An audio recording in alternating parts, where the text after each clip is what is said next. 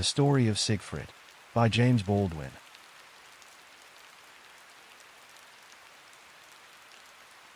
Chapter 1. Mime, the Master.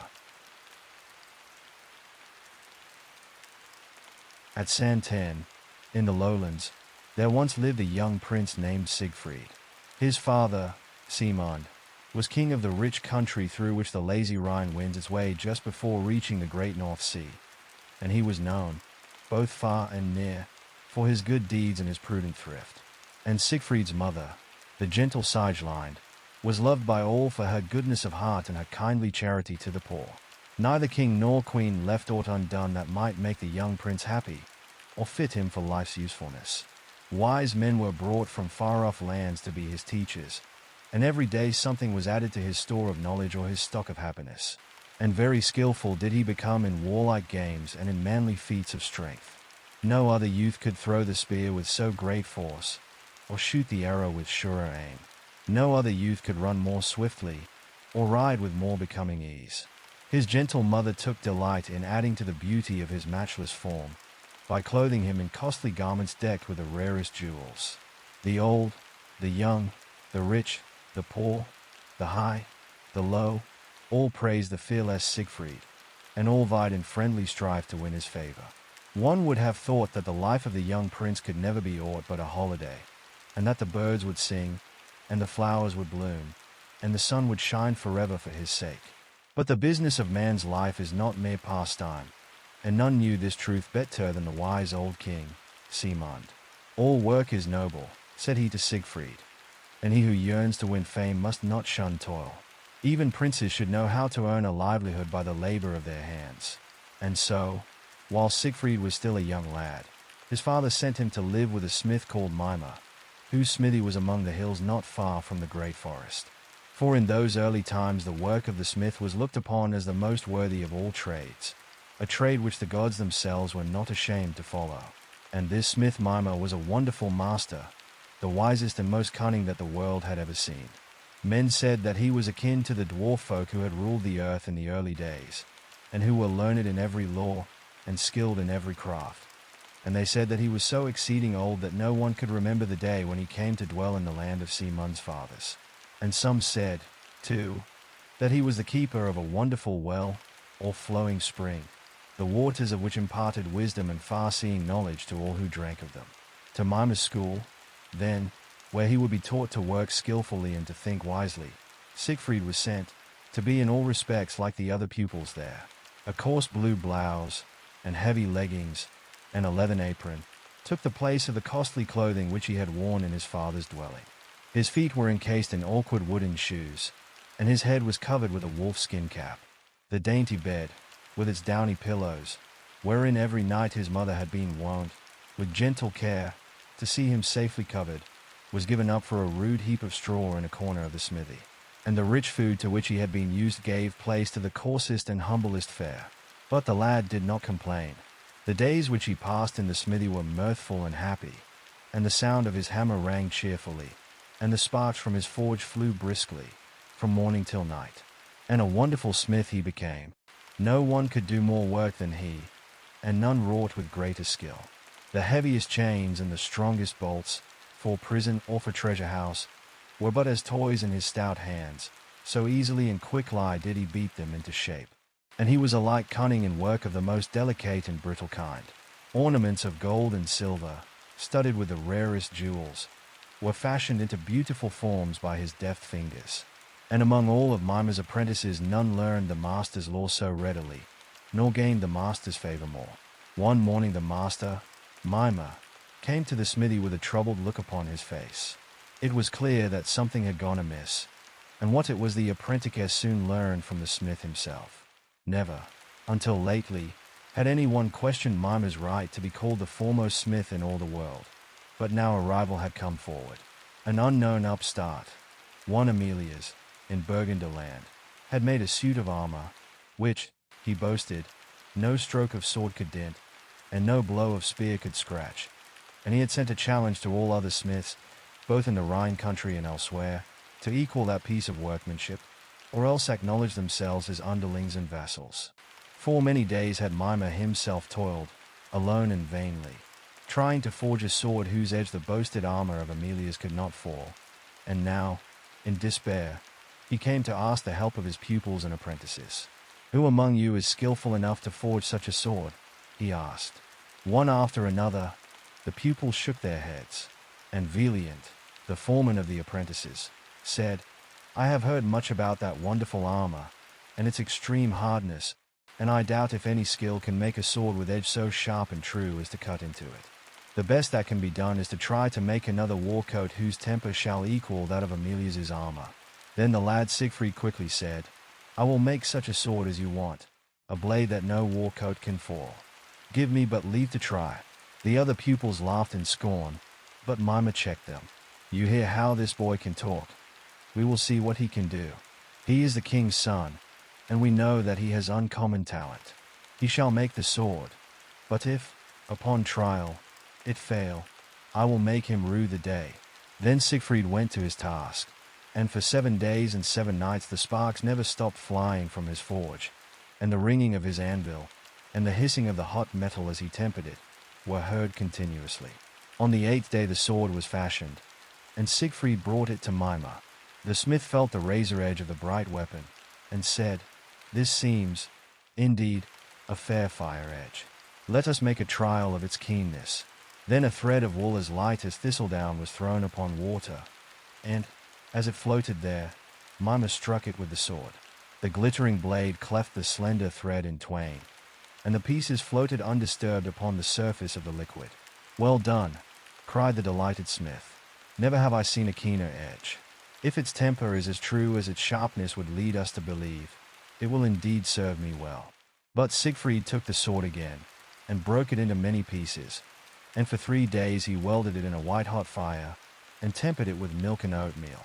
Then, in sight of Mima and the sneering apprentices, he cast a light ball of fine-spun wool upon the flowing water of the brook, and it was caught in the swift eddies of the stream, and whirled about until it met the bared blade of the sword, which was held in Mima's hands. And it was parted as easily and clean as the rippling water, and not the smallest thread was moved out of its place. Then back to the smithy Siegfried went again, and his forge glowed with a brighter fire, and his hammer rang upon the anvil with a cheerier sound than ever before. But he suffered none to come near, and no one ever knew what witchery he used. But some of his fellow pupils afterwards told how, in the dusky twilight, they had seen a one-eyed man, long-bearded, and clad in a cloud-grey kirtle, and wearing a sky-blue hood, talking with Siegfried at the smithy door.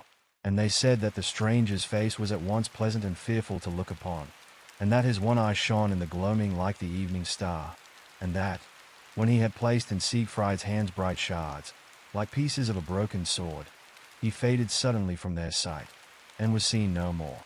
For 7 weeks the lad wrought day and night at his forge, and then, pale and haggard, but with a pleased smile upon his face, he stood before Mima, with a gleaming sword in his hands. "It is finished," he said. "Behold the glittering terror, the blade Balmung. Let us try its edge, and prove its temper once again, that so we may know whether you can place your trust in it." And Mima looked long at the ruddy hilts of the weapon, and at the mystic runes that were scored upon its sides, and at the keen edge, which gleamed like a ray of sunlight in the gathering gloom of the evening. But no word came from his lips, and his eyes were dim and dazed, and he seemed as one lost in thoughts of days long past and gone. Siegfried raised the blade high over his head, and the gleaming edge flashed hither and thither, like the lightning's play when Thor rides over the storm clouds. Then suddenly it fell upon the master's anvil, and the great block of iron was cleft in two. But the bright blade was no whit dulled by the stroke, and the line of light which marked the edge was brighter than before. Then to the flowing brook they went, and a great pack of wool, the fleeces of 10 sheep, was brought, and thrown upon the swirling water. As the stream bore the bundle downwards, Mima held the sword in its way, and the whole was divided as easily and as clean as the woolen ball or the slender woolen thread had been cleft before. "Now, indeed," cried Mima, "I no longer fear to meet that upstart, Amelius. If his war coat can withstand the stroke of such a sword as Balmung, then I shall not be ashamed to be his underling. But, if this good blade is what it seems to be, it will not fail me.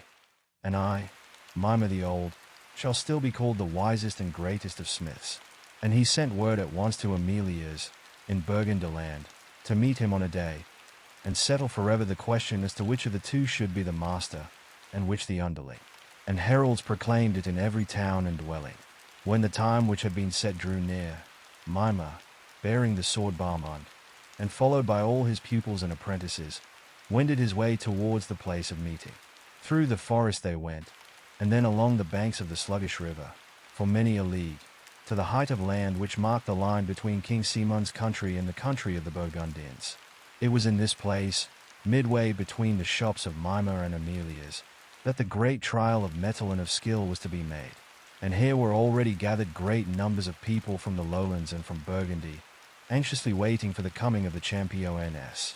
On the one side were the wise old Simon and his gentle queen, and their train of knights and courtiers and fair ladies. On the other side were the three Burgundian kings, Gunther, Gernot, and Giselher, and a mighty retinue of warriors, led by grim old Hagen, the uncle of the kings, and the wariest chief in all Rhineland. When everything was in readiness for the contest, Emilius, clad in his boasted war coat, went up to the top of the hill, and sat upon a great rock, and waited for Mimer's coming. As he sat there, he looked, to the people below, like some great castle tower, for he was almost a giant in size, and his coat of mail, so skillfully wrought, was so huge that 20 men of common mould might have found shelter, or hidden themselves, within it. As the smith Mimer, so dwarfish in stature, toiled up the steep hillside, Emilius smiled to see him, for he felt no fear of the slender, gleaming blade that was to try the metal of his war-coat. And already a shout of expectant triumph went up from the throats of the Burgundian hosts, so sure were they of their champion's success. But Mimer's friends waited in breathless silence, hoping, and yet fearing. Only King Simon whispered to his queen, and said, "Knowledge is stronger than brute force.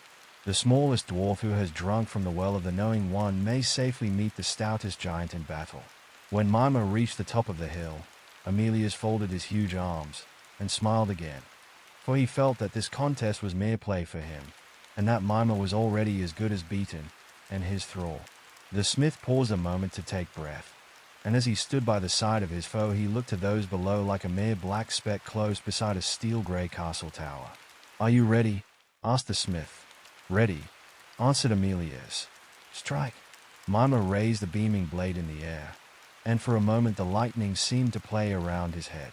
The muscles on his short, brawny arms stood out like great ropes, and then Barmond, descending, cleft the air from right to left.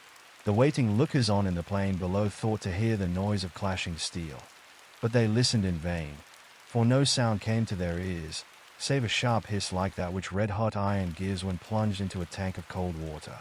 The huge Emilius sat unmoved, with his arms still folded upon his breast, but the smile had faded from his face. "How do you feel now?" asked Mimer in a half-mocking tone. "Rather strangely, as if cold iron had touched me," faintly answered the upstart. "Shake thyself," cried Mimer. Emilius did so, and, lo, he fell in two halves, for the sword had cut sheer through the vaunted war-coat, and cleft in twain the great body encased within. Down tumbled the giant head and the still folded arms, and they rolled with thundering noise to the foot of the hill, and fell with a fearful splash into the deep waters of the river. And there, fathoms down, they may even now be seen, when the water is clear, lying like great grey rocks among the sand and gravel below. The rest of the body, with the armor which encased it, still sat upright in its place. And to this day travellers sailing down the river are shown on moonlit evenings the luckless armor of Emilius on the high hilltop. In the dim, uncertain light, one easily fancies it to be the ivy-covered ruins of some old castle of feudal times. The master, Mimer, sheathed his sword, and walked slowly down the hillside to the plain, where his friends welcomed him with glad cheers and shouts of joy. But the Burgundians, baffled, and feeling vexed, turned silently homeward, nor cast a single look back to the scene of their disappointment and their ill-fated champion's defeat.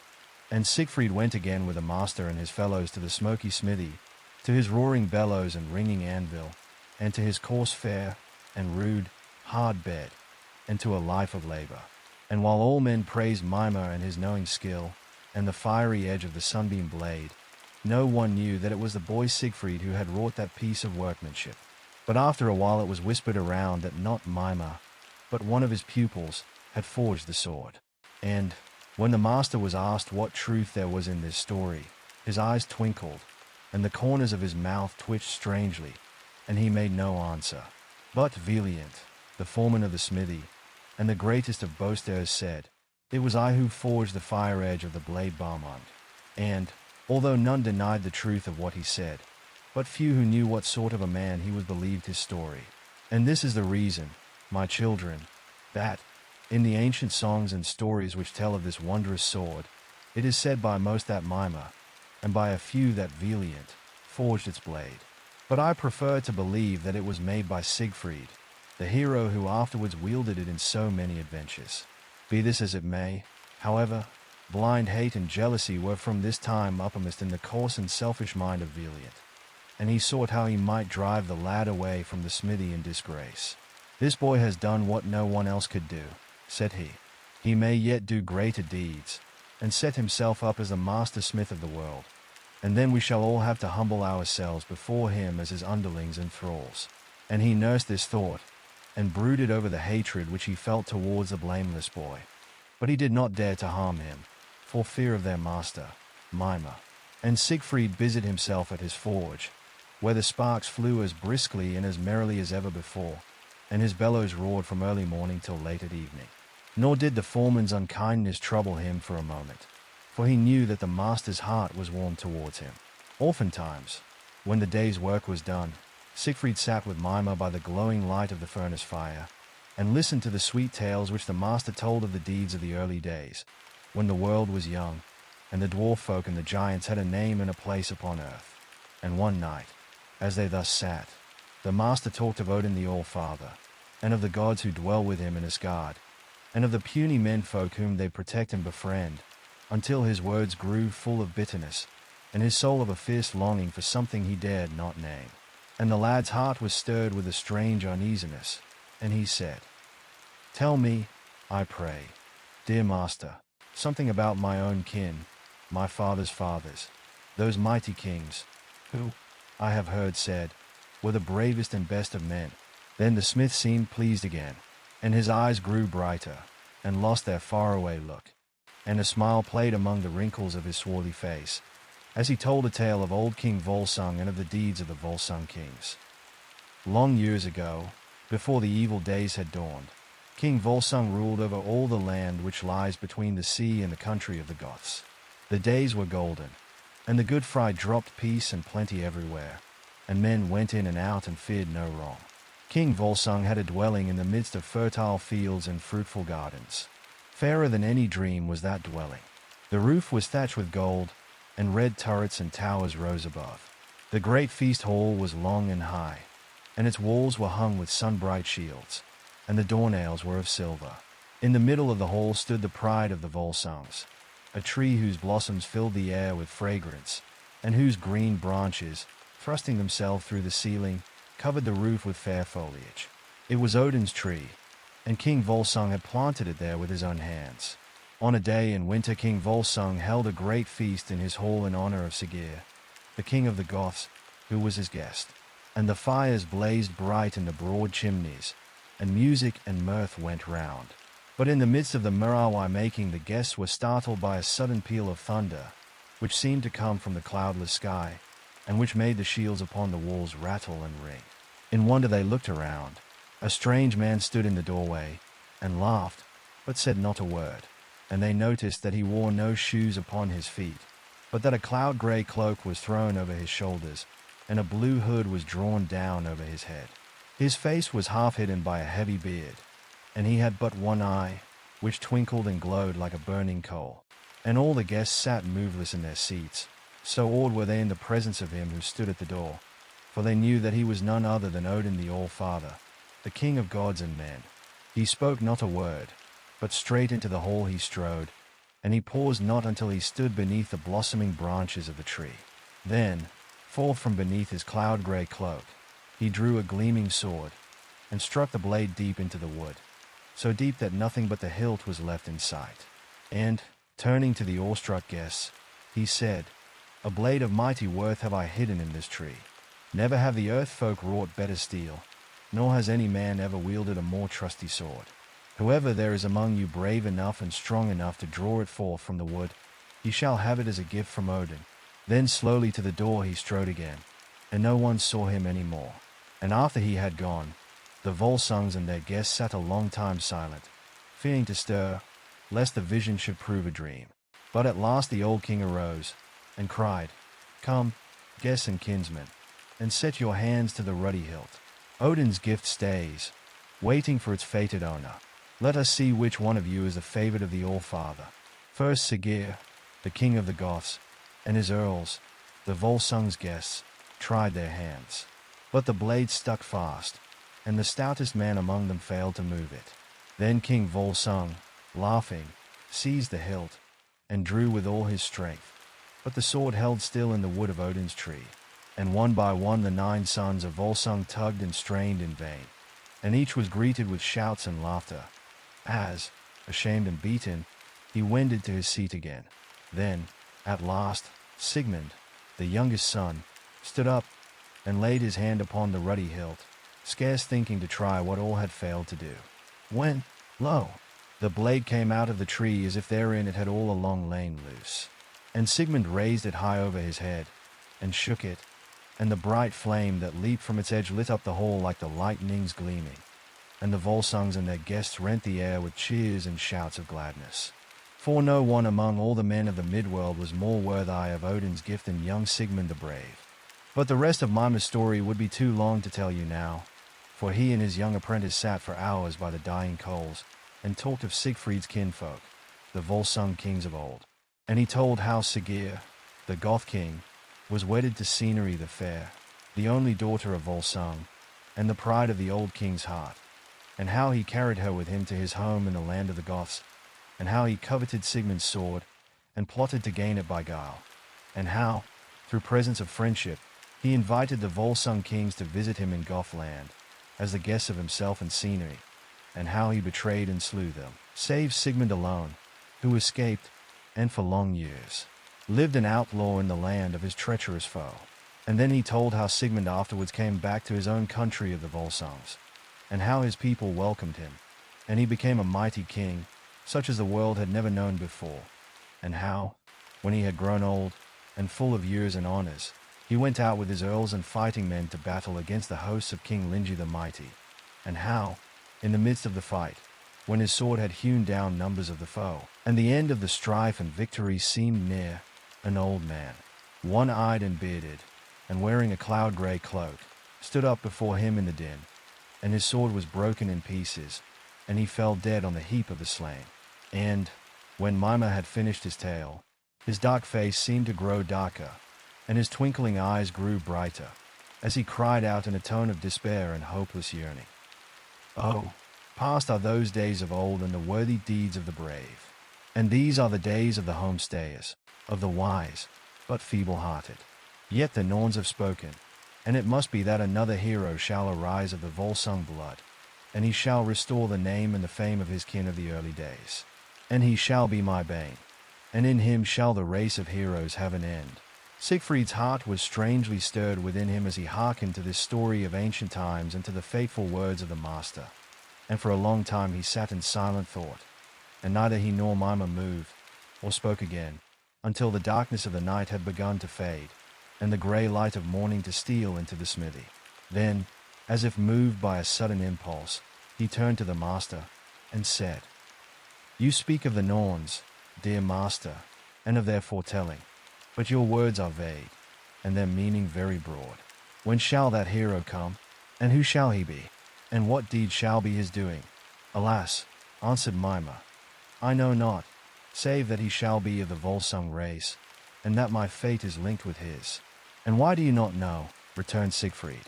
"Are you not that old Mimer, in whom it is said the garnered wisdom of the world is stored? Is there not truth in the old story that even Odin pawned one of his eyes for a single draught from your fountain of knowledge? And is the possessor of so much wisdom unable to look into the future with clearness and certainty?" "Alas," answered Mimer again, and his words came hard and slow. I am not that mimer, of whom old stories tell, who gave wisdom to the All-Father in exchange for an eye. He is one of the giants, and he still watches his fountain in far-off Jotunheim. I claim kinship with the dwarfs, and am sometimes known as an elf, sometimes as a wood sprite. Men have called me mimer because of my wisdom and skill, and the learning which I impart to my pupils. Could I but drink from the fountain of the real mimer, then the wisdom of the world would in truth be mine, and the secrets of the future would be no longer hidden. But I must wait, as I have long waited, for the day and the deed and the doom that the Norns have foretold. And the old strange look of longing came again into his eyes, and the wrinkles on his swarthy face seemed to deepen with agony, as he arose and left the smithy. And Sigfried sat alone before the smouldering fire, and pondered upon what he had heard.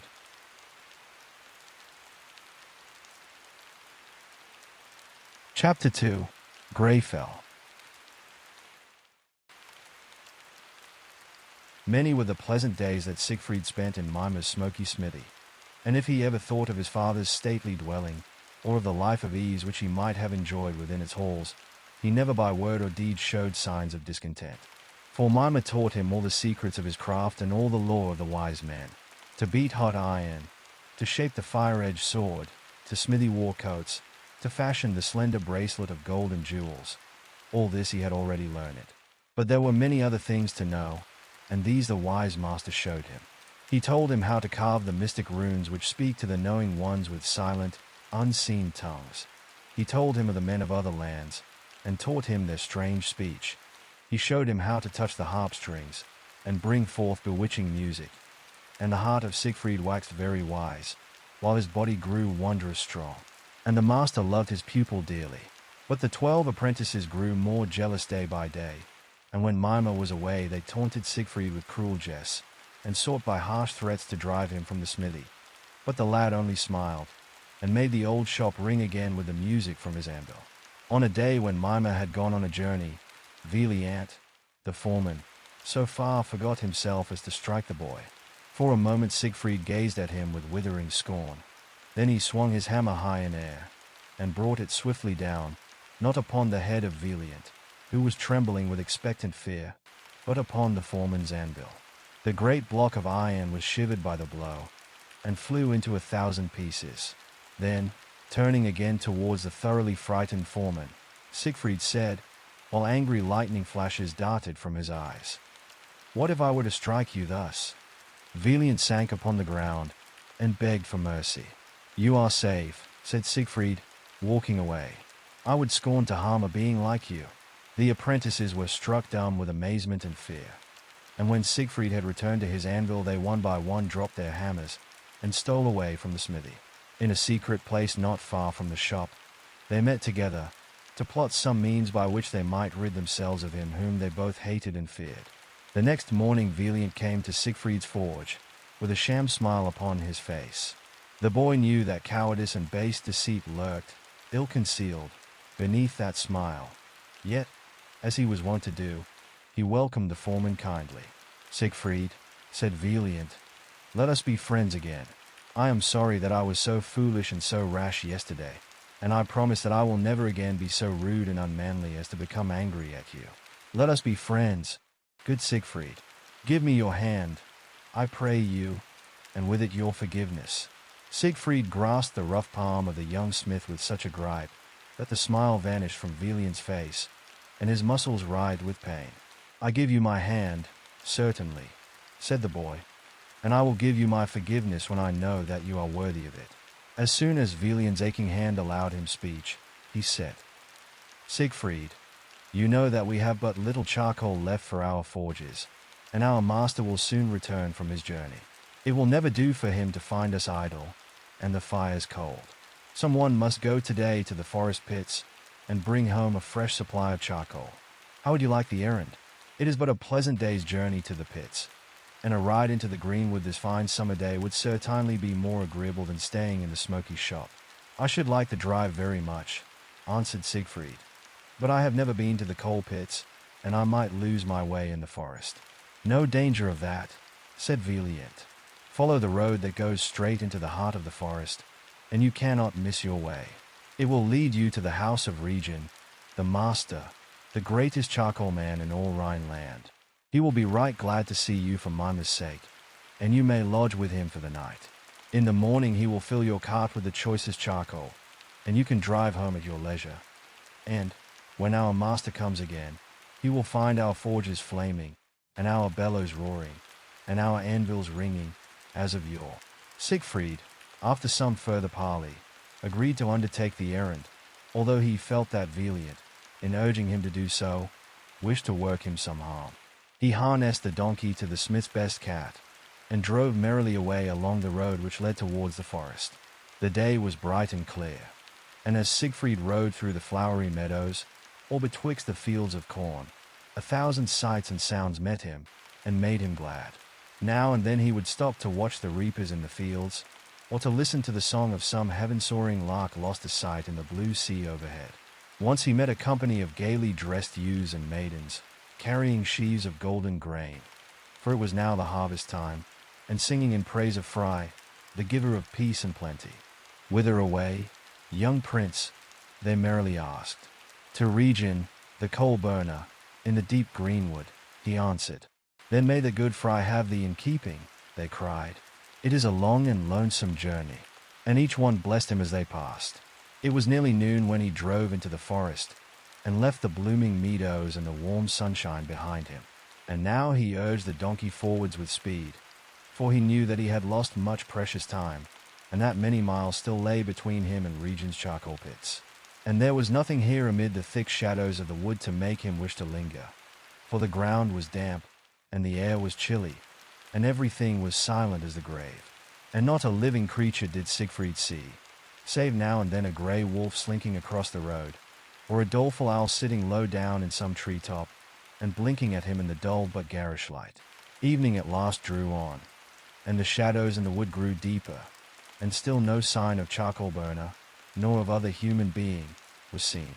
Night came, and thick darkness settled around, and all the demons of the forest came forth, and clamoured and chattered, and shrieked and howled.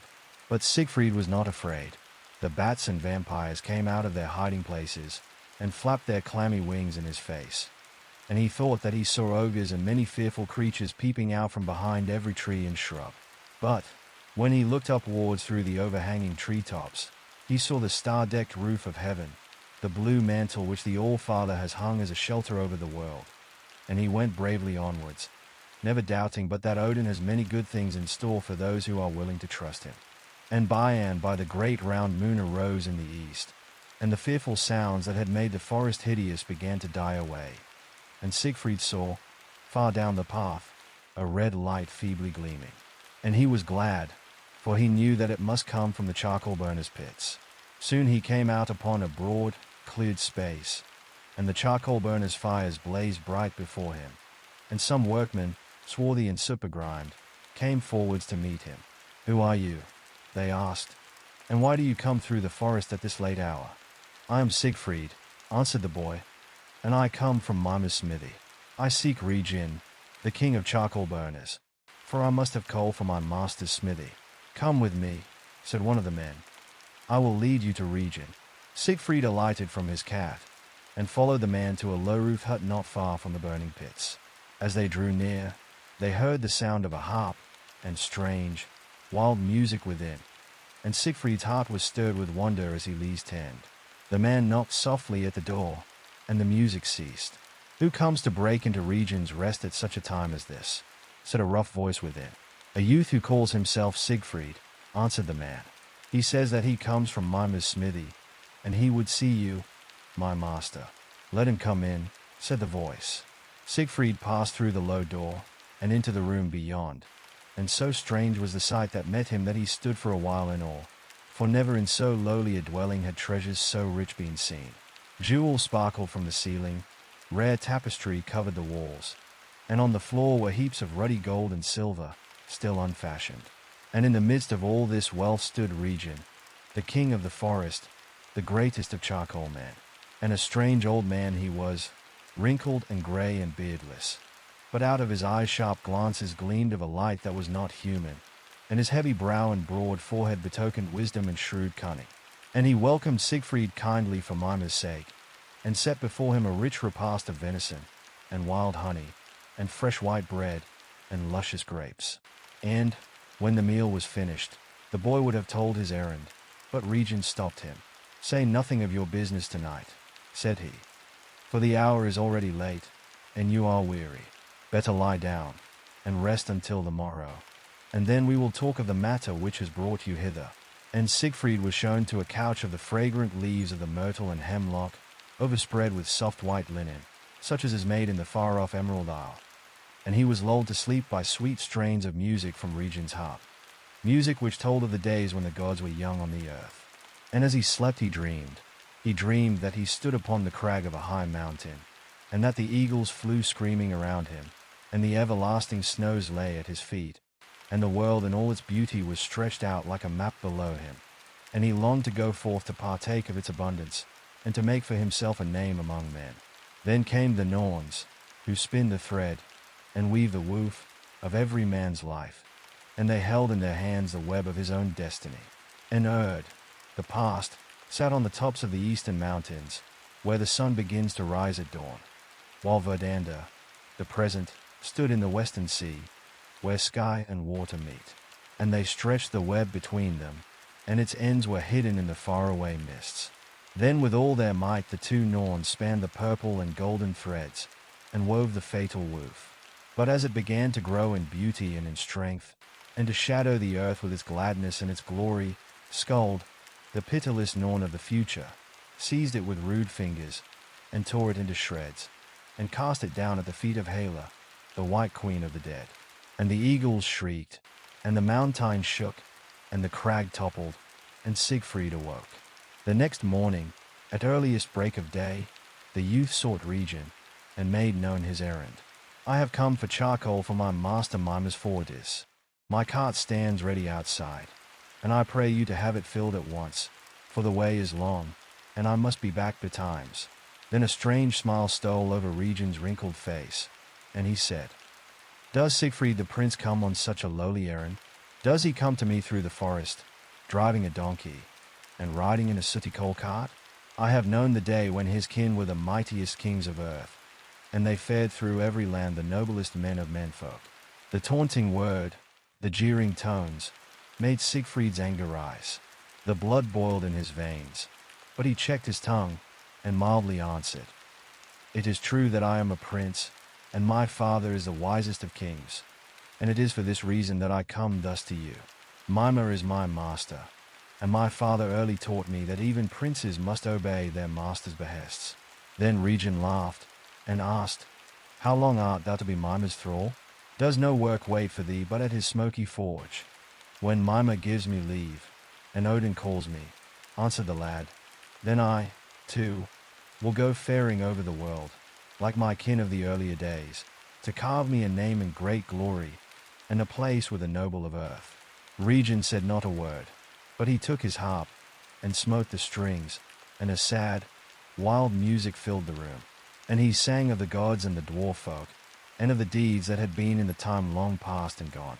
And a strange mist swam before Sigfried's eyes, and so bewitching were the strains that fell upon his ears, and filled his soul, that he forgot about his errand, and his master Mimer, and his father Simund, and his lowland home, and thought only of the heart-gladdening sounds. By and by the music ended, the spell was lifted, and Sigfried turned his eyes towards the musician. A wonderful change had taken place. The little old man still stood before him with the harp in his hand, but his wrinkled face was hidden by a heavy beard, and his thin grey locks were covered with a long black wig, and he seemed taller and stouter than before. As Sigfried started with surprise, his host held out his hand, and said, "You need not be alarmed, my boy. It is time for you to know that Regin and Mimer are the same person, or rather that Mimer is Regin disguised. The day has come for you to go your way into the world, and Mimer gives you leave." Sigfried was so amazed he could not say a word.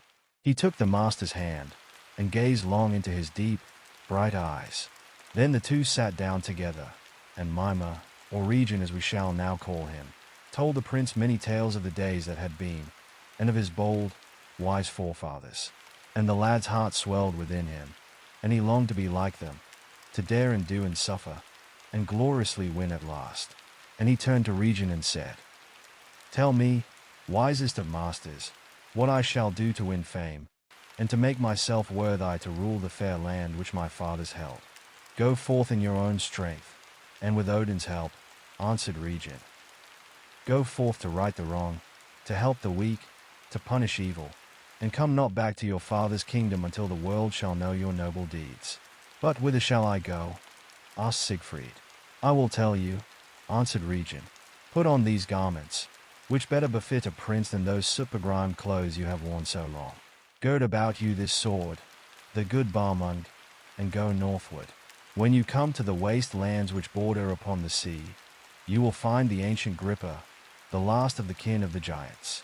Ask of him a war steed, and Odin will tell you the rest. So, when the sun had risen high above the trees, Sigfried bade Regin goodbye, and went forth like a man, to take whatsoever fortune should betide. He went through the great forest, and across the bleak moorland beyond, and over the huge black mountains that stretched themselves across his way, and came to a pleasant country all dotted with white farmhouses, and yellow with waving corn. But he tarried not here, though many kind words were spoken to him, and all besought him to stay. Right onwards he went, until he reached the waste land which borders the sounding sea. And there high mountains stood, with snow-crowned crags beetling over the waves, and a great river, all foaming with the summer floods, went rolling through the valley. And in the deep dales between the mountains were rich meadows, green with grass, and speckled with thousands of flowers of every hue, where herds of cattle and deer, and noble elks, and untamed horses, fed in undisturbed peace. And Sigfried, when he saw, knew that these were the pastures of Gripper the Ancient. High up among the grey mountain peaks stood Gripper's dwelling, a mighty house, made of huge boulders brought by giant hands from the far northland. And the wild eagle built their nests around it, and the mountain vultures screamed about its doors. But Sigfried was not afraid.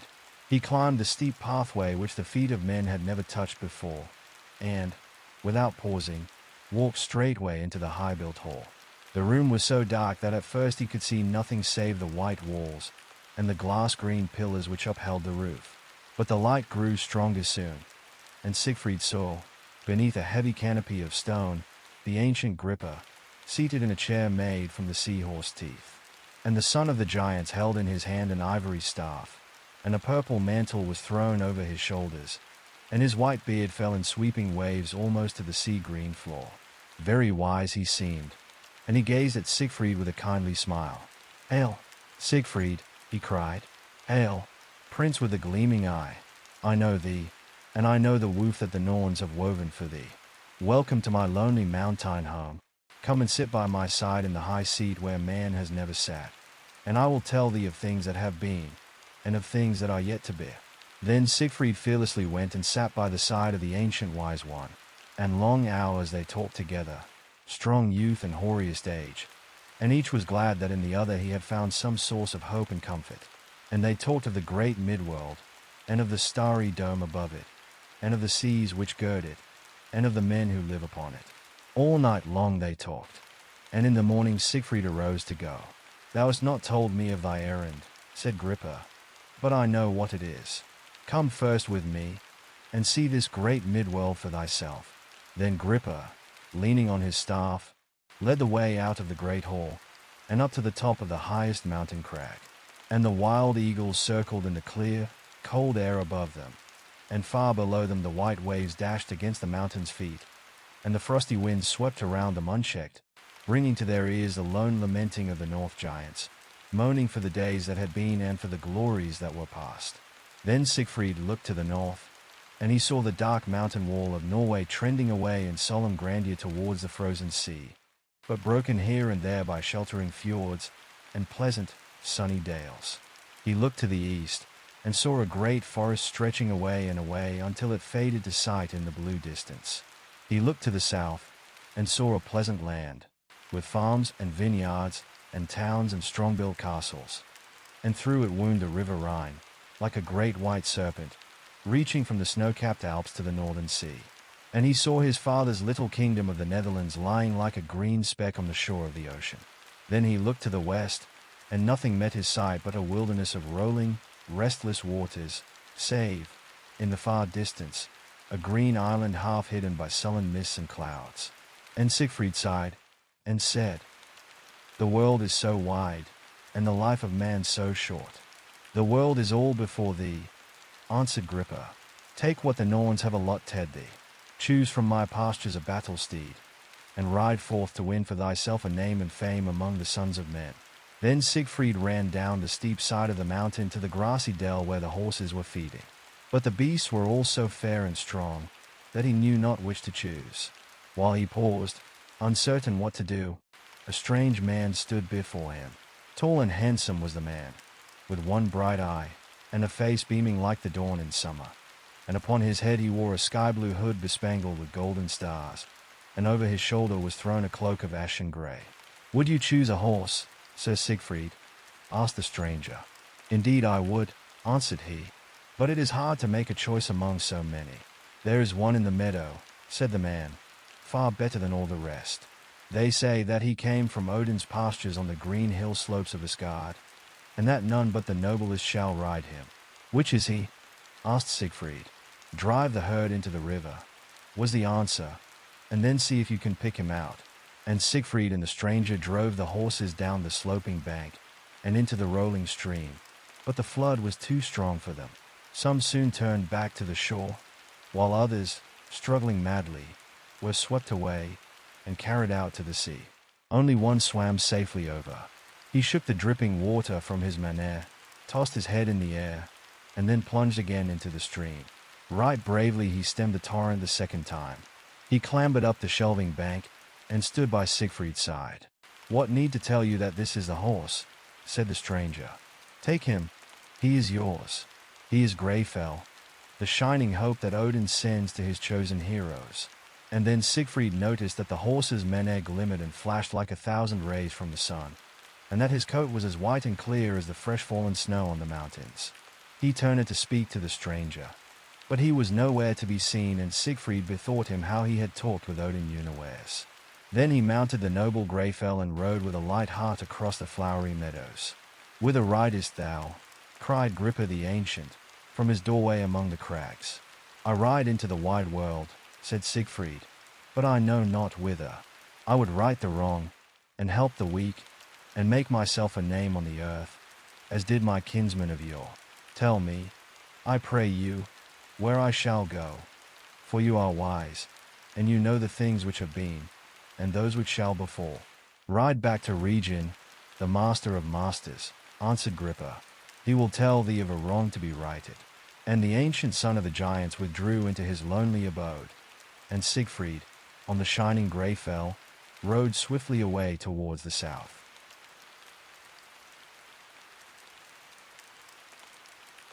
Chapter 3: The Curse of Gold. Forth then rode Sigfried, upon the beaming Greyfell, out into the broad midworld. And the sun shone bright above him, and the air was soft and pure, and the earth seemed very lovely, and life a gladsome thing. And his heart was big within him as he thought of the days to come, of the deeds of love and daring, of the righting of many wrongs, of the people's praise, and the glory of a life well lived. And he wended his way back again toward the south and the fair lands of the Rhine. He left the barren moorlands behind him, and the pleasant farms and villages of the fruitful countryside, and after many days came once more to Regin's woodland dwelling. For he said to himself, "My old master is very wise, and he knows of the deeds that were done when yet the world was young, and my kin were the mightiest of men. I will go to him, and learn what grievous evil it is that he has so often vaguely hinted at."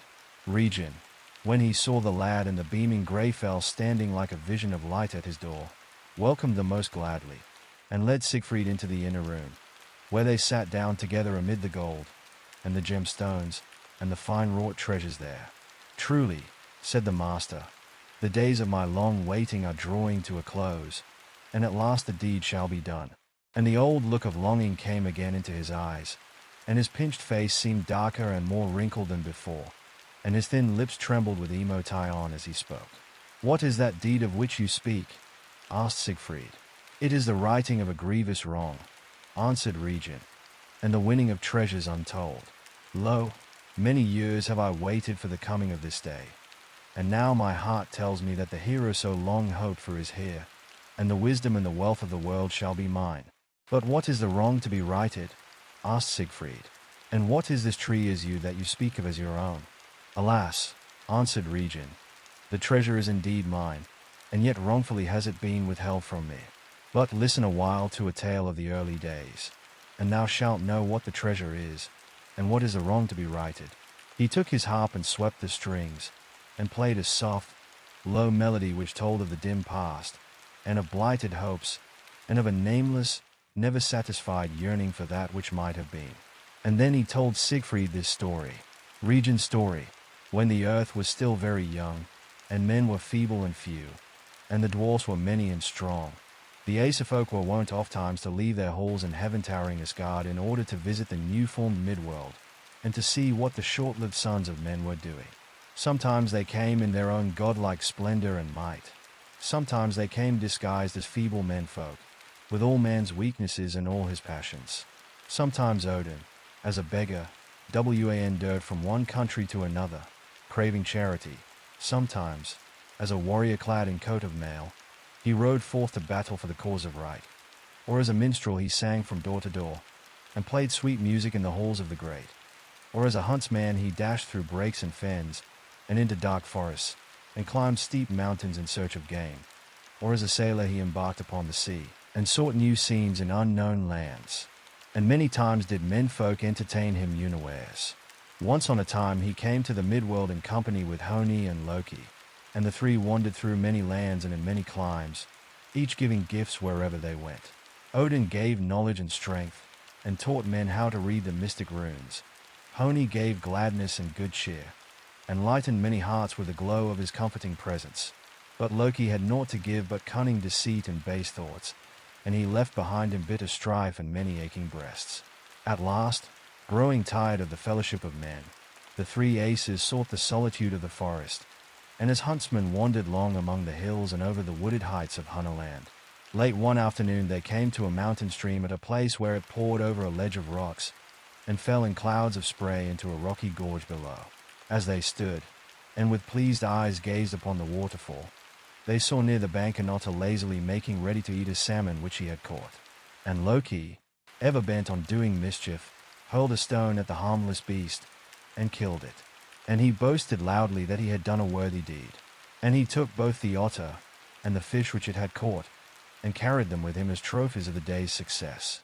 Just at nightfall the three huntsmen came to a lone farmhouse in the valley, and asked for food, and for shelter during the night. "Shelter you shall have," said the farmer, whose name was Hreidmar, "for the eyes in clouds foretell a storm. But food I have none to give you. Surely huntsmen of skill should not want for food, since the forest teems with game, and the streams are full of fish." Then Loki threw upon the ground the otter and the fish, and said, "We have sought in both forest and stream, and we have taken from them at one blow both flesh and fish. Give us but the shelter you promise, and we will not trouble you for food." The farmer gazed with horror upon the lifeless body of the otter, and cried out, "This creature which you mistook for an otter, and which you have robbed and killed, is my son Otter, who for mere pastime had taken the form of the furry beast. You are but thieves and murderers." Then he called loudly for help, and his two sons Fafnir and Regin, sturdy and valiant kin of the dwarf folk, rushed in, and seized upon the huntsmen, and bound them hand and foot.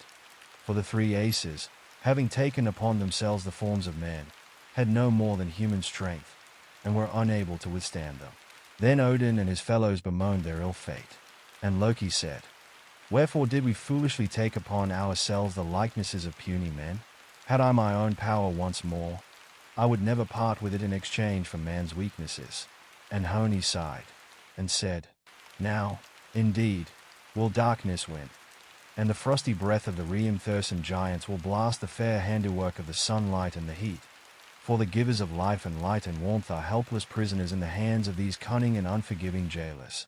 "Surely," said Odin, "not even the highest are free from obedience to heaven's behests and the laws of right. I, whom men call the preserver of life, have demeaned myself by being found in evil company. And, although I have done no other wrong, I suffer rightly for the doings of this mischief-maker with whom I have stooped to have fellowship. For all are known, not so much by what they are as by what they seem to be, and they bear the bad name which their comrades bear. Now I am fallen from my high estate. Eternal right is higher than I, and in the last she-light of the gods I must needs meet the dread Fenris wolf, and in the end the world will be made new again, and the shining Balder will rule in sunlight majesty forever. Then the Aces asked Hreidmar, their jailer, what ransom they should pay for their freedom. And he, not knowing who they were, said, I must first know what ransom you are able to give. We will give anything you may ask, hastily answered Loki. Hreidmar then called his sons, and bade them strip the skin from the otter's body. When this was done, they brought the furry hide and spread it upon the ground. And Hreidmar said, Bring shining gold and precious stones enough to cover every part of this otter skin. When you have paid so much ransom, you shall have your freedom. That we will do, answered Odin. But one of us must have leave to go and fetch it. The other two will stay fast-bound until the morning dawns. If, by that time, the gold is not here, you may do with us as you please. Hreidmar and the two young men agreed to Odin's offer, and, lots being cast, it fell to Loki to go and fetch the treasure. When he had been loosed from the cords which bound him, Loki donned his magic shoes, which had carried him over land and sea from the farthest bounds of the midworld, and hastened away upon his errand. And he sped with the swiftness of light, over the hills and the wooded slopes, and the deep dark valleys, and the fields and forests and sleeping hamlets, until he came to the place where dwelt the swarthy elves and the cunning dwarf Andvari. There the river Rhine, no larger than a meadow brook, breaks forth from beneath a mountain of ice, which the frost giants and blind old Hodder, the Winter King, had built long years before, for they had vainly hoped that they might impress on the river at its fountainhead. But the Baber brook had eaten its way beneath the frozen mass, and had sprung out from its prison, and gone on, leaping and smiling, and kissing the sunlight, in its ever-widening course towards Burgundy and the sea. Loki came to this place, because he knew that here was the home of the elves who had laid up the greatest hoard of treasures ever known in the midworld. He scanned with careful eyes the mountainside, and the deep, rocky caverns, and the dark gorge through which the little river rushed, but in the dim moonlight not a living being could he see, save a lazy salmon swimming in the quieter eddies of the stream. Anyone but Loki would have lost all hope of finding treasure there, at least before the dawn of day, but his wits were quick, and his eyes were very sharp. One salmon has brought us into this trouble, and another shall help us out of it, he cried. Then, swift as thought, he sprang again into the air, and the magic shoes carried him with greater speed than before down the Rhine valley, and through Burgundyland, and the low meadows, until he came to the shores of the great North Sea. He sought the halls of old Ejo, the Ocean King, but he wist not which way to go, whether across the North Sea towards Isenland, or whether along the narrow channel between Britainland and the Main. While he paused, uncertain where to turn, he saw the pale-haired daughters of old Ejo, the white-veiled waves, playing in the moonlight near the shore. Of them he asked the way to Ejo's hall. 7 days' journey westward, said they, beyond the green Isle of Erin, is our father's hall. 7 days' journey northward, on the bleak Norwegian shore, is our father's hall. And they stopped not once in their play, but rippled and danced on the shelving beach, or dashed with force against the shore. Where is your mother Ran, the queen of the ocean? Asked Loki. And they answered, in the deep sea caves, by the sounding shore, in the dashing waves, when the wild storms roar, in her cold green bowers, in the northern fjords, she lurks and she glowers, she grasps and she hoards, and she spreads her strong net for her prey. Loki waited to hear no more, but he sprang into the air, and the magic shoes carried him onwards over the water in search of the Ocean Queen. He had not gone far when his sharp eyes espied her, lurking near a rocky shore against which the breakers dashed with frightful fury.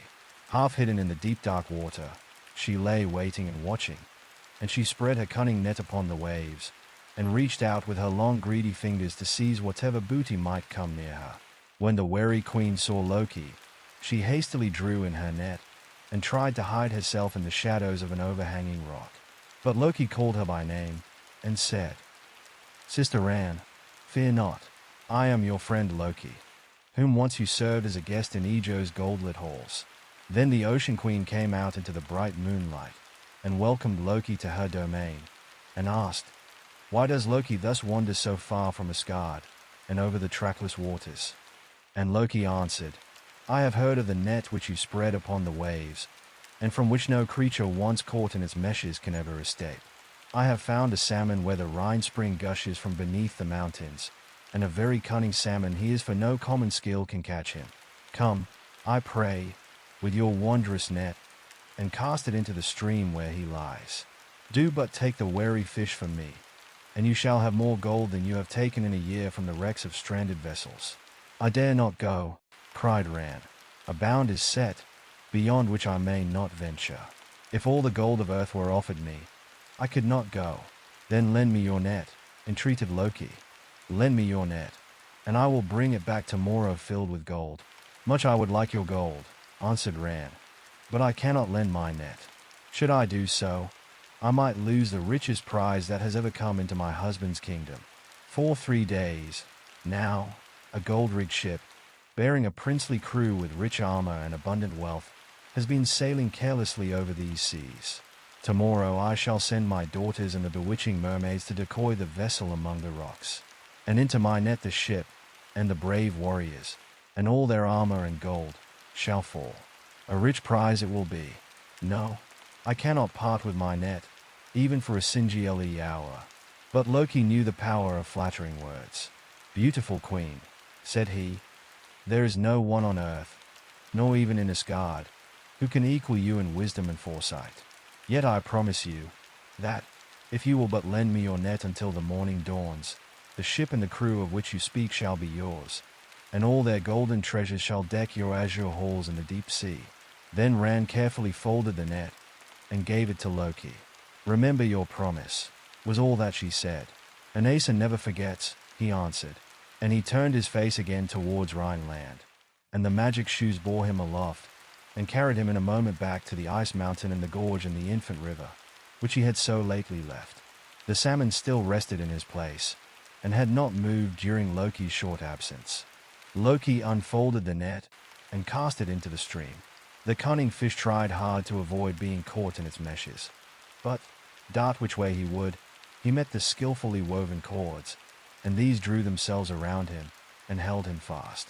Then Loki pulled the net up out of the water, and grasped the helpless fish in his right hand. But, lo! As he held the struggling creature high in the air, it was no longer a fish, but the cunning dwarf Andvari. "Thou king of the elves," cried Loki, "thy cunning has not saved thee. Tell me, on thy life, where thy hidden treasures lie." The wise dwarf knew who it was that thus held him as in a vice, and he answered frankly, for it was his only hope of escape. "Turn over the stone upon which you stand.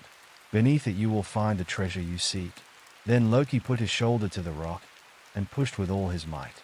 But it seemed as firm as the mountain, and would not be moved. "Help us, thou cunning dwarf," he cried. "Help us, and thou shalt have thy life."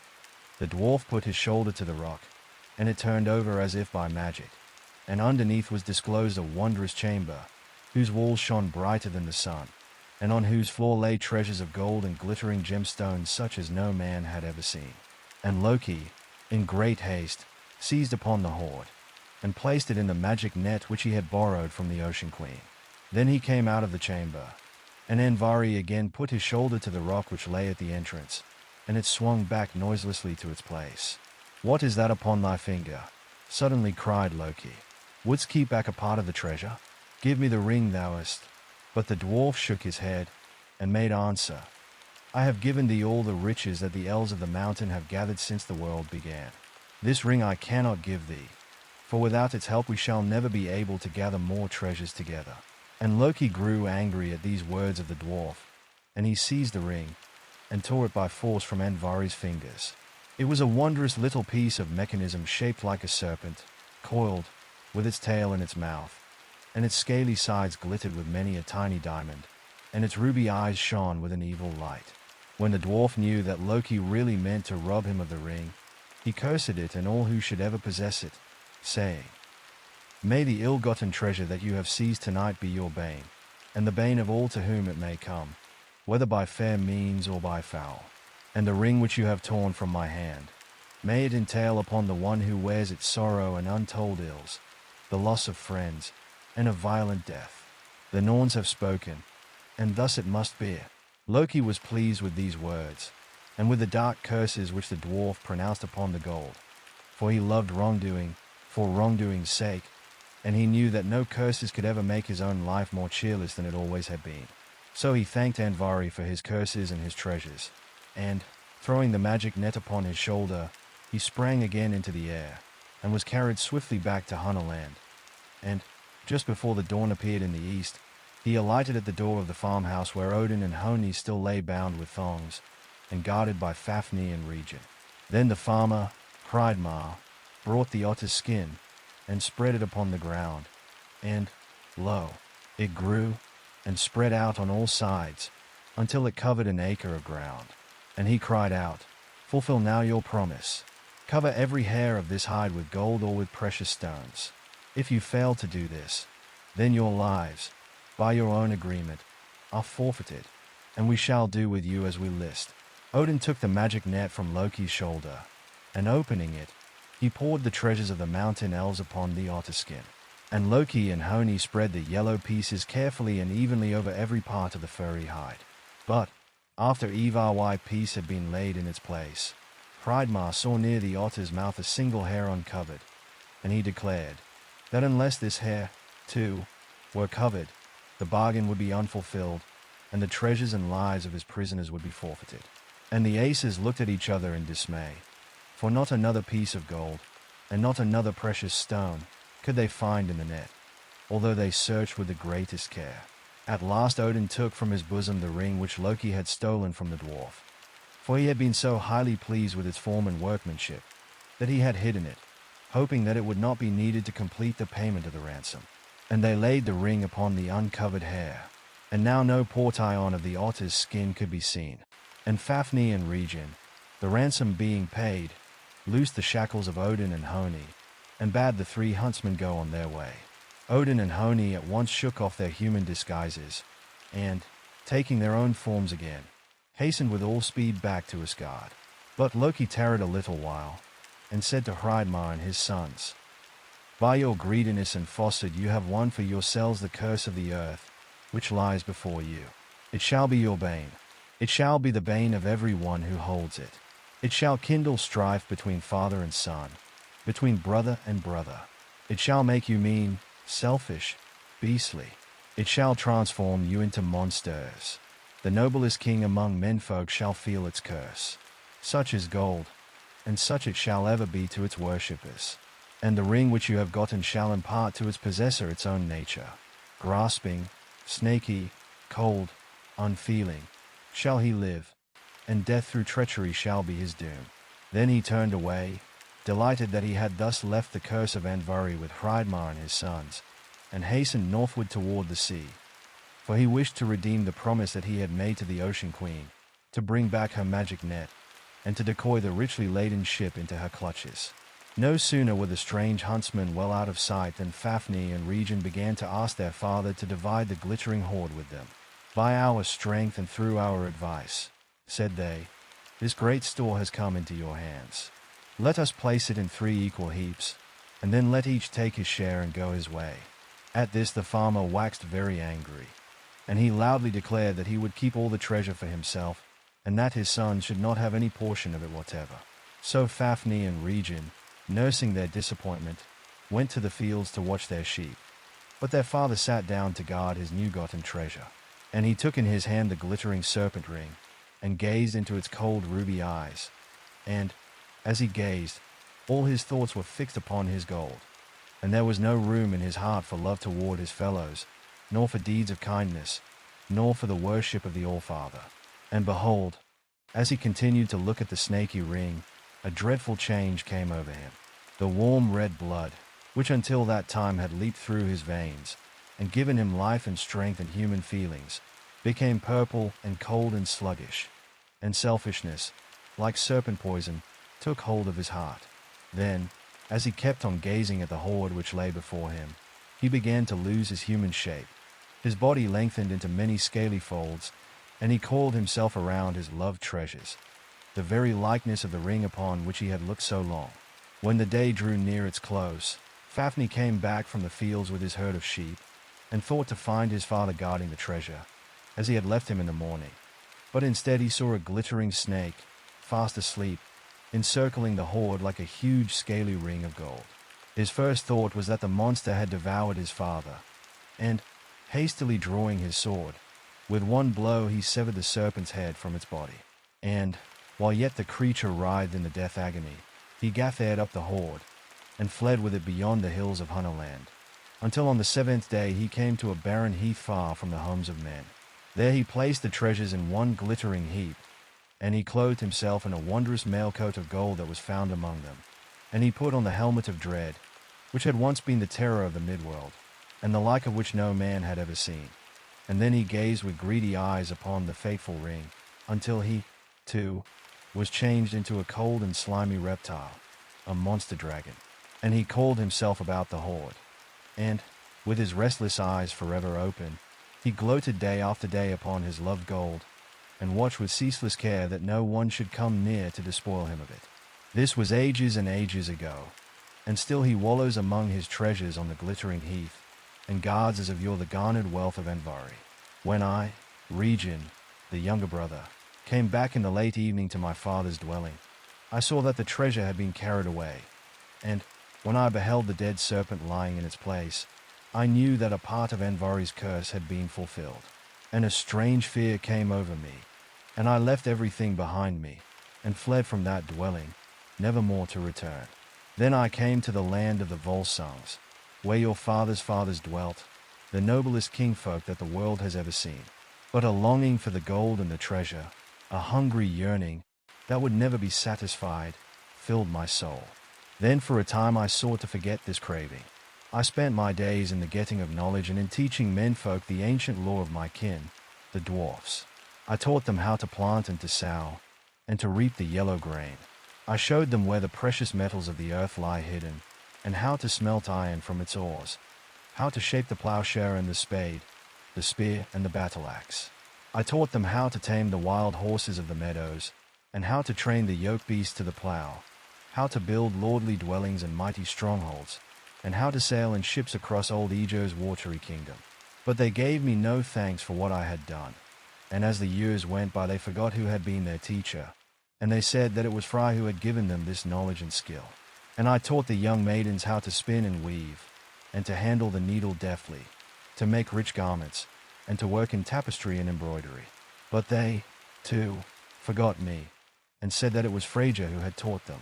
Then I showed men how to read the mystic runes aright, and how to make the sweet beverage of poetry that charms all hearts and enlightens the world.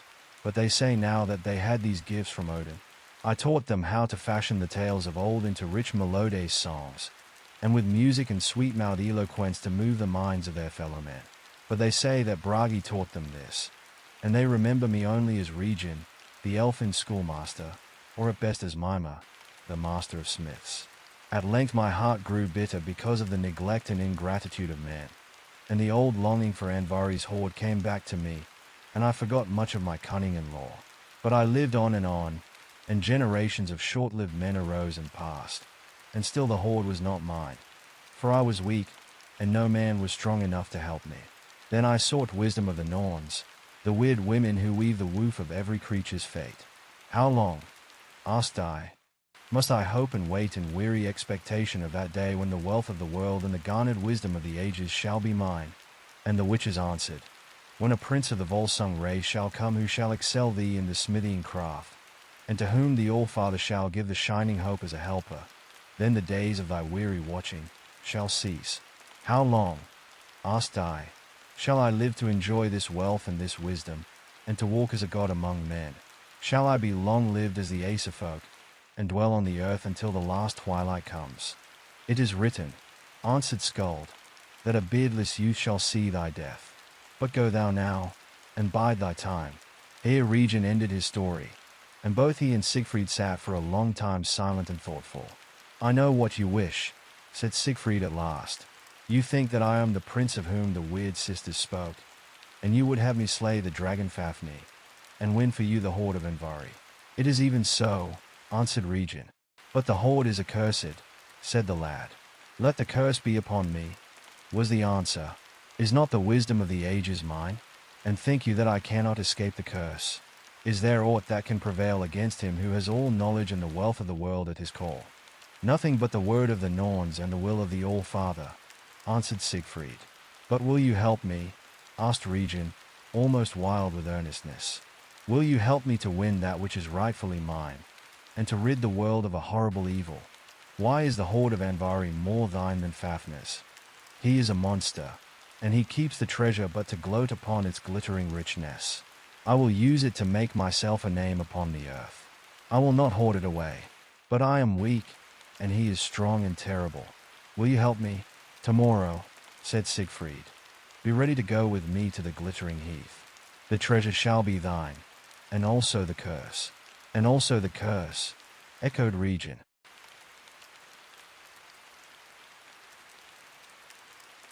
Chapter 4. Fafnir, the Dragon. Regin took up his harp, and his fingers smote the strings, and the music which came forth sounded like the wail of the winter's wind through the dead treetops of the forest. And the song which he sang was full of grief and wild hopeless yearning for the things which were not to be. When he had ceased, Sigfried said, That was indeed a sorrowful song for one to sing who sees his hopes so nearly realized. Why are you so sad? Is it because you fear the curse which you have taken upon yourself? Or is it because you know not what you will do with so vast a tree as you, and its possession begins already to trouble you? Oh, many are the things I will do with that treasure, answered Regin, and his eyes flashed wildly, and his face grew red and pale. I will turn winter into summer. I will make the desert places glad. I will bring back the golden age. I will make myself a god, for mine shall be the wisdom and the gathered wealth of the world. And yet I fear. What do you fear? The ring, it is accursed. The Norns, too, have spoken, and my doom is known. I cannot escape it. The Norns have woven the woof of every man's life, answered Sigfried. Tomorrow we fare to the glittering heath, and the end shall be as the Norns have spoken. And so, early the next morning, Sigfried mounted Greyfell, and rode out towards the desert land that lay beyond the forest and the barren mountain range. And Regin, his eyes flashing with desire, and his feet never tiring, trudged by his side. For 7 days they wended their way through the thick greenwood, sleeping at night on the bare ground beneath the trees, while the wolves and other wild beasts of the forest filled the air with their hideous howlings. But no evil creature dared come near them, for fear of the shining beams of light which fell from Greyfell's gleaming manor. On the 8th day they came to the open country and to the hills, where the land was covered with black boulders and broken by yawning chasms. And no living thing was seen there, not even an insect, nor a blade of grass. And the silence of the grave was over all. And the earth was dry and parched, and the sun hung above them like a painted shield in a blue-black sky. And there was neither shade nor water anywhere. But Sigfried rode onwards in the way which Regin pointed out, and faltered not, although he grew faint with thirst and with the overpowering heat. Towards the evening of the next day they came to a dark mountain wall which stretched far out on either hand, and rose high above them, so steep that it seemed to close up the way, and to forbid them going farther. This is the wall, cried Regin.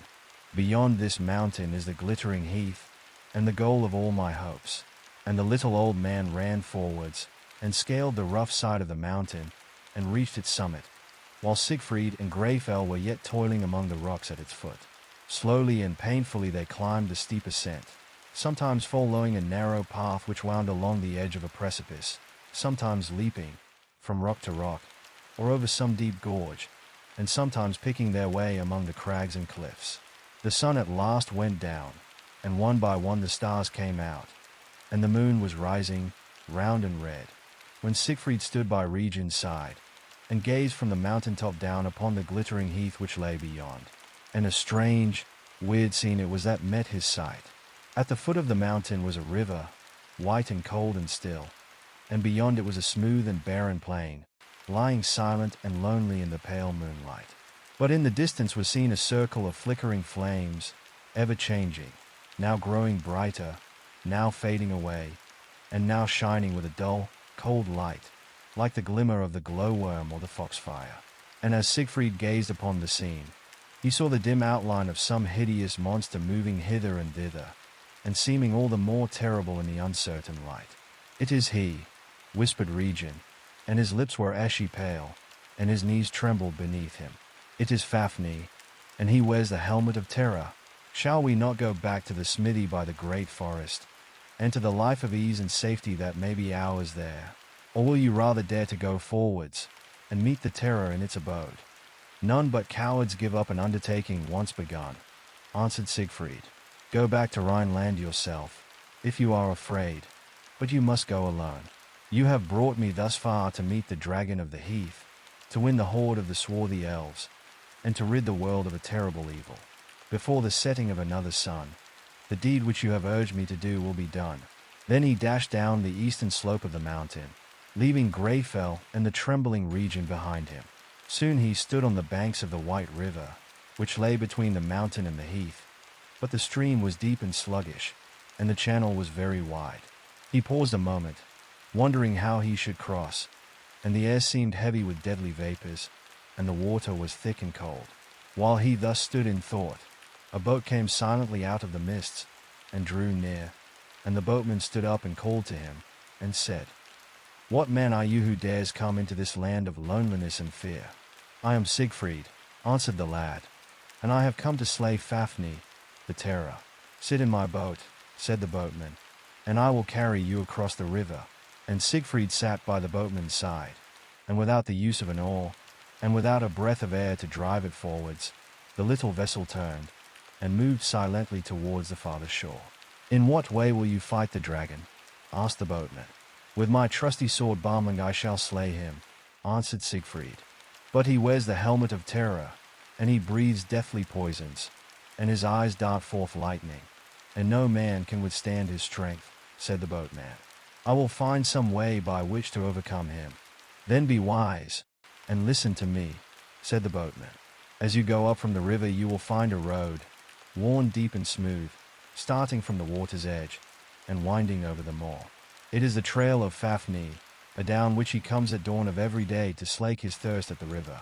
Do you dig a pit in this roadway, a pit narrow and deep, and hide yourself within it. In the morning, when Fafnir passes over it, let him feel the edge of Balmung." As the man ceased speaking, the boat touched the shore, and Siegfried leaped out. He looked back to thank his unknown friend, but neither boat nor boatman was to be seen. Only a thin white mist rose slowly from the cold surface of the stream, and floated upwards and away towards the mountain tops. Then the lad remembered that the strange boatman had worn a blue hood bespangled with golden stars, and that a grey kirtle was thrown over his shoulders, and that his one eye glistened and sparkled with a light that was more than human. And he knew that he had again talked with Odin. Then, with a braver heart than before, he went forwards, along the riverbank, until he came to Fafnir's trail, a deep, wide furrow in the earth, beginning at the river's bank, and winding far away over the heath, until it was lost to sight in the darkness. The bottom of the trail was soft and slimy, and its sides had been worn smooth by Fafnir's frequent travel through it. In this road, at a point not far from the river, Siegfried, with his trusty sword Balmung, scooped out a deep and narrow pit, as Odin had directed. And when the grey dawn began to appear in the east, he hid himself within this trench, and waited for the coming of the monster. He had not long to wait, for no sooner had the sky begun to redden in the light of the coming sun than the dragon was heard bestirring himself. Siegfried peeped warily from his hiding place, and saw him coming far down the road, hurrying with all speed, that he might quench his thirst at the sluggish river, and hasten back to his gold. And the sound which he made was like the trampling of many feet and the jingling of many chains. With bloodshot eyes, and gaping mouth, and flaming nostrils, the hideous creature came rushing onwards. His sharp, curved claws dug deep into the soft earth, and his bat-like wings, half trailing on the ground, half flapping in the air, made a sound like that which is heard when Thor rides in his goat-drawn chariot over the dark thunderclouds. It was a terrible moment for Siegfried, but still he was not afraid. He crouched low down in his hiding place, and the bare blade of the trusty Balmung glittered in the morning light. On came the hastening feet and the flapping wings. The red gleam from the monster's flaming nostrils lighted up the trench where Sigfried lay. He heard a roaring and a rushing like the sound of a whirlwind in the forest. Then a black, inky mass rolled above him, and all was dark. Now was Sigfried's opportunity. The bright edge of Balmung gleamed in the darkness one moment, and then it smote the heart of Fafnir as he passed. Some men say that Odin sat in the pit with Sigfried, and strengthened his arm and directed his sword, or else he could not thus have slain the terror. But, be this as it may, the victory was soon won. The monster stopped short, while but half of his long body had glided over the pit, for sudden death had overtaken him. His horrid head fell lifeless upon the ground.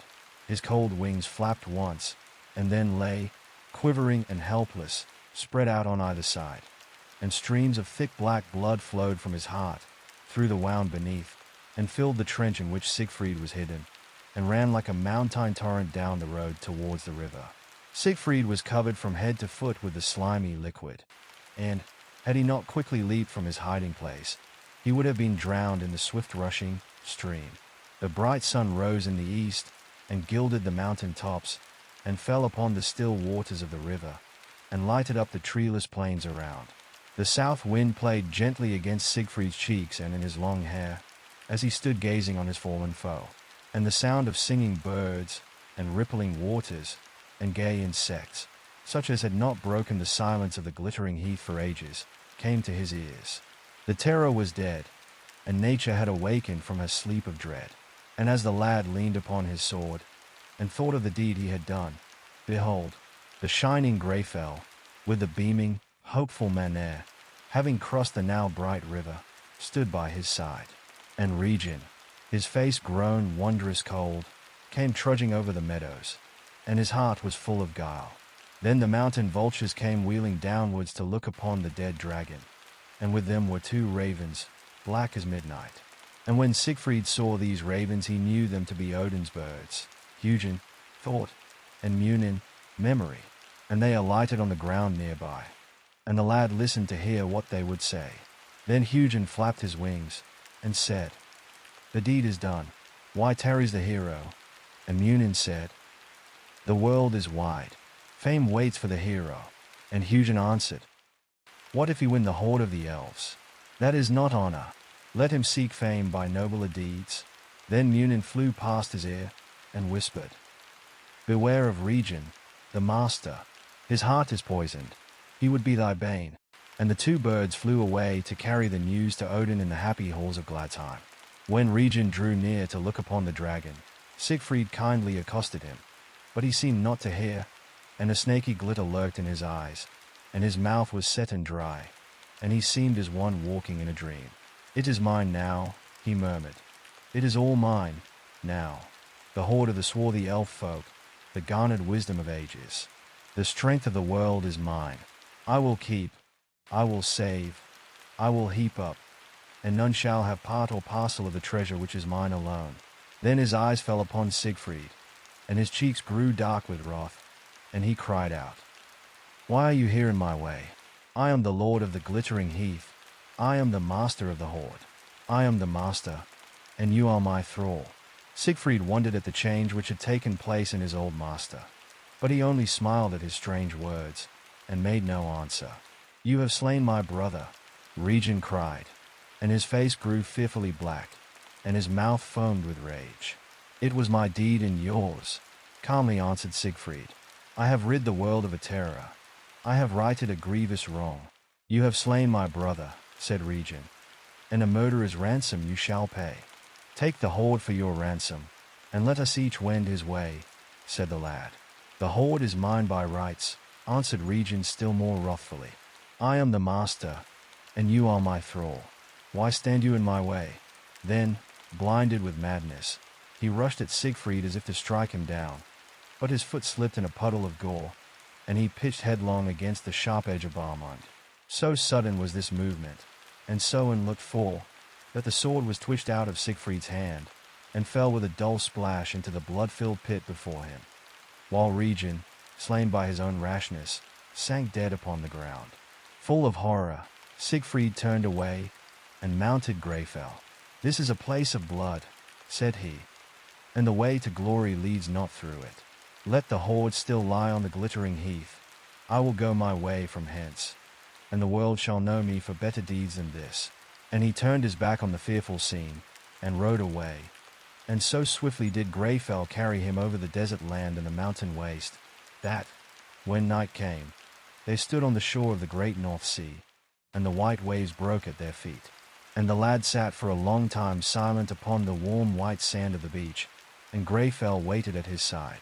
And he watched the stars as they came out one by one, and the moon, as it rose round and pale, and moved like a queen across the sky. And the night wore away, and the stars grew pale, and the moon sank to rest in the wilderness of waters. And at day-dawn Sigfried looked towards the west, and midway between sky and sea he thought he saw dark mountain tops hanging above a land of mist that seemed to float upon the edge of the sea. While he looked, a white ship, with sails all set, came speeding over the waters towards him. It came nearer and nearer, and the sailors rested upon their oars as it glided into the quiet harbor. A minstrel, with long white beard floating in the wind, sat at the prow, and the sweet music from his harp was wafted like incense to the shore. The vessel touched the sands, its white sails were reefed as if by magic, and the crew leaped out upon the beach.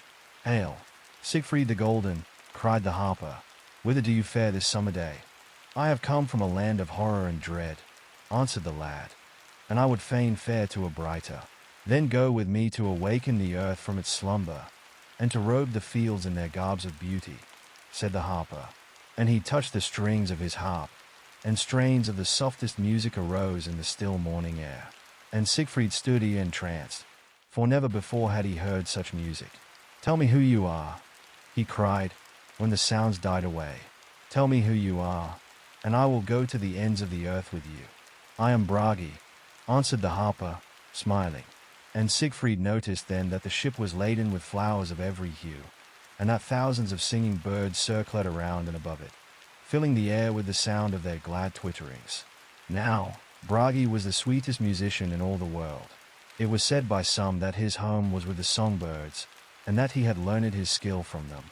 But this was only part of the truth, for wherever there was loveliness or beauty, or things noble and pure, there was Bragi, and his wondrous power in music and song was but the outward sign of a blameless soul. When he touched the strings of his golden harp, all nature was charmed with the sweet harmony. The savage beasts of the wood crept near to listen. The birds paused in their flight. The waves of the sea were becalmed, and the winds were hushed. The leaping waterfall was still, and the rushing torrent tarried in its bed. The elves forgot their hidden treasures, and joined in silent dance around him. And the stromchorals and the musicians of the wood vainly tried to imitate him. And he was as fair of speech as he was skillful in song. His words were so persuasive that he had been known to call the fishes from the sea, to move great lifeless rocks, and, what is harder, the hearts of kings. He understood the voice of the birds, and the whispering of the breeze, the murmur of the waves, and the roar of the waterfalls. He knew the length and breadth of the earth, and the secrets of the sea, and the language of the stars. And every day he talked with Odin the All-Father, and with the wise and good in the sunlit halls of Gladsheim. And once every year he went to the Northlands, and woke the earth from its long winter's sleep, and scattered music and smiles and beauty everywhere.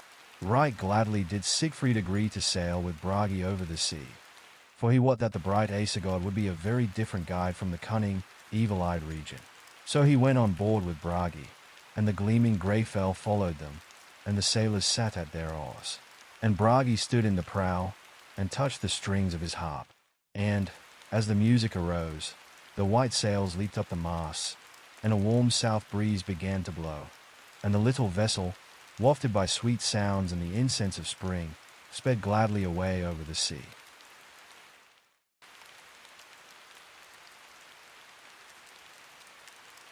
Chapter 5. In Aegir's Kingdom. The vessel in which Siegfried sailed was soon far out at sea, for the balmy south wind, and the songs of the birds, and the music from Bragi's harp, all urged it cheerily on.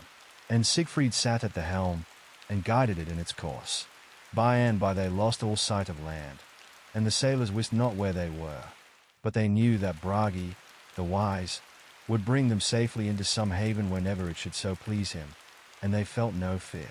And the fishes leaped up out of the water as the white ship sped by on woven wings, and the monsters of the deep paused, and listened to the sweet music which floated down from above. After a time the vessel began to meet great ice mountains in the sea, mountains which the Rayfriesen and Old Hodder, the king of the winter months, had sent drifting down from the frozen land of the north. But these melted at the sound of Bragi's music and at the sight of Siegfried's radiant armor, and the cold breath of the frost giants, which had driven them in their course, turned, and became the ally of the south wind. At length they came in sight of a dark shore, which stretched on either hand, north and south, as far as the eye could reach. And as they drew nearer they saw a line of huge mountains, rising, as it were, out of the water, and stretching their grey heads far above the clouds. And the overhanging cliffs seemed to look down, half in anger, half in pity, upon the little white-winged vessel which had dared thus to sail through these unknown waters. But the surface of the sea was smooth as glass, and the gentle breeze drove the ship slowly forward through the calm water, and along the rock-bound coast, and within the dark shadows of the mountain peaks. Long ago the frost giants had piled great heaps of snow upon these peaks, and built huge fortresses of ice between, and sought, indeed, to clasp in their cold embrace the whole of the Norwegian land. But the breezes of the southland that came with Bragi's ship now played among the rocky steeps, and swept over the frozen slopes above, and melted the snow and ice, and thousands of rivulets of half-frozen water ran down the mountainsides, and tumbled into rocky gorges, or plunged into the sea. And the grass began to grow on the sunny slopes, and the flowers peeped up through the half-melted snow, and the music of spring was heard on every side.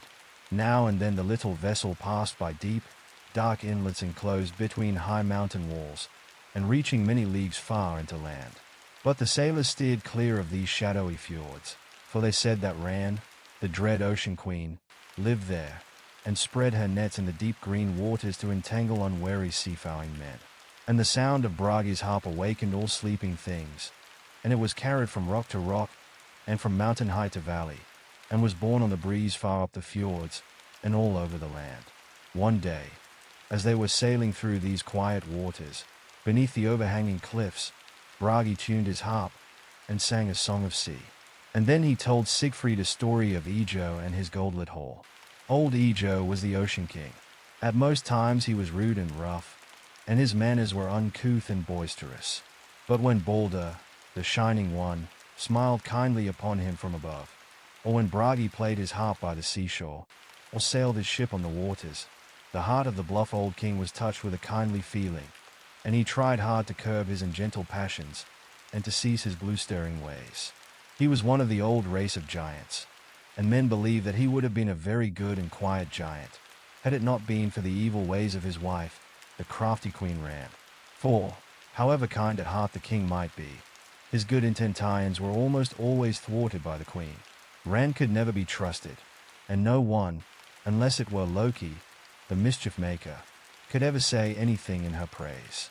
She was always lurking among hidden rocks, or in the deep sea, or along the shores of silent fjords, and reaching out with her long lean fingers, seeking to clutch in her greedy grasp whatever prey might unwarily come near her.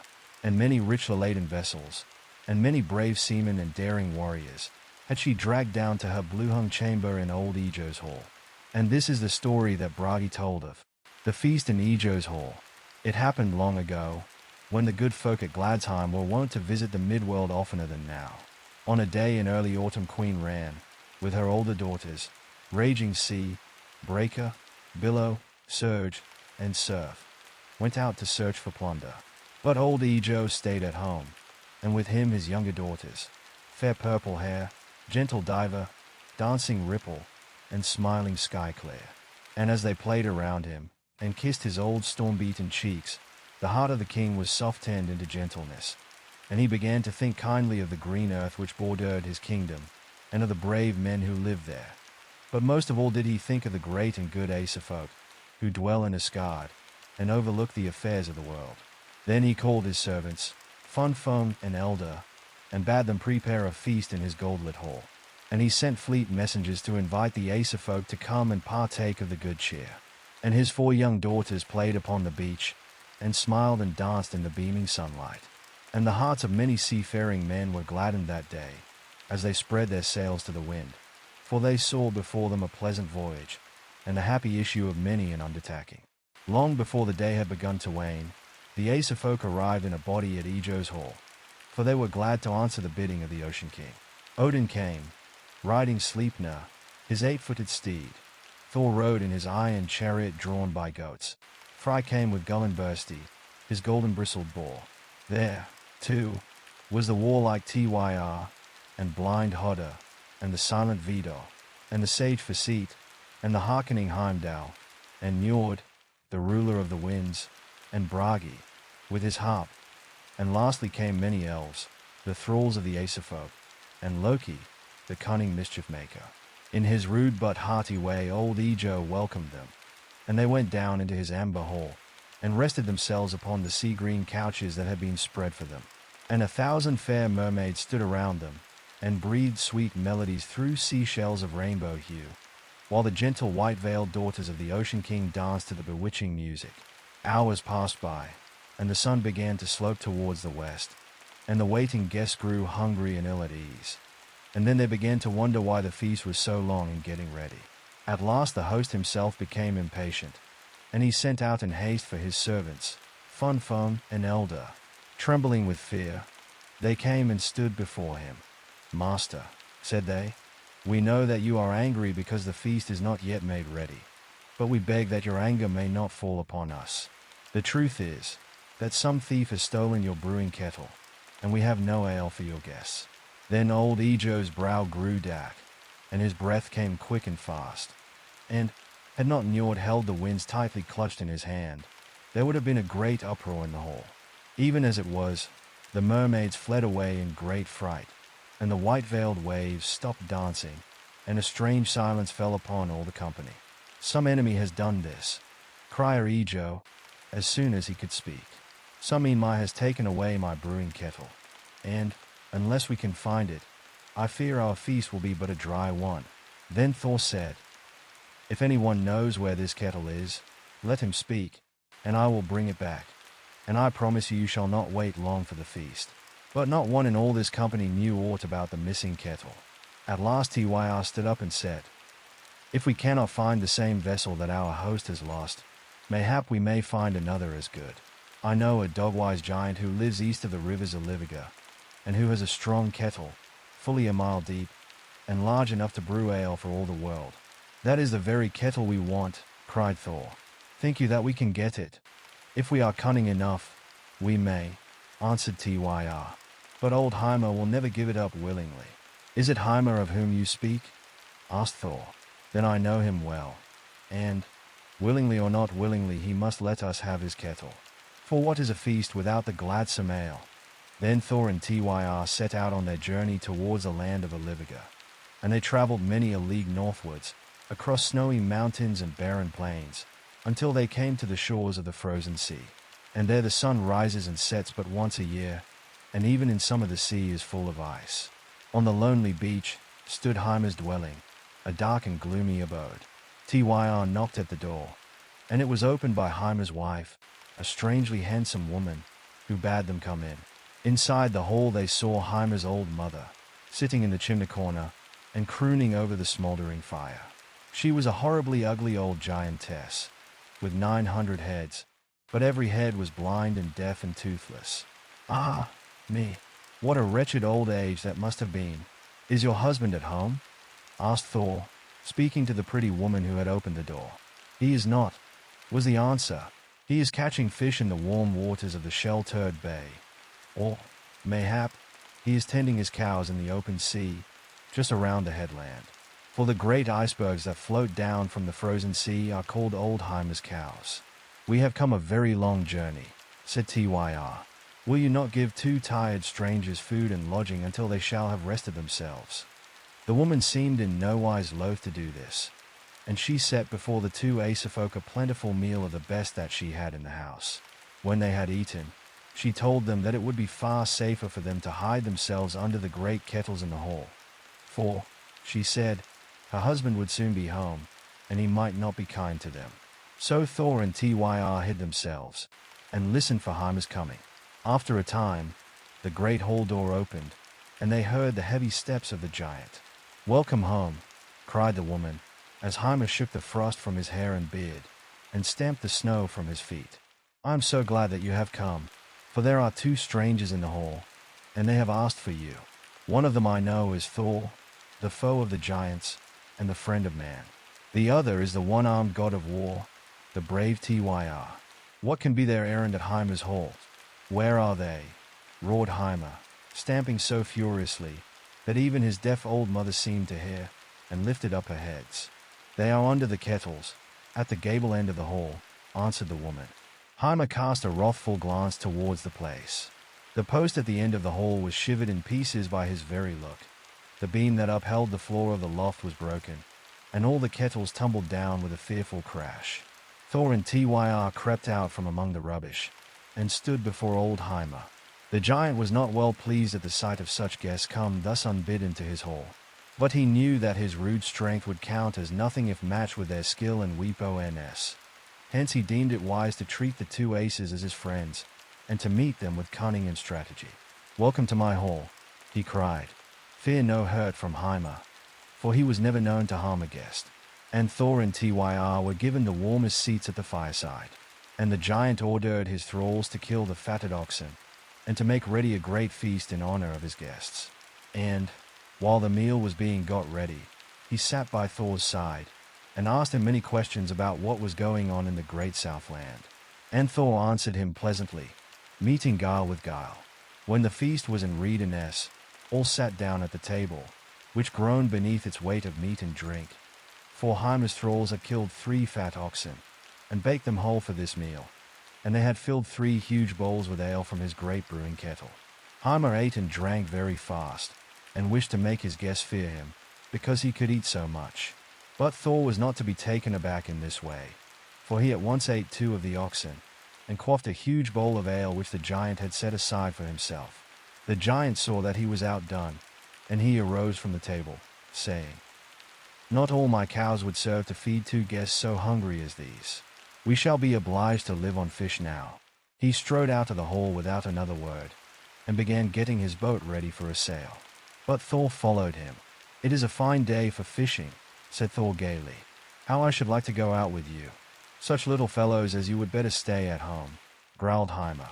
"But let me go with you," persisted Thor. "I can certainly row the boat while you fish." "I have no need of help from such a stunted pygmy," muttered the giant. "You could not be of the least use to me. You would only be in my way. Still, if you are bent on doing so, you may go, and you shall take all the risks. If I go as far as I do sometimes, and stay as long as I often do, you may make up your mind never to see the dry land again, for you will certainly catch your death of cold, and be food for the fishes, if, indeed, they would deign to eat such a scrawny scrap." These taunting words made Thor so angry that he grasped his hammer, and was sorely tempted to crush the giant's skull. But he checked himself, and coolly said, "I pray you not to trouble yourself on my account. I have set my head on going with you, and go I will. Tell me where I can find something that I can use for bait, and I will be ready in a trice." "I have no bait for you," roughly answered Hymir. "You must look for it yourself." 6 oxen, the very finest and fattest of Hymir's herd, were grazing on the short grass which grew on the sunniest slopes of the hillside, for not all of the giant's cattle had yet taken to the water. When Thor saw these great beasts, he ran quickly towards them, and seizing the largest one, which Hymir called the Heaven Breaker, he twisted off his head as easily as he would that of a small fowl, and ran back with it to the boat. Hymir looked at him in anger and amazement, but said nothing, and the two pushed the boat off from the shore.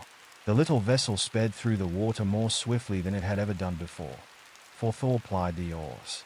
In a moment the long, low beach was out of sight, and Hymir, who had never traveled so fast, began to feel frightened. "Stop!" he cried.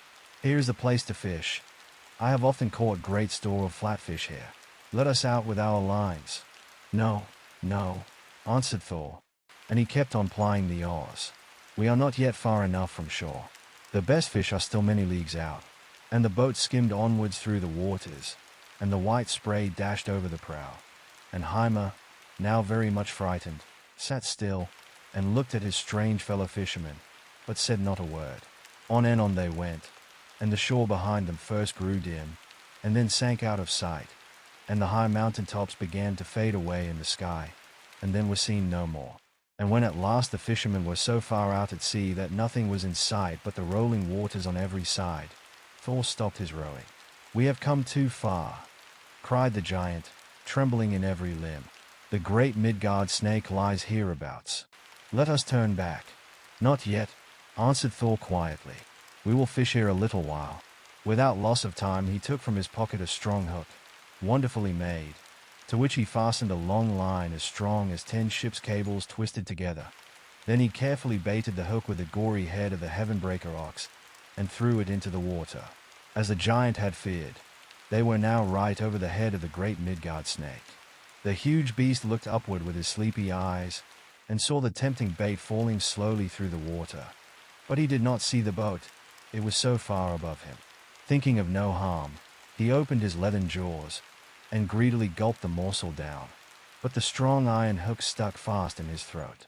Maddened by the pain, he began to lash his tail against the floor of the sea, and he twisted and writhed until the ocean was covered with foam, and the waves ran mountain high.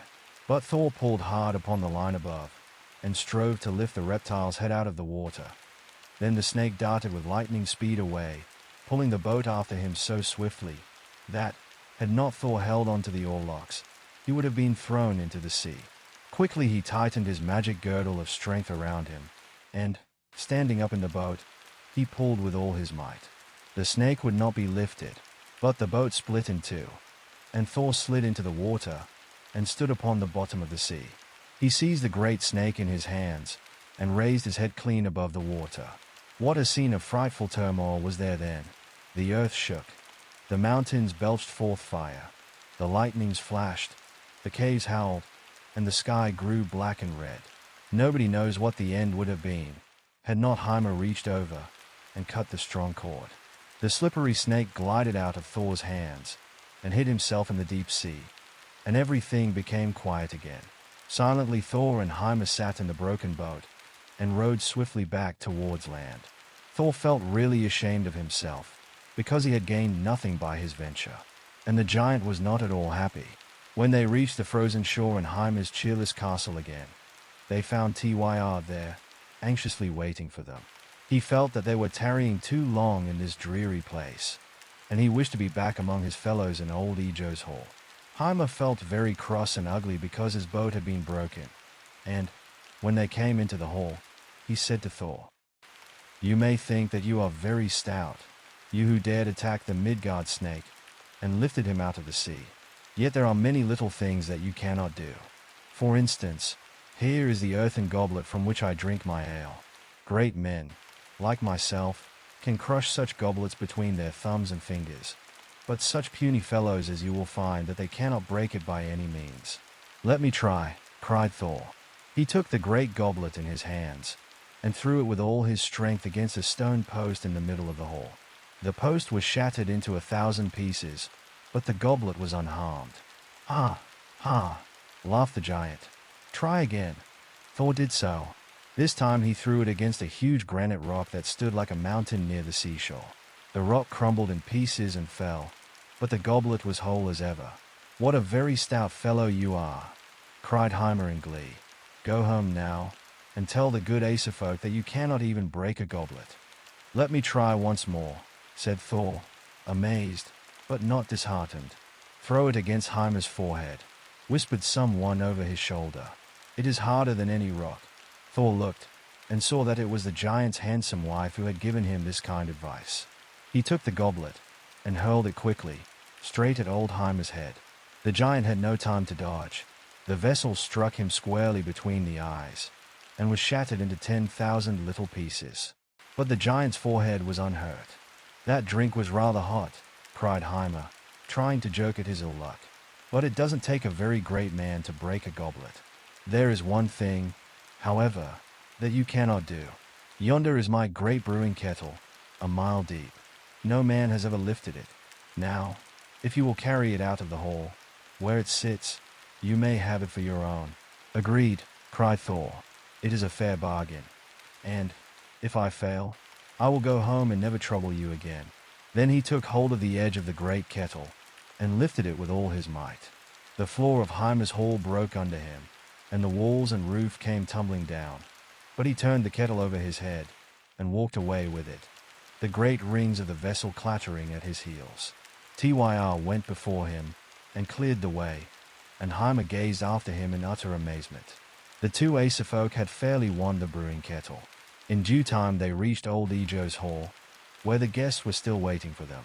Some said that they had been gone 3 days, but most agreed that it was only 3 hours. Be that as it may, Ejo's thralls, Funfung and Elder, brewed great store of ale in the kettle which Thor had brought, and, when the guests were seated at the table, the foaming liquor passed itself around to each, and there was much merriment and glad good cheer. And old Ejo was so happy in the pleasant company of the Asafolk, that men say that he forgot to blow and bluster for a full 6 months thereafter. Such was the story which the wise harper told to Sigfried as they sailed gaily along the Norwegian shore. And with many other pleasant tales did they beguile the hours away. And no one ever thought of danger, for the sky was blue and cloudless. And, besides this, Bragi himself was on board, and he could charm and control the rudest elements. One day, however, the sea became unaccountably ruffled. There was no wind, but yet the waves rose suddenly, and threatened to overwhelm the little ship. Quickly the sailors sprang to their oars, and tried by rowing to drive the vessel away from the shore and into the quieter waters of the open sea. But all their strength was of no avail. The swift stream carried the little bark onward in its course, as an autumn leaf is borne on the bosom of a mighty river. Then the whole surface of the water seemed lashed into fury. The waves formed hundreds of currents, each stronger than a mountain torrent, and each seeming to follow a course of its own. They clashed wildly against each other. They heaved, and boiled, and hissed, and threw great clouds of spray high into the air. They formed deep whirlpools, which twisted and twirled, and broke into 1,000 eddies, and then plunged deep down into rocky caverns beneath, or laid bare the bottom of the sea. The helpless ship was carried round and round, swiftly and more swiftly still, and vain were the efforts of the crew to steer her out of the seething cauldron of waters. Then the cheeks of the sailors grew white with fear, and they dropped their oars, and clung to the masts and ropes, and cried out, "Alas, we are lost! This is old Ejo's brewing kettle." But Sigfried stood by the helm, and said, "If that be true, then we may sup with him in his gold-lit hall." And all this time Bragi slept in the hold, and no one dared awaken him. Faster and faster the ship was carried round the seething pool. The flying spray was frozen in the air, and it filled the mast with snow, and pattered like heavy hail upon the deck. The light of the sun seemed shut out, and darkness closed around. A dismal chasm yawned deep before them, and in the grey gloom the ship's crew saw many wondrous things. Great sea monsters swam among the rocks, and seemed not to heed the uproar above them. Lovely mermaids sat in their green and purple caves, and combed their tresses of golden hair, and thoughtful mermen groped among the seaweeds, searching hopefully for lost or hidden treasures. Then Sigfried caught a glimpse of the mighty Ejo, sitting in his banquet room, and, as he quaffed his foaming ale, he called aloud to his daughters to leave their play, and come to their father in his gold-lit hall. And the white-veiled waves answered to their names, and came at his call. First, raging sea entered the wide hall, and sat by the Ocean King's side. Then billow, then surge, then surf, and breakers. Then came the purple-haired, and the diver. But Ejo's 2 youngest daughters, laughing Ripple and smiling Skyclear, came not at their father's beck, but lingered to play among the rocks and in the open sea. So deeply engaged was Sigfried in watching this scene, that he did not notice Bragi, who now came upon the deck with his harp in his hand. And sweet music arose from among the dashing waves, and was heard far down in the deep-sea caverns, and even in Ejo's hall. And, when Sigfried looked up again, the eddying whirlpools, and the threatening waves, and the flying spray, were no more, but the ship was gliding over the quiet waters of a deep blue sea, and the sun was shining brightly in the clear sky above. Then an east wind filled the sails, and, As Bragi's music rose sweeter and higher, they glided swiftly away from the coast, and soon the snow-capped mountain peaks grew dim in the distance, and then sank from sight. Many days they sailed over an unknown sea, and towards an unknown land, and none but Bragi knew what the end of their voyage would be. And yet no one doubted or was afraid, for the secrets of the earth and the sea were known to the sweet singer. After a time, the water became as smooth as glass. Not a ripple moved upon its surface, and not the slightest breath of air stirred among the idly hanging sails. Then the sailors went to their oars, but they seemed overcome with languor and sleepiness, and only when Bragi played upon his harp did they move their oars with their wonted strength and quickness. And at last they came in sight of a long, low coast, and a shelving beach up which the tide was slowly creeping in drowsy silence. And not half a league from the shore was a grand old castle, with a tall tower and many turrets, and broad halls and high battlements. And in the light of the setting sun everything was as green as emerald or as the fresh grass of early spring. And a pale flickering light gleamed on the castle walls, and the moat seemed filled with a glowing fire. The ship glided silently up to the sandy beach, and the sailors moored it to the shore. But Sigfried heard no sound upon the land, nor could he see any moving, living thing. Silence brooded everywhere, and the castle and its inmates seemed to be wrapped in slumber. The sentinels could be seen upon the ramparts, standing like statues of stone, and showing no signs of life, while above the Barbican gate the watchman was at his post, motionless and asleep.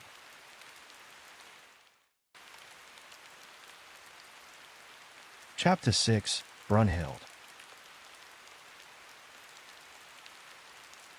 Sigfried and the harper sat together in the little ship as it lay moored to the sandy shore, and their eyes were turned towards the sea-green castle and its glowing walls, and they looked in vain for any movement, or any sign of wakeful life. Everything was still. Not a breath of air was stirring. The leaves of the trees hung motionless, as if they, too, were asleep. The great green banner on the tower's top clung around the flagstaff as if it had never fluttered to the breeze. No song of birds, nor hum of insects, came to their ears. There was neither sound nor motion anywhere. "Play your harp, good Bragi, and awaken all these sleepers," said Sigfried. Then the harper touched the magic strings, and strains of music, loud and clear, but sweet as a baby's breath, rose up in the still air, and floated over the quiet bay, and across the green meadows which lay around the castle walls. And it was borne upward over the battlements, and among the shining turrets and towers, and was carried far out over the hills, and among the silent trees of the plain. And Bragi sung of the beginning of all things, and of whatsoever is beautiful on the land, or in the sea, or in the sky. And Sigfried looked to see everything awakened, and quickened into life, as had oft been done before by Bragi's music. But nothing stirred. The sun went down, and the grey twilight hung over sea and land, and the red glow in the castle moat grew redder still, and yet everything slept. Then Bragi ended his song, and the strings of his harp were mute. "Music has no charms to waken from sleep like that," he said, and then he told Sigfried what it all meant. And, to make the story plain, he began by telling of Odin's bright home at Gladsheim and of the many great halls that were there. One of the halls in Gladsheim is called Valhall. This hall is so large and wide that all the armies of the earth might move within it. Outside, it is covered with gold and with sunbright shields. A fierce wolf stands guard before it, and a mountain eagle hovers over it. It has 540 doors, each large enough for 800 heroes to march through abreast. Inside, everything is glittering bright. The rafters are made of spears, and the ceiling is covered with shields, and the walls are decked with war coats. In this hall Odin sets daily a feast for all the heroes that have been slain in battle. These sit at the great table, and eat of the food which Odin's servants have prepared, and drink of the heavenly mead which the Valkyries, Odin's handmaids, bring them. But the Valkyries have a greater duty. When the battle rages, and swords clash, and shields ring, and the air is filled with shouts and groans and all the din of war, then these maidens hover over the field of blood and death, and carry the slain heroes home to Valhall. One of Odin's Valkyries was named Brunhild, and she was the most beautiful of all the maidens that chose heroes for his war host. But she was willful too, and did not always obey the All-Father's behests. And when Odin knew that she had sometimes snatched the doomed from death, and sometimes helped her chosen friends to victory, he was very angry. And he drove her away from Gladsheim, and sent her, friendless and poor, to live among the children of men, and to be in all ways like them. But, as she wandered weary and alone over the earth, the good old king of Isenland saw her beauty and her distress, and pity and love moved his heart. And, as he had no children of his own, he took her for his daughter, and made her his heir. And not long afterward he died, and the matchless Brunhild became queen of all the fair lands of Isenland and the whole of Isenstein. When Odin heard of this, he was more angry still, and he sent to Isenstein, and caused Brunhild to be stung with a thorn of sleep. And he said, "She shall sleep until one shall come who is brave enough to ride through fire to awaken her." And all Isenland slept too, because Brunhild, the maiden of spring, lay wounded with the sleepful thorn. When Sigfried heard this story, he knew that the land which lay before them was Isenland, and that the castle was Isenstein, and that Brunhild was sleeping within that circle of fire. "My songs have no power to awaken such a sleeper," said Bragi. "A hero strong and brave must ride through the flame to arouse her. It is for this that I have brought you hither, and here I will leave you, while I sail onwards to brighten other lands with my music." Siegfried's heart leaped up with gladness, for he thought that here, at last, was a worthy deed for him to do. And he bade his friend Bragi goodbye, and stepped ashore, and Greyfell followed him. And Bragi sat at the prow of the ship, and played his harp again, and the sailors plied their oars, and the little vessel moved swiftly out of the bay, and was seen no more. And Siegfried stood alone on the silent, sandy beach. As he thus stood, the full moon rose white and dripping from the sea, and its light fell on the quiet water, and the sloping meadows, and the green turrets of the castle. And the last notes of Bragi's harp came floating to him over the sea. Then a troop of fairies came down to dance upon the sands. It was the first sign of life that Siegfried had seen. As the little creatures drew near, he hid himself among the tall reeds which grew close to the shore, for he wished to see them at their gambols, and to listen to their songs. At first, as if half afraid of their own tiny shadows, they danced in silence. But, as the moon rose higher, they grew bolder, and began to sing. And their music was so sweet and soft, that Siegfried forgot almost everything else for the time. They sang of the pleasant summer days, and of cooling shades, and still fountains, and silent birds, and peaceful slumber. And a strange longing for sleep took hold of Siegfried, and his eyes grew heavy, and the sound of the singing seemed dim and far away. But just as he was losing all knowledge of outward things, and his senses seemed moving in a dream, the fairies stopped dancing, and a little brown elf came up from the sea, and saluted the queen of the tiny folk. "What news bring you from the great world beyond the water?" asked the queen. "The prince is on his way hither," answered the elf. "And what will he do? If he is brave enough, he will awaken the princess, and arouse the drowsy people of Isenstein. For the Norns have said that such a prince shall surely come. But he must be the bravest of men ere he can enter the enchanted castle," said the queen. "For the wide moat is filled with flames, and no faint heart will ever dare battle with them." "But I will dare," cried Siegfried, and he sprang from his hiding place, forgetful of the little folk, who suddenly flitted away, and left him alone upon the beach. He glanced across the meadows at the green turrets glistening in the mellow moonlight, and then at the flickering flames around the castle walls, and he resolved that on the morrow he would at all hazards perform the perilous feat. In the morning, as soon as the grey dawn appeared, he began to make ready for his difficult undertaking. But, when he looked again at the red flames, he began to hesitate. He paused, uncertain whether to wait for a sign and for help from the All-Father, or whether to go straightway to the castle, and, trusting in his good armor alone, tried to pass through the burning moat. While he thus stood in doubt, his eyes were dazzled by a sudden flash of light. He looked up. Greyfell came dashing across the sands, and from his long menere 1,000 sunbeams gleamed and sparkled in the morning light. Siegfried had never seen the wondrous creature so radiant, and as the steed stood by him in all his strength and beauty, he felt new hope and courage, as if Odin himself had spoken to him. He hesitated no longer, but mounted the noble horse, and Greyfell bore him swiftly over the plain, and paused not until he had reached the brink of the burning moat. Now, indeed, would Sigfrid's heart have failed him, had he not been cheered by the sunbeam presence of Greyfell. For filling the wide, deep ditch, were angry, hissing flames, which, like 1,000 serpent tongues, reached out, and felt here and there, for what they might devour, and ever and anon they took new forms, and twisted and writhed like fiery snakes, and then they swirled in burning coils high over the castle walls. Sigfried stopped not a moment. He spoke the word, and boldly the horse with his rider dashed into the fiery lake, and the vile flames fled in shame and dismay before the pure sunbeam flashes from Greyfell's manor. And, unscorched and unscathed, Sigfried rode through the moat, and through the wide-open gate, and into the castle yard.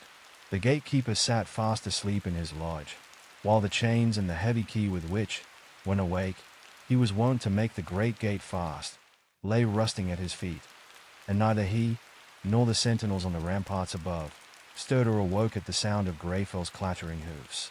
As Sigfried passed from one part of the castle to another, many strange sights met his eyes. In the stables the horses slumbered in their stalls, and the grooms lay snoring by their sides. The birds sat sound asleep on their nests beneath the eaves. The watchdogs, with fast-closed eyes, lay stretched at full length before the open doors. In the garden the fountain no longer played. The half-laden bees had gone to sleep among the blossoms of the apple trees, and the flowers themselves had forgotten to open their petals to the sun. In the kitchen the cook was dozing over the half-baked meats in front of the smoldering fire. The butler was snoring in the pantry. The dairymaid was quietly napping among the milk pans, and even the houseflies had gone to sleep over the crumbs of sugar on the table.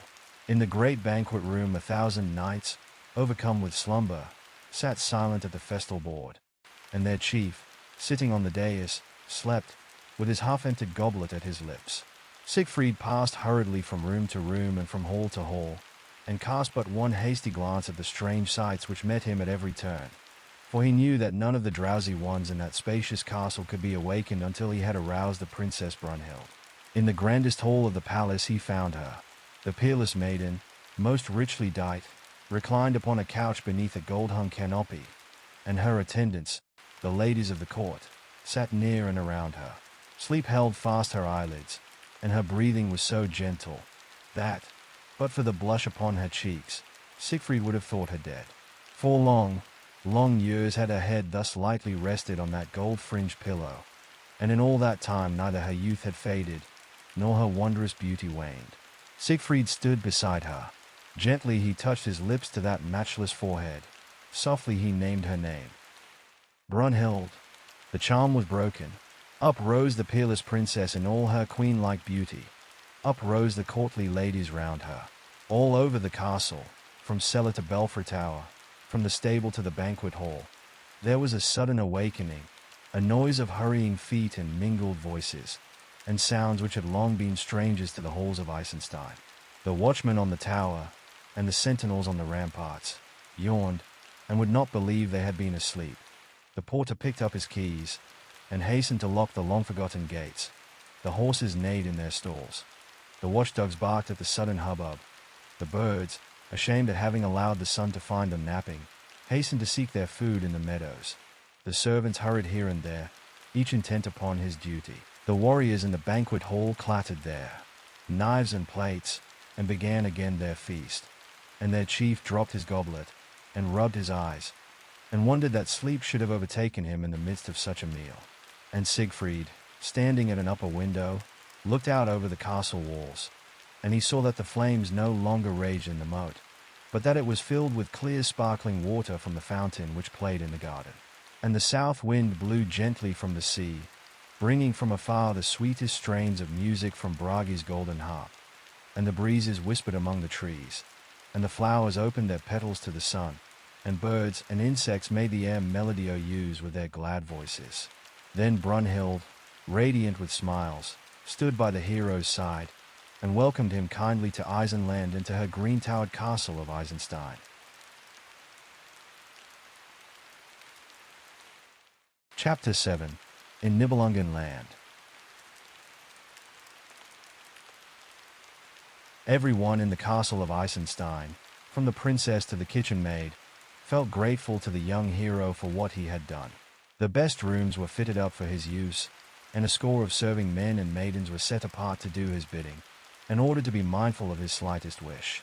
And all the earl folk and brave men, and all the fair ladies, and Brunhild, fairest of them all, besought him to make his home there, nor ever think of going back to Rhineland.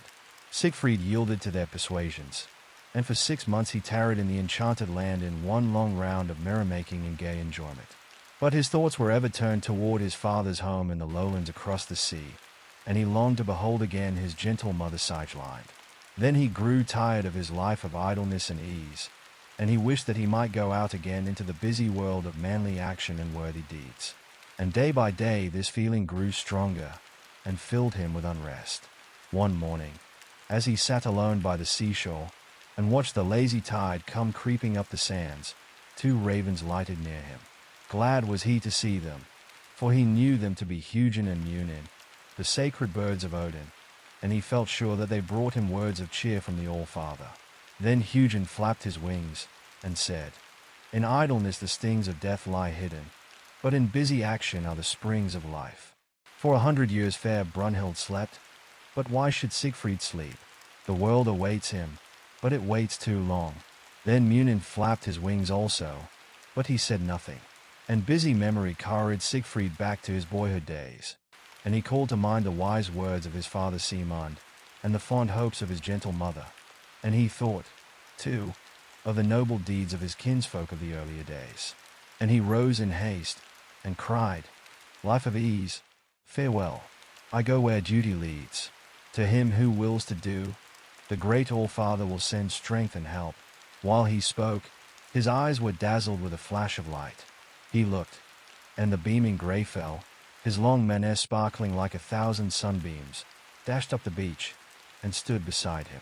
As the noble steed in all his strength and beauty stood before him, the youth felt fresh courage, for, in the presence of the shining hope which the All-Father had given him, all hindrances seemed to vanish, and all difficulties to be already overcome.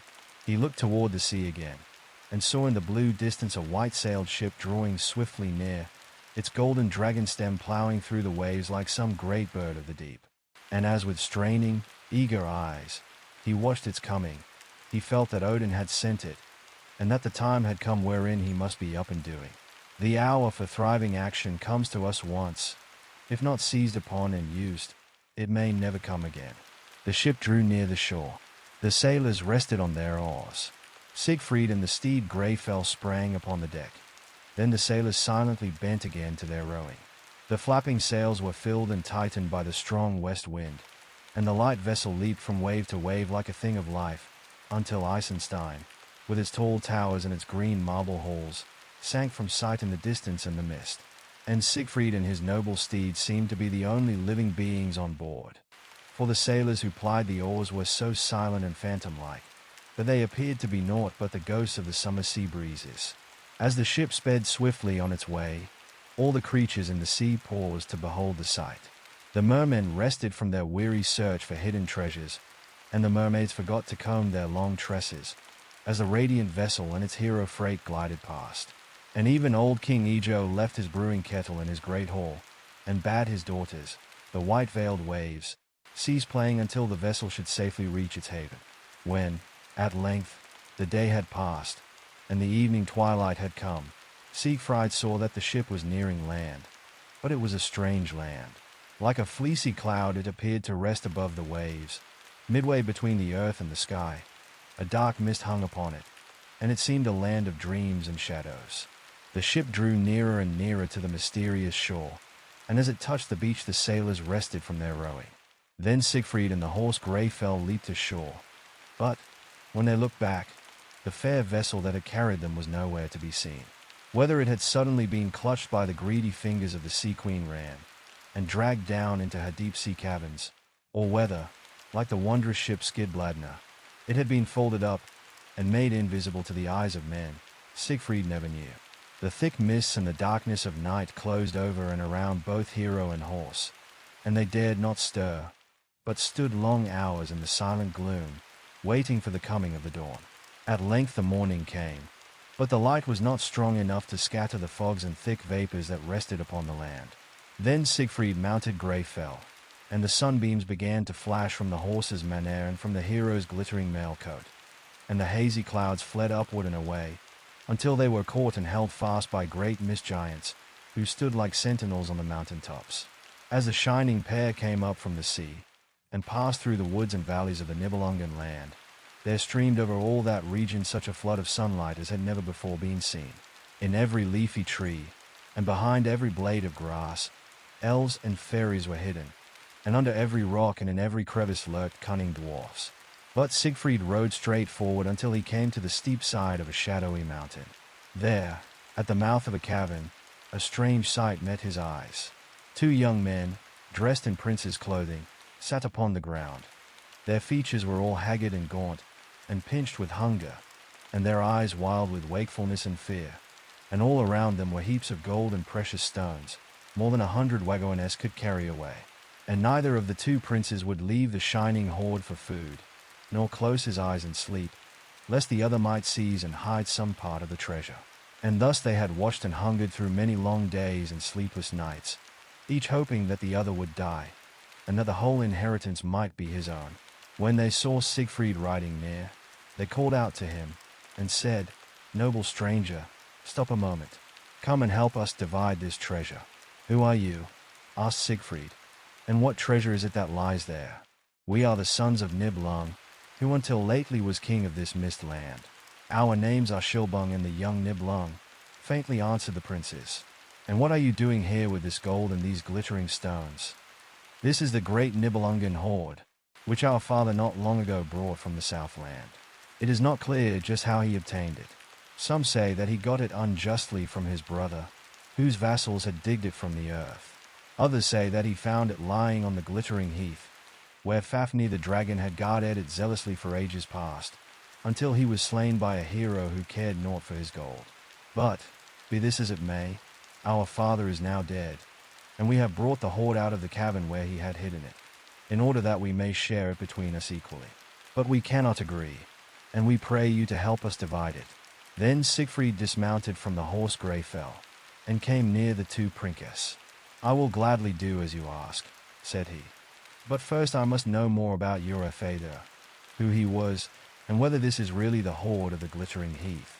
Then Nibelung answered, as well as his feeble voice would allow, "Our father was, from the earliest times, the ruler of this land, and the lord of the fog and the mist.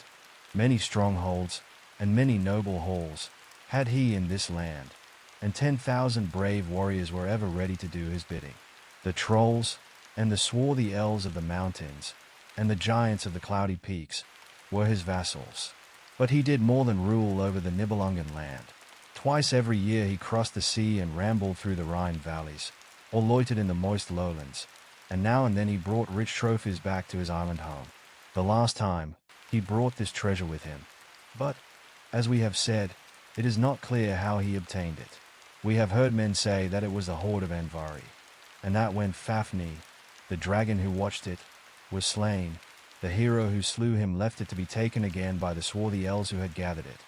But because of a curse which Andvari had placed upon it, no one would touch it, until some man would assume its ownership, and take upon himself the risk of incurring the curse. This thing, it is said, our father did, and the dwarf Alberich undertook to keep it for him. And he, with the help of the 10,000 elves who live in these caverns, and the 12 giants whom you see standing on the mountain peaks around, guarded it faithfully so long as our father lived. But, when he died, we and our thralls fetched it forth from the cavern, and spread it here on the ground. And, lo, for many days we have watched and tried to divide it equally. But we cannot agree. What hire will you give me if I divide it for you?" asked Siegfried. "Name what you will have," answered the princes. "Give me the sword which lies before you on the glittering heap." Then Nibelung handed him the sword, and said, "Right gladly will we give it. It is a worthless blade that our father brought from the Southland. They say that he found it also on the glittering heath, in the trench where Fafnir was slain. And some will have it that it was forged by Regin, Fafnir's own brother. But how that is, I do not know. At any rate, it is of no use to us, for it turns against us whenever we try to use it." Sigfried took the sword. It was his own barmung that had been lost so long. Forthwith he began the task of dividing the treasure, and the two brothers, so faint from hunger and want of sleep that they could scarcely lift their heads, watched him with anxious, greedy eyes. First he placed a piece of gold by Nibelung's side, and then a piece of like value he gave to Shilbung. And this he did again and again, until no more gold was left. Then, in the same manner, he divided the precious gemstones until none remained. And the brothers were much pleased, and they hugged their glittering treasures, and thanked Sigfried for his kindness, and for the fairness with which he had given to each his own. But one thing was left which had not fallen to the lot of either brother. It was a ring of curious workmanship, a serpent coiled, with its tail in its mouth, and with ruby eyes glistening and cold. "What shall I do with this ring?" asked Sigfried. "Give it to me," cried Nibelung. "Give it to me," cried Shilbung, and both tried to snatch it from Sigfried's hand. But the effort was too great for them. Their arms fell helpless at their sides, their feet slipped beneath them, their limbs failed. They sank fainting, each upon his pile of treasures. "Oh my dear, dear gold," murmured Nibelung, trying to clasp it all in his arms. "My dear, dear gold, thou art mine, mine only. No one shall take thee from me. Here thou art, here thou shalt rest. Oh my dear, dear gold." And then, calling up the last spark of life left in his famished body, he cried out to Sigfried, "Give me the ring, I say." He hugged his cherished gold nearer to his bosom. He ran his thin fingers deep down into the shining yellow heap.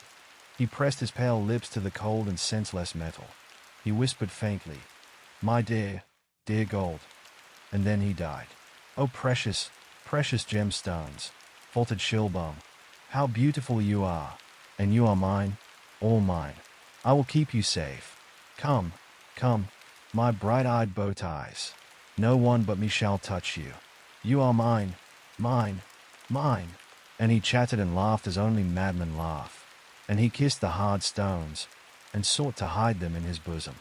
But his hands trembled and failed. Dark mist swam before his eyes. He fancied that he heard the black dwarfs clamoring for his treasure. He sprang up quickly. He shrieked, and then fell lifeless upon his hoard of sparkling gems. A strange, sad sight it was, boundless wealth, and miserable death. 2 piles of yellow gold and sun-bright diamonds, and 2 thin, starved corpses stretched up on them. Some stories relate that the brothers were slain by Sigfried, because their foolish strife and greediness had angered him. But I like not to think so. It was the gold, and not Sigfried, that slew them. "O gold, gold," cried the hero sorrowfully, "truly thou art the mid-world's curse, thou art man's bane. But when the bright springtime of the new world shall come, and Balder shall reign in his glory, then will the curse be taken from thee, and thy yellow brightness will be the sign of purity and enduring worth. And then thou wilt be a blessing to mankind, and the precious plaything of the gods." But Sigfried had little time for thought and speech. A strange sound was heard upon the mountainside. The 12 great giants who had stood as watchmen upon the peaks above were rushing down to avenge their masters, and to drive the intruder out of Nibelungen land. Sigfried waited not for their onset, but he mounted the noble horse Greyfell, and, with the sword Barmung in his hand, he rode forth to meet his foes, who, with fearful threats and hideous roars, came striding toward him. The sunbeams flashed from Greyfell's manor, and dazzled the dull eyes of the giants, unused as they were to the full light of day. Doubtful, they paused, and then again came forward. But they mistook every tree in their way for an enemy, and every rock they thought a foe, and in their fear they fancied a great host to be before them. Did you ever see the dark and threatening storm clouds on a summer's day scattered and put to flight by the bright beams of the sun? It was thus that Sigfrid's giant foes were routed. One and all, they dropped their heavy clubs, and stood ashamed and trembling, not knowing what to do. And Sigfried made each one swear to serve him faithfully, and then he sent them back to the snow-covered mountain peaks to stand again as watchmen at their posts. And now another danger appeared. Alberich the dwarf, the master of the swarthy elves who guarded the Nibelungen horde, had come out from his cavern, and seen the 2 princes lying dead beside their treasures, and he thought that they had been murdered by Sigfried. And, When he beheld the giants driven back to the mountain tops, he lifted a little silver horn to his lips and blew a shrill bugle call.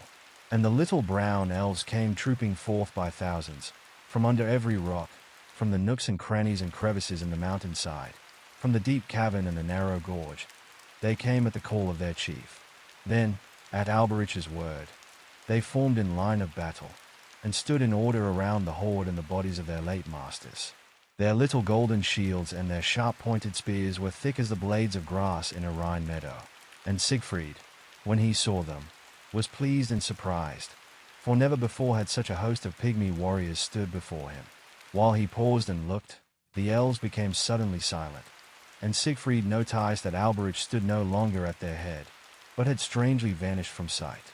"Ah, Alberich," cried the hero, "thou art indeed cunning. I have heard of thy tricks.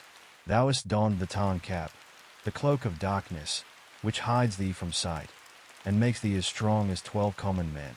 But come on, thou brave dwarf." Scarcely had he spoken, when he felt a shock which almost sent him reeling from his saddle, and made Greyfell plunge about with fright. Quickly, then, did Sigfried dismount, and, with every sense alert, he waited for the second onset of the unseen dwarf. It was plain that Alberich wished to strike him unawares, for many minutes passed in utter silence. Then a brisk breath of wind passed by Sigfried's face, and he felt another blow. But, by a quick downward movement of his hand, he caught the plucky elf king, and tore off the magic Tarn cap, and then, with firm grasp, he held him, struggling in vain to get free. "Ah, Alberich," he cried, "now I know thou art cunning. But the Tarn cap I must have for my own. What wilt thou give for thy freedom?" "Worthy prince," answered Alberich humbly, "you have fairly overcome me in fight, and made me your prisoner. I and all mine, as well as this treasure, rightfully belong to you. We are yours, and you we shall obey." "Swear it," said Sigfried. "Swear it, and thou shalt live, and be the keeper of my treasures." And Alberich made a sign to his elfin host, and every spear was turned point downwards, and every tiny shield was thrown to the ground. And the 10,000 little warriors kneeled, as did also their chief, and acknowledged Sigfried to be their rightful master, and the lord of the Nibelungen land, and the owner of the hoard of Andvari. Then, by Alberich's orders, the elves carried the hoard back into the cavern, and there kept faithful watch and ward over it. And they buried the starved bodies of the two princes on the top of the mist-veiled mountain, and heralds were sent to all the strongholds in Nibelungen land, proclaiming that Sigfried, through his wisdom and might, had become the true lord and king of the land. Afterwards the prince, riding on the beaming Greyfell, went from place to place, scattering sunshine and smiles where shadows and frowns had been before. And the Nibelungen folk welcomed him everywhere with glad shouts and music and dancing. And 10,000 warriors, and many noble earl folk, came to meet him, and plighted their faith to him. And the pure brightness of his hero soul, and the gleaming sunbeams from Greyfell's manor, the light of hope and faith, lifted the curtain of mists and fogs that had so long darkened the land, and let in the glorious glad light of day and the genial warmth of summer.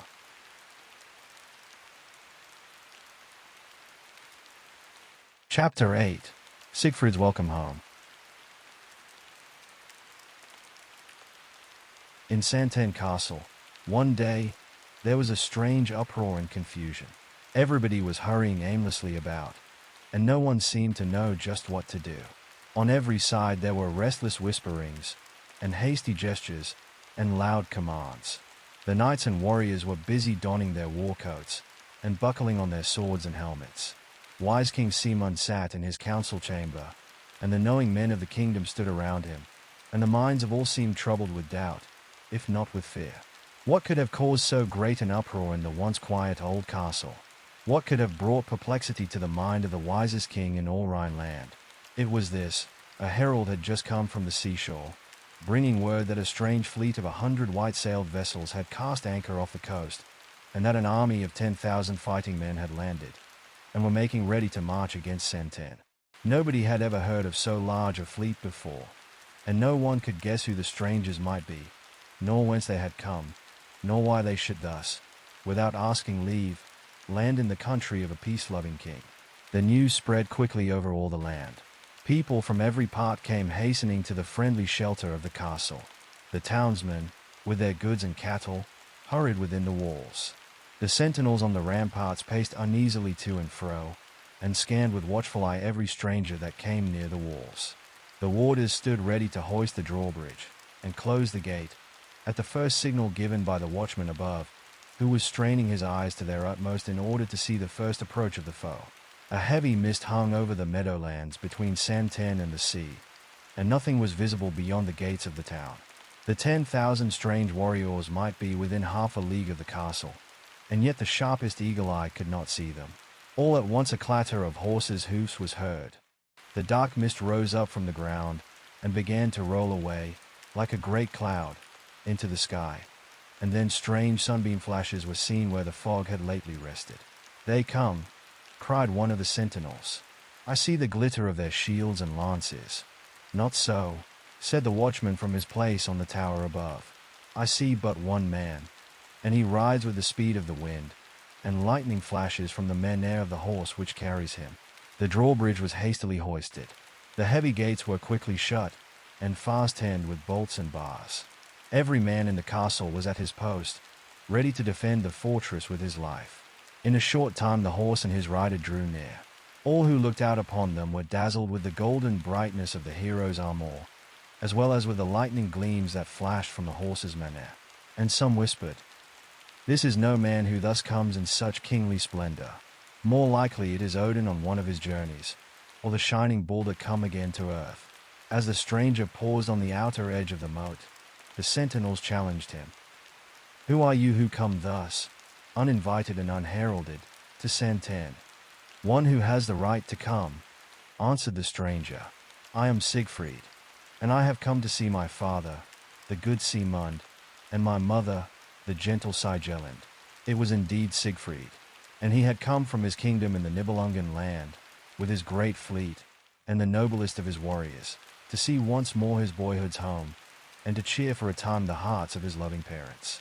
For he had done many noble deeds, and had ruled wisely and well, and he felt that he was now not unworthy to be called the son of Sigmund, and to claim kinship with the heroes of the earlier days.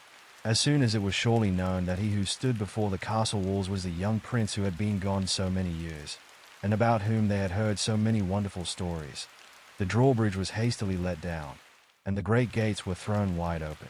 And Sigfried, whose return had been so long wished for, stood once again in his father's halls. And the fear and confusion which had prevailed gave place to gladness and gaiety, and all the folk of Santen greeted the returned hero with cheers, and joyfully welcomed him home. And in the whole world there was no one more happy than Sigmund and Sigelind. On the morrow the 10,000 Nibelungen warriors came to Santen, and Sigmund made for them a great banquet, and entertained them in a right kingly way, as the faithful liegeman of his son. And Siegfried, when he had given them rich gifts, sent them with the fleet back to Nibelungen land, for he meant to stay for a time with his father and mother at Santen. When the harvest had been gathered, and the fruit was turning purple and gold, and the moon rode round and full in the clear autumn sky, a gay high tide was held for Siegfried's sake, and everybody in the lowland country, whether high or low, rich or poor, was asked to come to the feast. For 7 days, naught but unbridled gaiety prevailed in Sigmund's halls. On every hand were sounds of music and laughter, and sickness and poverty and pain were for the time forgotten. A mock battle was fought on the grassy plain not far from the town, and the young men vied with each other in feats of strength and skill. Never before had so many beautiful ladies nor so many brave men been seen in Santen. And, when the time of jollity and feasting had drawn to an end, Sigmund called together all his guests, and gave to each choice gifts, a festal garment, and a horse with rich trappings. And Queen Sigelind scattered gold without stint among the poor, and many were the blessings she received. Then all the folk went back to their homes with light hearts and happy faces. The autumn days passed quickly by, and Siegfried began to grow weary of the idle, inactive life in his father's halls, and grey fell in his stall pined for the fresh, free air, and his menere lost all its brightness. When Sigmund saw how full of unrest his son had become, he said to him, "Siegfried, I have grown old and feeble, and have no longer the strength of my younger days. My kingdom would fare better were a younger ruler placed over it. Take my crown, I pray you, and let me withdraw from kingly cares." But Siegfried would not listen to such an offer. He had his own kingdom of the Nibelungans, he said, and, besides, he would never sit on his father's throne while yet that father lived. And although he loved the pleasant companionship of his mother, and was delighted to listen to the wise counsels of his father, the craving for action, and the unrest which would not be satisfied, grew greater day by day. At last he said, "I will ride out into the world again. Mayhap I may find some other wrong to right, or some other kingdom to win." It was thus that my kin, in the golden age long past, went faring over the land and sea, and met their doom at last. They were not home abiders, nor tillers of the soil, but the world was their abiding place, and they filled the hearts of men. And, when his father and mother heard this, they tried no longer to keep him with them, for they knew that it would be more cruel than the keeping of a caged bird away from the sunlight. "Only go not into Burgundy," said his father. "The kings of that country are not friendly to us, and they may do you harm. Hagen, the kinsman of the kings, and the chief of their fighting men, is old and crafty, and he cannot brook a greater hero than himself." Siegfried laughed. "That is all the better reason why I should go to Burgundy land," he said. "Then take 10,000 of my warriors," said his father, "and make yourself master of the land." "No, no," cried Siegfried. "One kingdom is enough for me. My own Nibelungen land is all I want. I will take my 12 Nibelungen knights that I have with me here, and we will fare forth to see the world and its beauties and men's work. And, when we have tired with riding, we will sail across the sea to our Nibelungen home."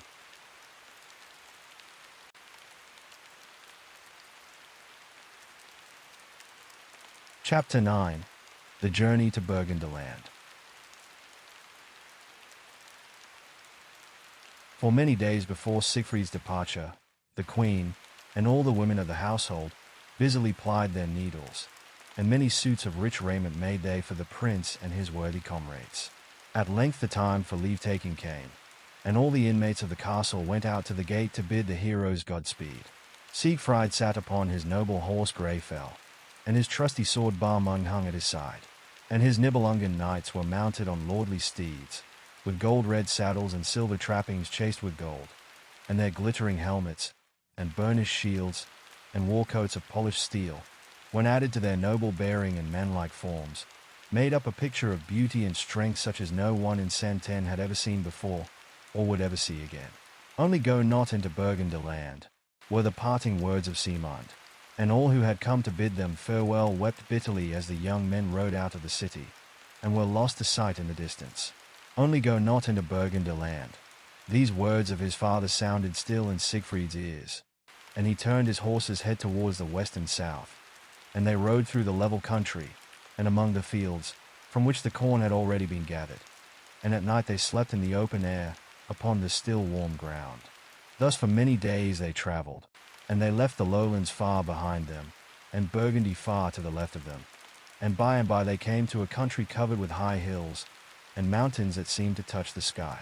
The crags and peaks were covered with snow, and ice lay all summer in the dales and in the deep gorges cleft long time ago by giant hands. Here it is that the rivers take their beginning, and here it is that the purple grapes and the rare fruits of milder climes are found. For the sun shines warm in the valleys and upon the plains, and the soil is exceeding rich. It is said that these mountains are midway between the cold regions of Jotunheim and the glowing gardens of Muspelheim, and that, in ages past, they were the scene of many battles between the giants who would overwhelm the earth, these with ice, and those with fire. Here and there were frowning caves dug out of the solid mountainside, while higher up were great pits, half filled with ashes, where, it is said, the dwarf folk, when they were mighty on earth, had their forges. Siegfried stopped not long in this land. Thoughts of the Nibelungen land, and of his faithful liegemen who waited for his return, began to fill his mind. Then the heroes turned their horses' heads, and rode back towards the north, following the course of the river Rhine, as it wound, here and there, between hills and mountains, and through meadows where the grass was springing up anew, and by the side of woodlands, now beginning to be clothed in green again. For the winter was well over, and spring was hastening on apace. And as they rode down the valley of the Rhine they came, ere they were aware, into the Burgundian land, and the high towers of King Gunther's castle rose up before them. Then Siegfried remembered again his father's words. Only go not into Burgundy land. But it was now too late to go back, and they determined to stop for a few days with the Burgundian kings. They rode onwards through the meadows and the pleasant farming lands which lay around the city, and they passed a wonderful garden of roses, said to belong to Kriemhild, the peerless princess of the Rhine country, and at last they halted before the castle gate. So lordly was their bearing, that a company of knights came out to meet them, and offered, as the custom was, to take charge of their horses and their shields. But Siegfried asked that they be led at once to King Gunther and his brothers, and, as their stay would not be long, they said they would have no need to part with horses or with shields. Then they followed their guides, and rode through the great gateway, and into the open court, and halted beneath the palace windows.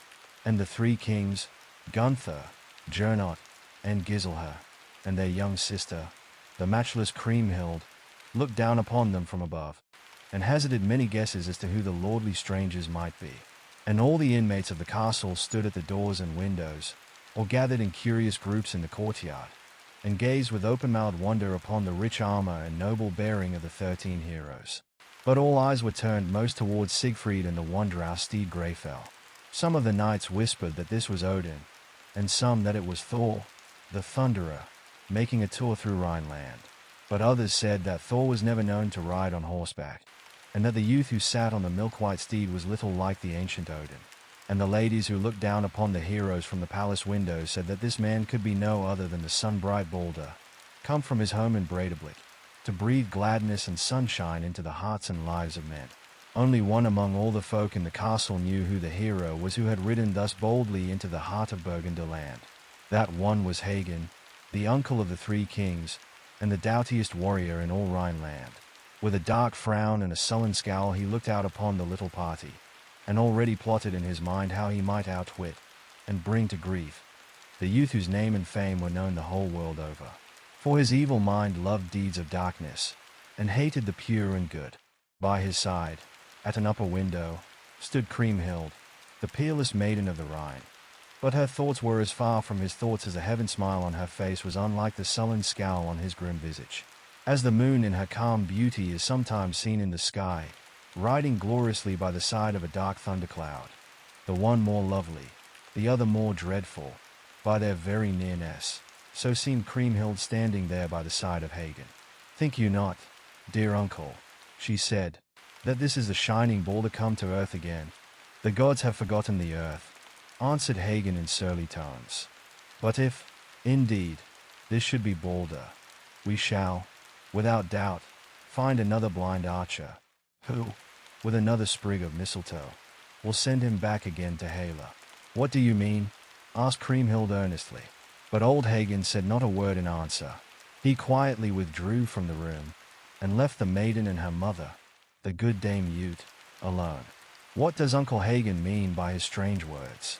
And why does he look so sullen and angry? Asked Kriemhild. Indeed, I know not, answered the Queen Mother. His ways are dark, and he is cunning. I fear that evil will yet come to our house through him.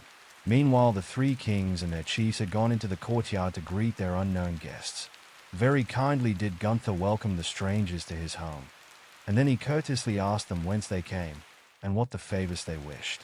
I have heard, answered Siegfried, that many knights and heroes live in this land, and that they are the bravest and the proudest in the world. I, too, am a knight, and sometime, if I am worthy, I shall be a king. But first I would make good my right to rule over land and folk, and for this reason I have come hither. If, indeed, you are as brave as all the world says you are, ride now to the meadows with us, and let us fight man to man, and he who wins shall rule over the lands of both. We will wager our kingdom and our heads against yours. King Gunther and his brothers were amazed at this unlooked-for speech. Such is not the way to try where true worth lies, they cried. We have no cause of quarrel with you, neither have you any cause of quarrel with us. Why, then, should we spill each other's blood? Again Siegfried urged them to fight with him, but they flatly refused. And Gernot said, The Burgundian kings have never wished to rule over folk that are not their own. Much less would they gain new lands at the cost of their best heroes' blood. And they have never taken part in needless quarrels.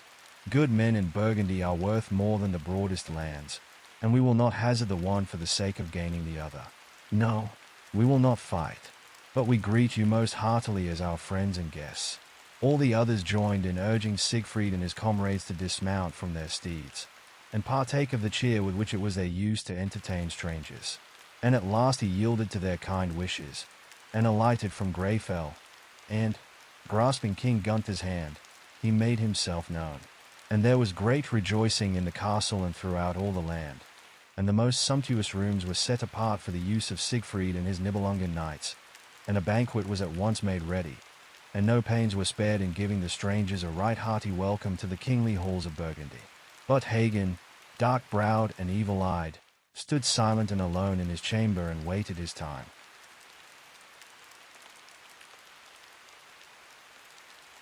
Chapter 10. Kriemhild's Dream. Early on the morrow morning, ere the sun had risen high, the peerless Kriemhild walked alone amid the sweet-scented bowers of her rose garden.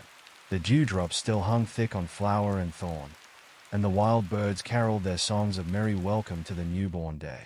Everything seemed to have put on its handsomest colors, and to be using its sweetest voice, on purpose to gladden the heart of the maiden. But Kriemhild was not happy. There was a shadow on her face and a sadness in her eye that the beauty and the music of that morning could not drive away. "What ails thee, my child?" asked her mother, Queen Ute, who met her. "Why so sad, as if thy heart were heavy with care? Has any one spoken unkindly, or has aught grievous happened to thee?" "Oh, no, dearest mother," said Kriemhild. "It is nothing that saddens me, nothing but a foolish dream. I cannot forget it. Tell me the dream," said her mother. "Mayhap it betokens something that the Norns have written for thee." Then Kriemhild answered, "I dreamed that I sat at my window, high up in the eastern tower, and the sun shone bright in the heavens, and the air was mild and warm, and I thought of naught but the beauty and the gladness of the hour. Then in the far north I saw a falcon flying. At first he seemed but a black speck in the sky, but swiftly he drew nearer and nearer, until at last he flew in at the open window, and I caught him in my arms. Oh, how strong and beautiful he was! His wings were purple and gold, and his eyes were as bright as the sun. Oh, a glorious prize I thought him, and I held him on my wrist, and spoke kind words to him. Then suddenly, from out of the sky above, 2 eagles dashed in at the window, and snatched my darling from me, and they tore him in pieces before my eyes, and laughed at my distress. "Thy dream," said Queen Ute, "is easy to explain. A king shall come from the Northland, and a mighty king shall he be, and he shall seek thee, and love thee, and wed thee, and thy heart shall overflow with bliss. The 2 eagles are the foes who shall slay him, but who they may be, or whence they may come, is known only to the Norns." "But I slept, and I dreamed again," said Kriemhild. "This time I sat in the meadow, and 3 women came to me, and they span, and they wove a woof more fair than any I have ever seen. And methought that another woof was woven, which crossed the first, and yet it was no whit less beautiful. Then the women who wove the woofs cried out, 'Enough!' And a fair white arm reached out and seized the rare fabrics, and tore them into shreds. And then the sky was overcast, and the thunder began to roll and the lightning to flash, and red fires gleamed, and fierce wolves howled around me, and I awoke. This dream," said Queen Ute, "is more than I can understand. Only this I can see and explain, that in the dim future the woof of another's fate shall cross thy own. But trouble not thyself because of that which shall be. While yet the sun shines for thee, and the birds sing, and the flowers shed their sweet perfume, it is for thee to rejoice and be light-hearted. What the Norns have woven is woven, and it cannot be undone."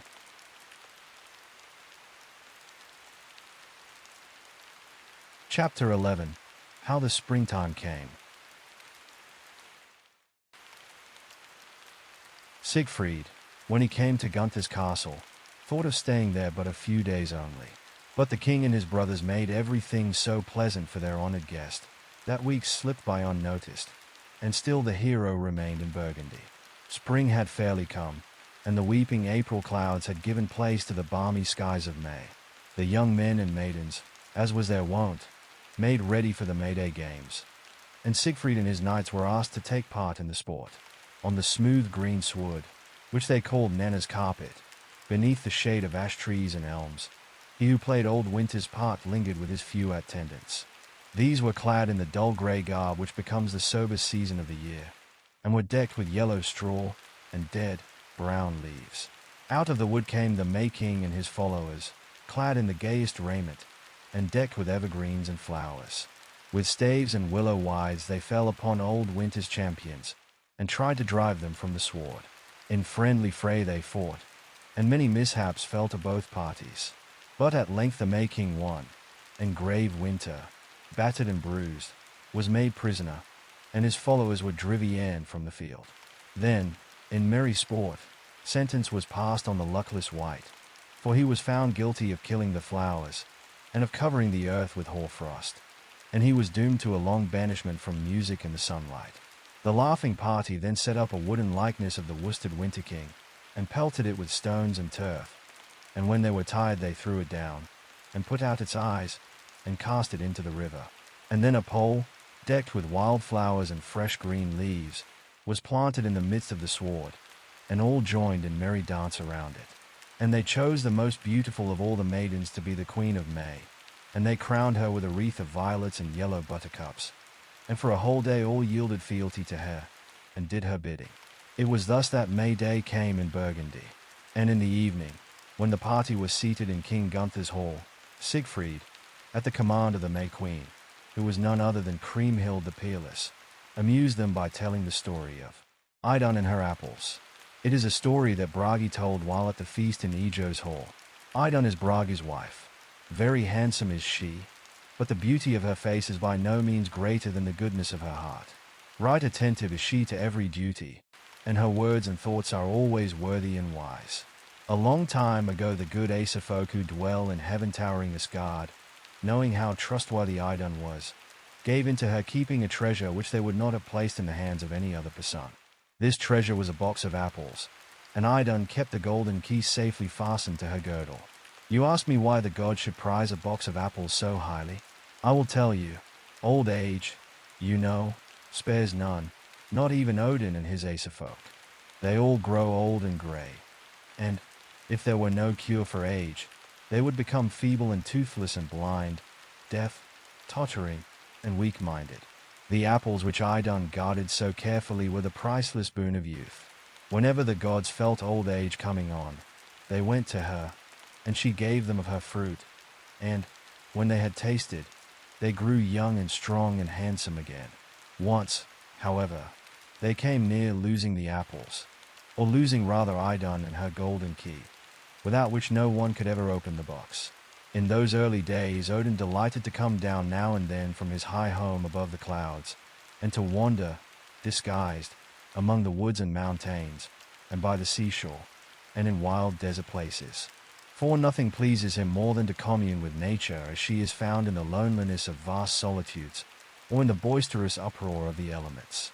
Once on a time he took with him his friends Honi and Loki, and they rambled many days among the icy cliffs and along the barren shores of the great frozen sea. In that country there was no game, and no fish was found in the cold waters, and the three wanderers, as they had brought no food with them, became very hungry. Late in the afternoon of the 7th day, they reached some pasture lands belonging to the giant Hymer, and saw a herd of the giant's cattle browsing upon the short grass which grew in the sheltered nooks among the hills. "Ah," cried Loki, "after fasting for a week, we shall now have food in abundance. Let us kill and eat." So saying, he hurled a sharp stone at the fattest of Hymer's cows, and killed her, and the three quickly dressed the choicest pieces of flesh for their supper. Then Loki gathered twigs and dry grass, and kindled a blazing fire. Honi filled the pot with water from melted ice, and Odin threw into it the bits of tender meat. But, make the fire as hot as they would, the water would not boil, and the flesh would not cook. All night long the supperless three sat hungry around the fire, and, every time they peeped into the kettle, The meat was as raw and gustless as before.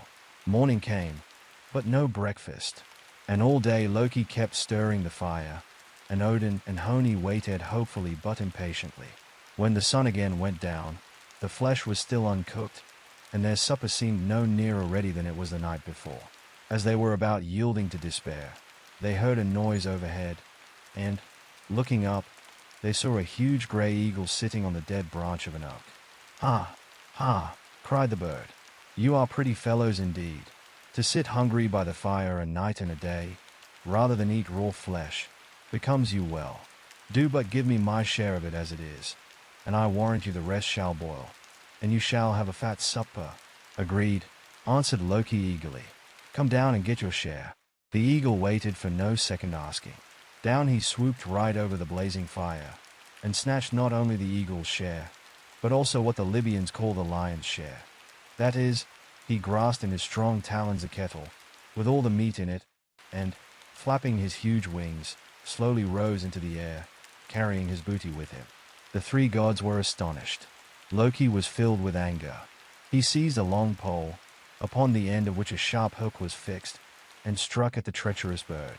The hook stuck fast in the eagle's back, and Loki could not loose his hold of the other end of the pole. The great bird soared high above the tree tops and over the hills, and carried the astonished mischief-maker with him. But it was no eagle.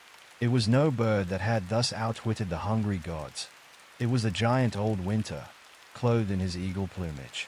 Over the lonely woods and the snow-crowned mountains and the frozen sea, he flew, dragging the helpless Loki through treetops and over jagged rocks, scratching and bruising his body, and almost tearing his arms from his shoulders. At last he alighted on the craggy top of an iceberg, where the storm winds shrieked, and the air was filled with driving snow. As soon as Loki could speak, he begged the giant to carry him back to his comrades, Odin and Honi. "On one condition only will I carry you back," answered old Winter. "Swear to me that you will betray into my hands Dame Idun and her golden key." Loki asked no questions, but gladly gave the oath, and the giant flew back with him across the sea, and dropped him, torn and bleeding and lame, by the side of the fire, where Odin and Honi still lingered. And the three made all haste to leave that cheerless place, and return to Odin's glad home in Asgard. Some weeks after this, Loki, the prince of mischief-makers, went to Bragi's house to see Idun. He found her busied with her household cares, not thinking of a visit from any of the gods. "I have come, good dame," said he, "to taste your apples again, for I feel old age coming on apace." Idun was astonished. "You are not looking old," she answered. "There is not a single grey hair upon your head, and not a wrinkle on your brow. If it were not for that scar upon your cheek, and the arm which you carry in a sling, you would look as stout and as well as I have ever seen you. Besides, I remember that it was only a year ago when you last tasted of my fruit. Is it possible that a single winter should make you old?" "A single winter has made me very lame and feeble, at least," said Loki. "I have been scarcely able to walk about since my return from the north. Another winter without a taste of your apples will be the death of me." Then the kind-hearted Idun, when she saw that Loki was really lame, went to the box, and opened it with her golden key, and gave him one of the precious apples to taste. He took the fruit in his hand, bit it, and gave it back to the good dame. She put it in its place again, closed the lid, and locked it with her usual care. "Your apples are not so good as they used to be," said Loki, making a very wry face. "Why don't you fill your box with fresh fruit?" Idun was amazed. Her apples were supposed to be always fresh, fresher by far than any that grow nowadays. None of the gods had ever before complained about them, and she told Loki so. "Very well," said he. "I see you do not believe me, and that you mean to feed us on your sour, withered apples, when we might as well have golden fruit. If you were not so bent on having your own way, I could tell you where you might fill your box with the choicest of apples, such as Odin loves.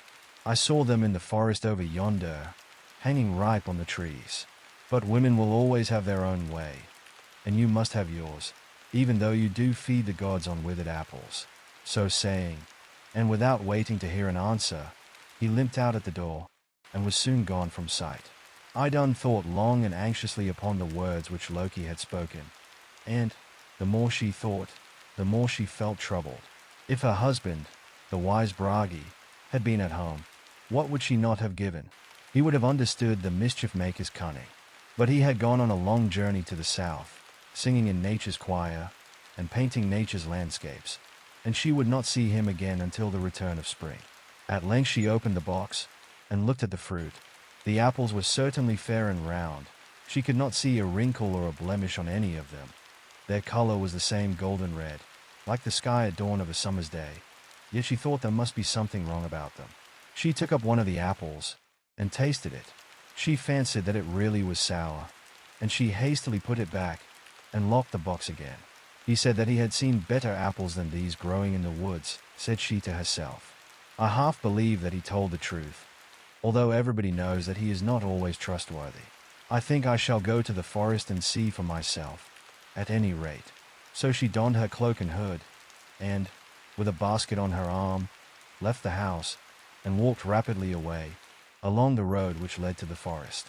It was much farther than she had thought, and the sun was almost down when she reached the edge of the wood. But no apple trees were there. Tall oaks stretched their bare arms up towards the sky, as if praying for help. There were thorn trees and brambles everywhere, but there was no fruit, neither were there any flowers, nor even green leaves. The frost giants had been there.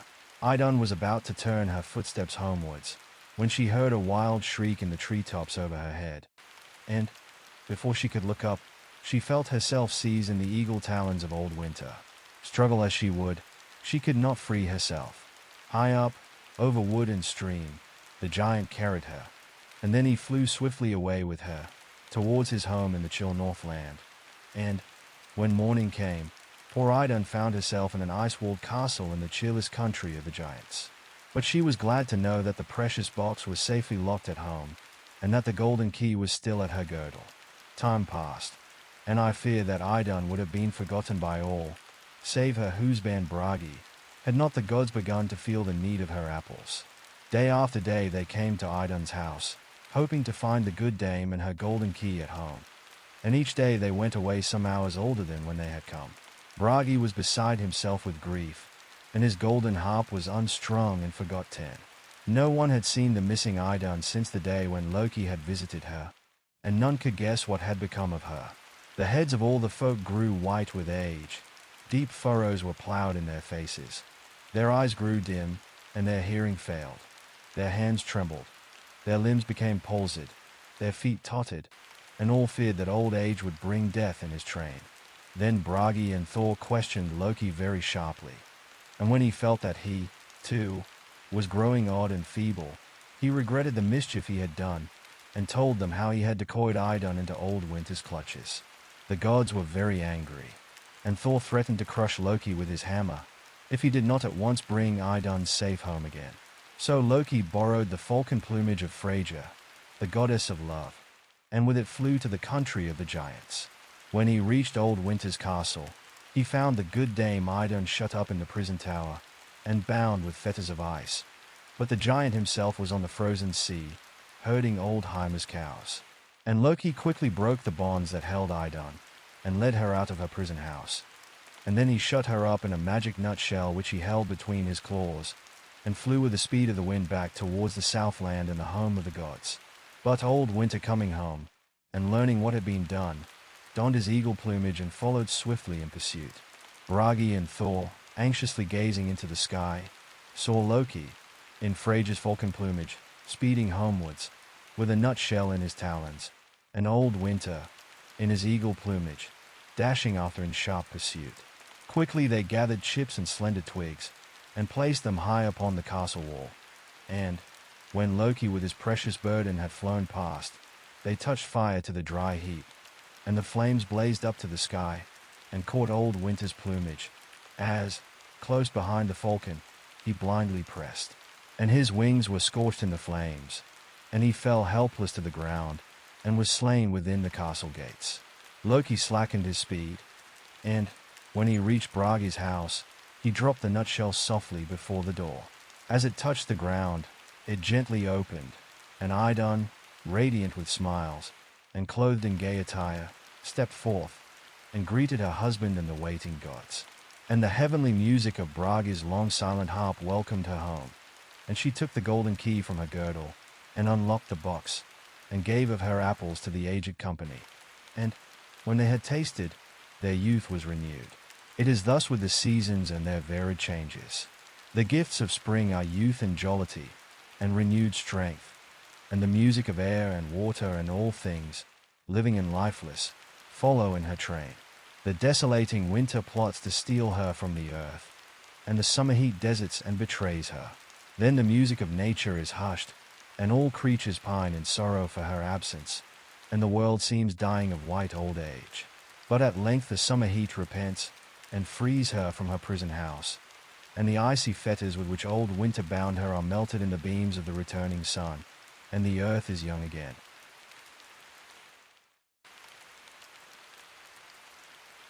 Chapter 12. The War with the North Kings.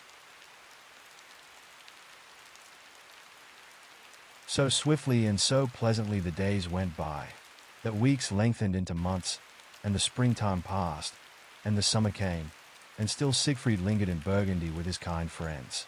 The time was spent in all manner of joyance, in hunting the deer in the deep oak woods, in riding over the daisied meadows or among the fields of corn, in manly games and sports, in music and dancing, in feasting and in pleasant talk. And of all the noble folk who had ever sat at Gunthor's table, or hunted in the Burgundian woods, none were so worthy or so fair as the proud young lord of the Nibelungans. One day in early autumn a party of strange knights rode up to the castle, and asked to speak with the Burgundian kings. They were led straightway into the great hall, and Gunthor and his brothers welcomed them, as was their wont, right heartily, and asked them from what country they had come, and what was their errand. We come, they answered, from the north country, and we bring word from our lords and kings, Ludiger and Ludegast. And what would our kingly neighbors say to us? Asked Gunthor. Then the strangers said that their lords had become very angry with the Burgundian kings, and that they meant, within 12 weeks from that day, to come with a great army, and lay the country waste, and besiege their city and castle. All this they had sworn to do unless the Burgundians would make peace with them upon such terms as Ludiger and Ludegast should please to grant. When Gunthor and his brothers heard this, they were struck with dismay.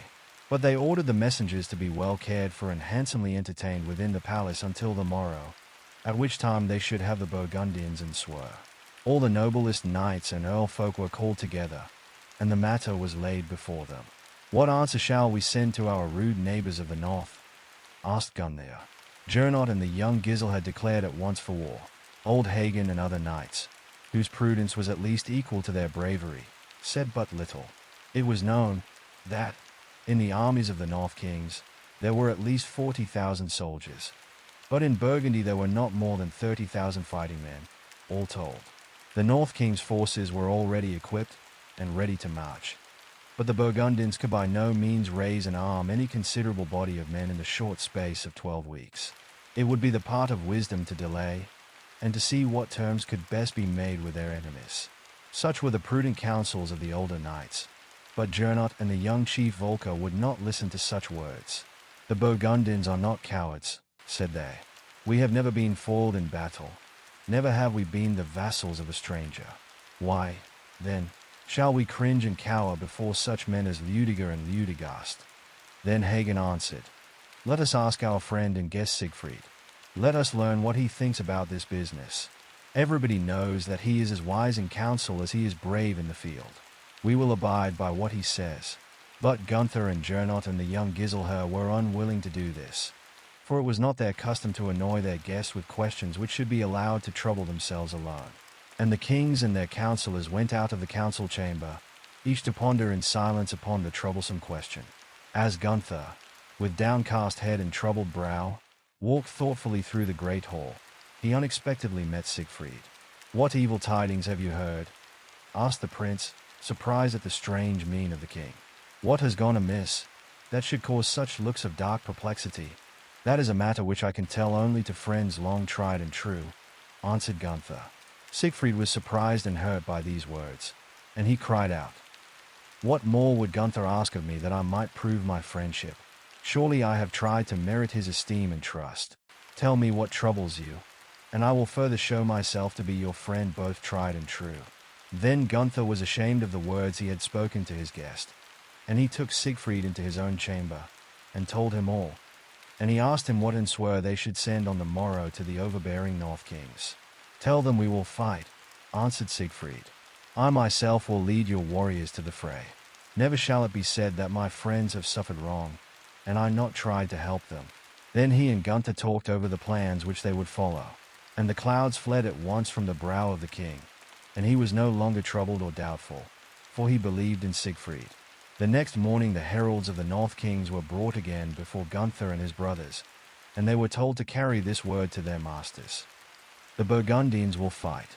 They will make no terms with their enemies, save such as they make of their own free will."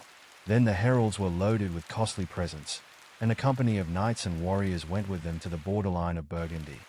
And, filled with wonder at what they had seen, they hastened back to their liege lords, and told all that had happened to them. And Ludiger and Ludegast were very wroth when they heard the answer which the Burgundians had sent to them. But, when they learned that the noble Sigfried was at Gunther's castle, they shook their heads, and seemed to feel more doubtful of success. Many and busy were the preparations for war, and in a very few days all things were in readiness for the march northwards. It was settled that Sigfried with his 12 Nibelungen chiefs, and 1,000 picked men, should go forth to battle against their boastful enemies. The dark-browed Hagen, as he had always done, rode at the head of the company, and by his side was Sigfried on the noble horse Greyfell. Next came Gernot and the bold chief Volker, bearing the standard, upon which a golden dragon was engraved. Then followed Dankwart and Ortwin, and the 12 worthy comrades of Sigfried, and then the 1,000 warriors, the bravest in all Rhineland, mounted on impatient steeds, and clad in bright steel armor, with broad shields, and plumed helmets, and burnished swords, and sharp-pointed spears. And all rode proudly out through the great castle gate. And Gunther and the young Giselher and all the fair ladies of the court bade them Godspeed. The little army passed through the forest, and went northwards, until, on the 5th day, they reached the boundaries of Saxon land. And Sigfried gave spur to his horse Greyfell, and, leaving the little army behind him, hastened forwards to see where the enemy was encamped. As he reached the top of a high hill, he saw the armies of the North kings resting carelessly in the valley beyond. Knights, mounted on their horses, rode hither and thither. The soldiers sauntered lazily among the trees, or slept upon the grass. Arms were thrown about in great disorder, or stacked in piles near the smoking campfires. No one dreamed of danger, but all supposed that the Burgundians were still at home, and would never dare to attack a foe so numerous and so strong.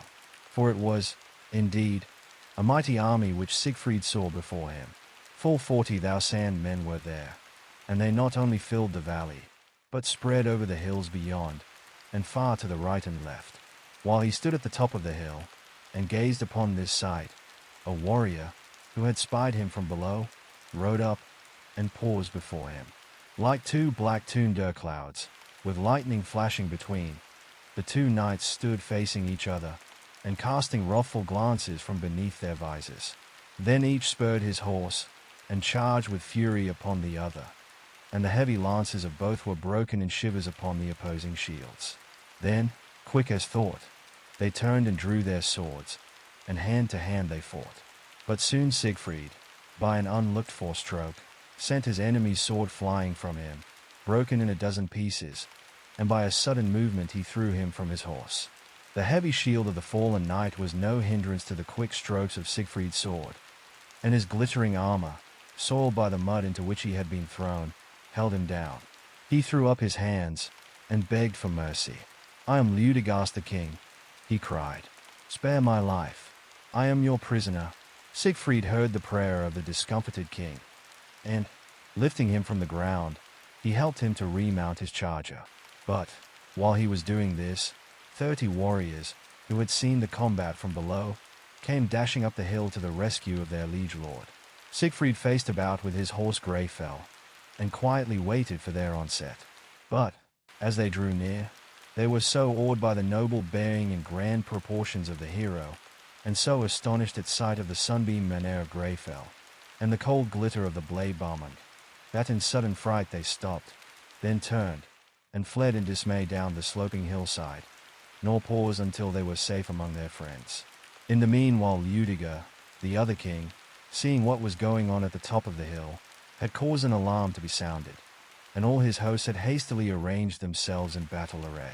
At the same time, Hagen and Gernot and their little army of heroes hove in sight and came quickly to Siegfried's help, and the dragon banner was planted upon the crest of the hill. The captive king, Ludegast, was taken in to the rear, and a guard was placed over him. The champions of the Rhine formed in line and faced their foes. The great army of the North Kings moved boldly up the hill, and, when they saw how few were the Burgundians, they laughed and cheered most lustily, for they felt that the odds was in their favor, and 40-1 is no small odds. Then Siegfried and his 12 comrades, and Hagen and the 1,000 Burgundian knights, dashed upon them with the fury of the whirlwind. The lances flew so thick in the air that they hid the sun from sight. Swords flashed on every side. The sound of clashing steel, and horses' hoofs, and soldiers' shouts, filled earth and sky with a horrid din. And soon the boastful foes of the Burgundians were everywhere worsted and thrown into disorder. Siegfried dashed hither and thither, from one part of the field to another, in search of King Ludiger. Thrice he cut his way through the ranks, and at last he met face to face the one for whom he sought. King Ludiger saw the flashing sunbeams that glanced from Greyfell's manor. He saw the painted crown upon the hero's broad shield, and then he felt the fearful stroke of the sword Barmund, as it clashed against his own, and cut it clean in halves. He dropped his weapons, raised his visor, and gave himself up as a prisoner. "Give up the fight, my brave fellows," he cried. "This is Siegfried the Brave, the Prince of the Lowlands, and the Lord of Nibelungen land. It were foolishness to fight against him. Save yourselves as best you can." This was the signal for a frightful panic. All turned and fled. Each thought of nothing but his own safety, and knights and warriors, horsemen and foot soldiers, in one confused mass, throwing shields and weapons here and there, rushed wildly down the hill, and through the valley and ravines, and sought, as best they could, their way homeward. The Burgundian heroes were the masters of the field, and on the morrow they turned their faces joyfully towards Rhineland. And all joined in saying that to Siegfried was due the praise for this wonderful victory which they had gained. Heralds had been sent on the fleetest horses to carry the glad news to Burgundy, and when, one morning, they dashed into the courtyard of the castle, great was the anxiety to know what tidings they brought. And King Gunther, and the young Giselher, and the peerless Kriemhild, came out to welcome them, and eagerly to inquire what had befallen the heroes. With breathless haste the heralds told the story of all that had happened. "And how fares our brother Gernot?" asked Kriemhild. "There is no happier man on earth," answered the herald. In truth, there was not a coward among them all, but the bravest of the brave was Siegfried. He it was who took the 2 kings prisoners, and everywhere in the thickest of the fight there was Siegfried. And now our little army is on its homeward march, with 1,000 prisoners, and large numbers of the enemies wounded. Had it not been for the brave Siegfried, no such victory could have been won. In a few days the Rhine champions reached their home, and gaily were the castle and all the houses in the city decked in honor of them. And all those who had been left behind went out to meet them as they came down from the forest road, and drew near to the castle. And the young girls strewed flowers in their path, and hung garlands upon their horses. And music and song followed the heroes into the city, and through the castle gate. When they reached the palace, the 2 prisoner kings, Ludiger and Ludegast, were loosed from their bonds, and handsomely entertained at Gunther's table. And the Burgundian kings assured them that they should be treated as honored guests, and have the freedom of the court and castle, if they would pledge themselves not to try to escape from Burgundy until terms of peace should be agreed upon. This pledge they gladly gave, and rich apartments in the palace were assigned for their use. Like favors were shown to all the prisoners, according to their rank, and the wounded were kindly cared for. And the Burgundians made ready for a gay hightide, a glad festival of rejoicing, to be held at the next full moon. When the day drew near which had been set for this hightide, the folk from all parts of Rhineland began to flock towards the city. They came in companies, with music and laughter, and the glad songs of the springtime. And all the knights were mounted on gallant horses caparisoned with gold-red saddles, from which hung numbers of tinkling silver bells. As they rode up the sands towards the castle gate, with their dazzling shields upon their saddle bows, and their gay and many-colored banners floating in the air, King Gernot and the young Giselher, with the noblest knights of the fortress, went courteously out to meet them, and the friendly greetings which were offered by the two young kings won the hearts of all. 32 princes and more than 5,000 warriors came as bidden guests. The city and castle were decked in holiday attire, and all the people in the land gave themselves up to enjoyment. The sick and the wounded, who until now had thought themselves at death's door, forgot their ailments and their pains as they heard the shouts of joy and the peals of music in the streets. In a green field outside of the city walls, arrangements had been made for the games, and galleries and high stages had been built for the lookers-on. Here jousts and tournaments were held, and the knights and warriors engaged in trials of strength and skill. When King Gunther saw with what keen enjoyment both his own people and his guests looked upon these games, and took part in the gay festivities, he asked of those around him, "What more can we do to heighten the pleasures of the day?"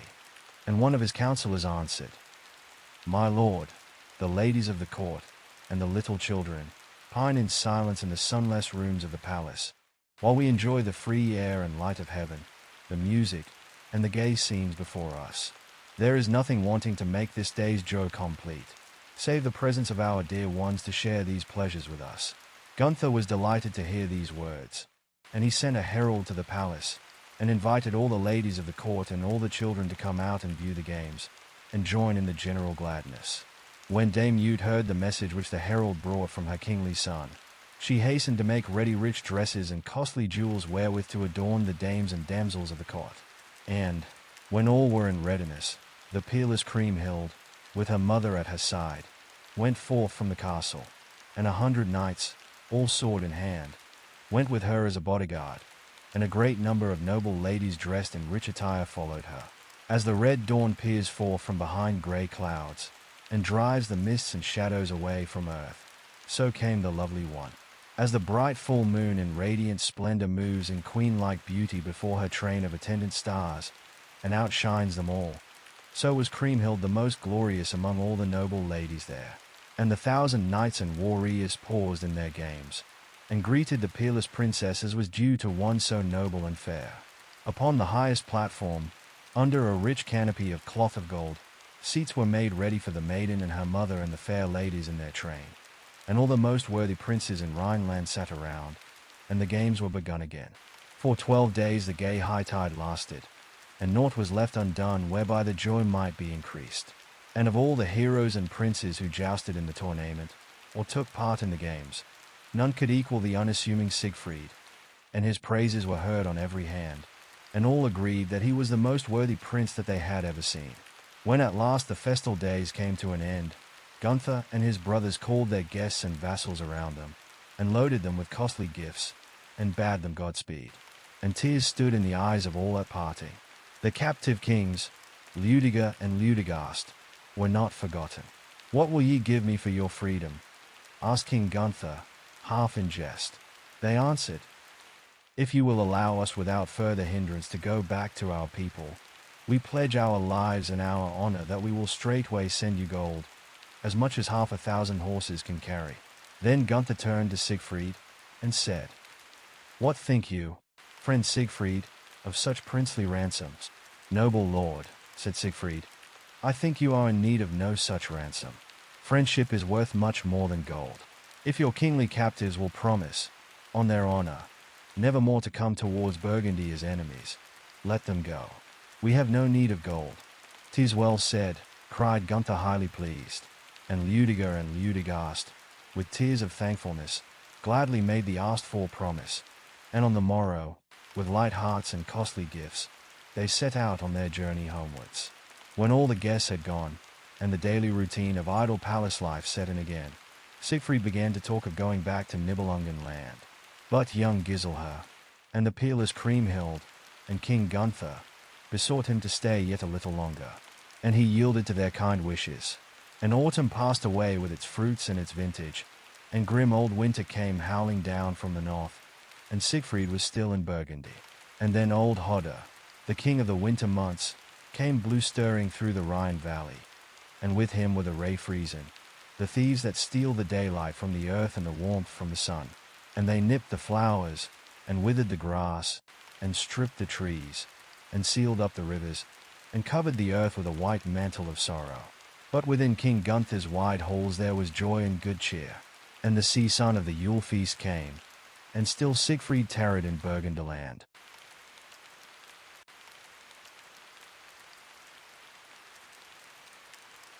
Chapter 13. The Story of Balder. There was mirth in King Gunther's dwelling, for the time of the Yule feast had come. The broad banquet hall was gaily decked with cedar and spruce and sprigs of the mistletoe, and the fires roared in the great chimneys, throwing warmth and a ruddy glow of light into every corner of the room. The long table fairly groaned under its weight of good cheer. At its head sat the kings and the earl folk, and before them, on a silver platter of rare workmanship, was the head of a huge wild boar, the festal offering to the good Fry, in honor of whom the Yule feast was held. For now the sun, which had been driven by the frost giants far away towards the southland, had begun to return, and Fry was on his way once more to scatter peace and plenty over the land. The harp and the wassail bowl went round, and each one of the company sang a song, or told a story, or in some way did his part to add to the evening's enjoyment. And a young sea-king who sat at Sigfried's side told most bewitching tales of other lands which lie beyond old Ejo's kingdom. Then, when the harp came to him, he sang the wondrous song of the shaping of the earth, and all who heard were charmed with the sweet sound and with the pleasant words. He sang of the sunlight and the south winds and the summertime, of the storms and the snow and the somber shadows of the northland. And he sang of the dead Ymir, the giant whose flesh had made the solid earth, and whose blood the sea, and whose bones the mountains, whose teeth the cliffs and crags, and whose skull the heavens. And he sang of Odin, the earth's preserver, the giver of life, the father of all, and of the Aesirfolk who dwell in Asgard, and of the ghostly heroes in Valhall. Then he sang of the heaven tower of the thunder god, and of the shimmering Aesir bridge, or rainbow, all afire, and, lastly, of the four dwarfs who hold the blue sky dome above them, and of the elves of the mountains, and of the wood sprites and the fairies. Then he laid aside his harp, and told the old but ever beautiful story of the death of Balder the Good. The story. Balder, as you know, was Odin's son, and he was the brightest and best of all the Aesirfolk. Wherever he went, there were gladness and light-hearted mirth, and blooming flowers, and singing birds, and murmuring waterfalls.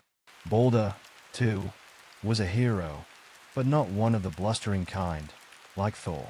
He slew no giants. He never went into battle. He never tried to make for himself a name among the dwellers of the midworld, and yet he was a hero of the noblest type. He dared to do right, and to stand up for the good, the true, and the beautiful. There are still some such heroes, but the world does not always hear of them. Hodder, the blind king of the winter months, was Balder's brother, and as unlike him as darkness is unlike daylight. While one rejoiced, and was merry and cheerful, the other was low-spirited and sad. While one scattered sunshine and blessings everywhere, the other carried with him a sense of cheerlessness and gloom. Yet the brothers loved each other dearly. One night Balder dreamed a strange dream, and when he awoke he could not forget it. All day long he was thoughtful and sad, and he was not his own bright, happy self. His mother, the Aesir Queen, saw that something troubled him, and she asked, "Whence comes that cloud upon your brow? Will you suffer it to chase away all your sunshine?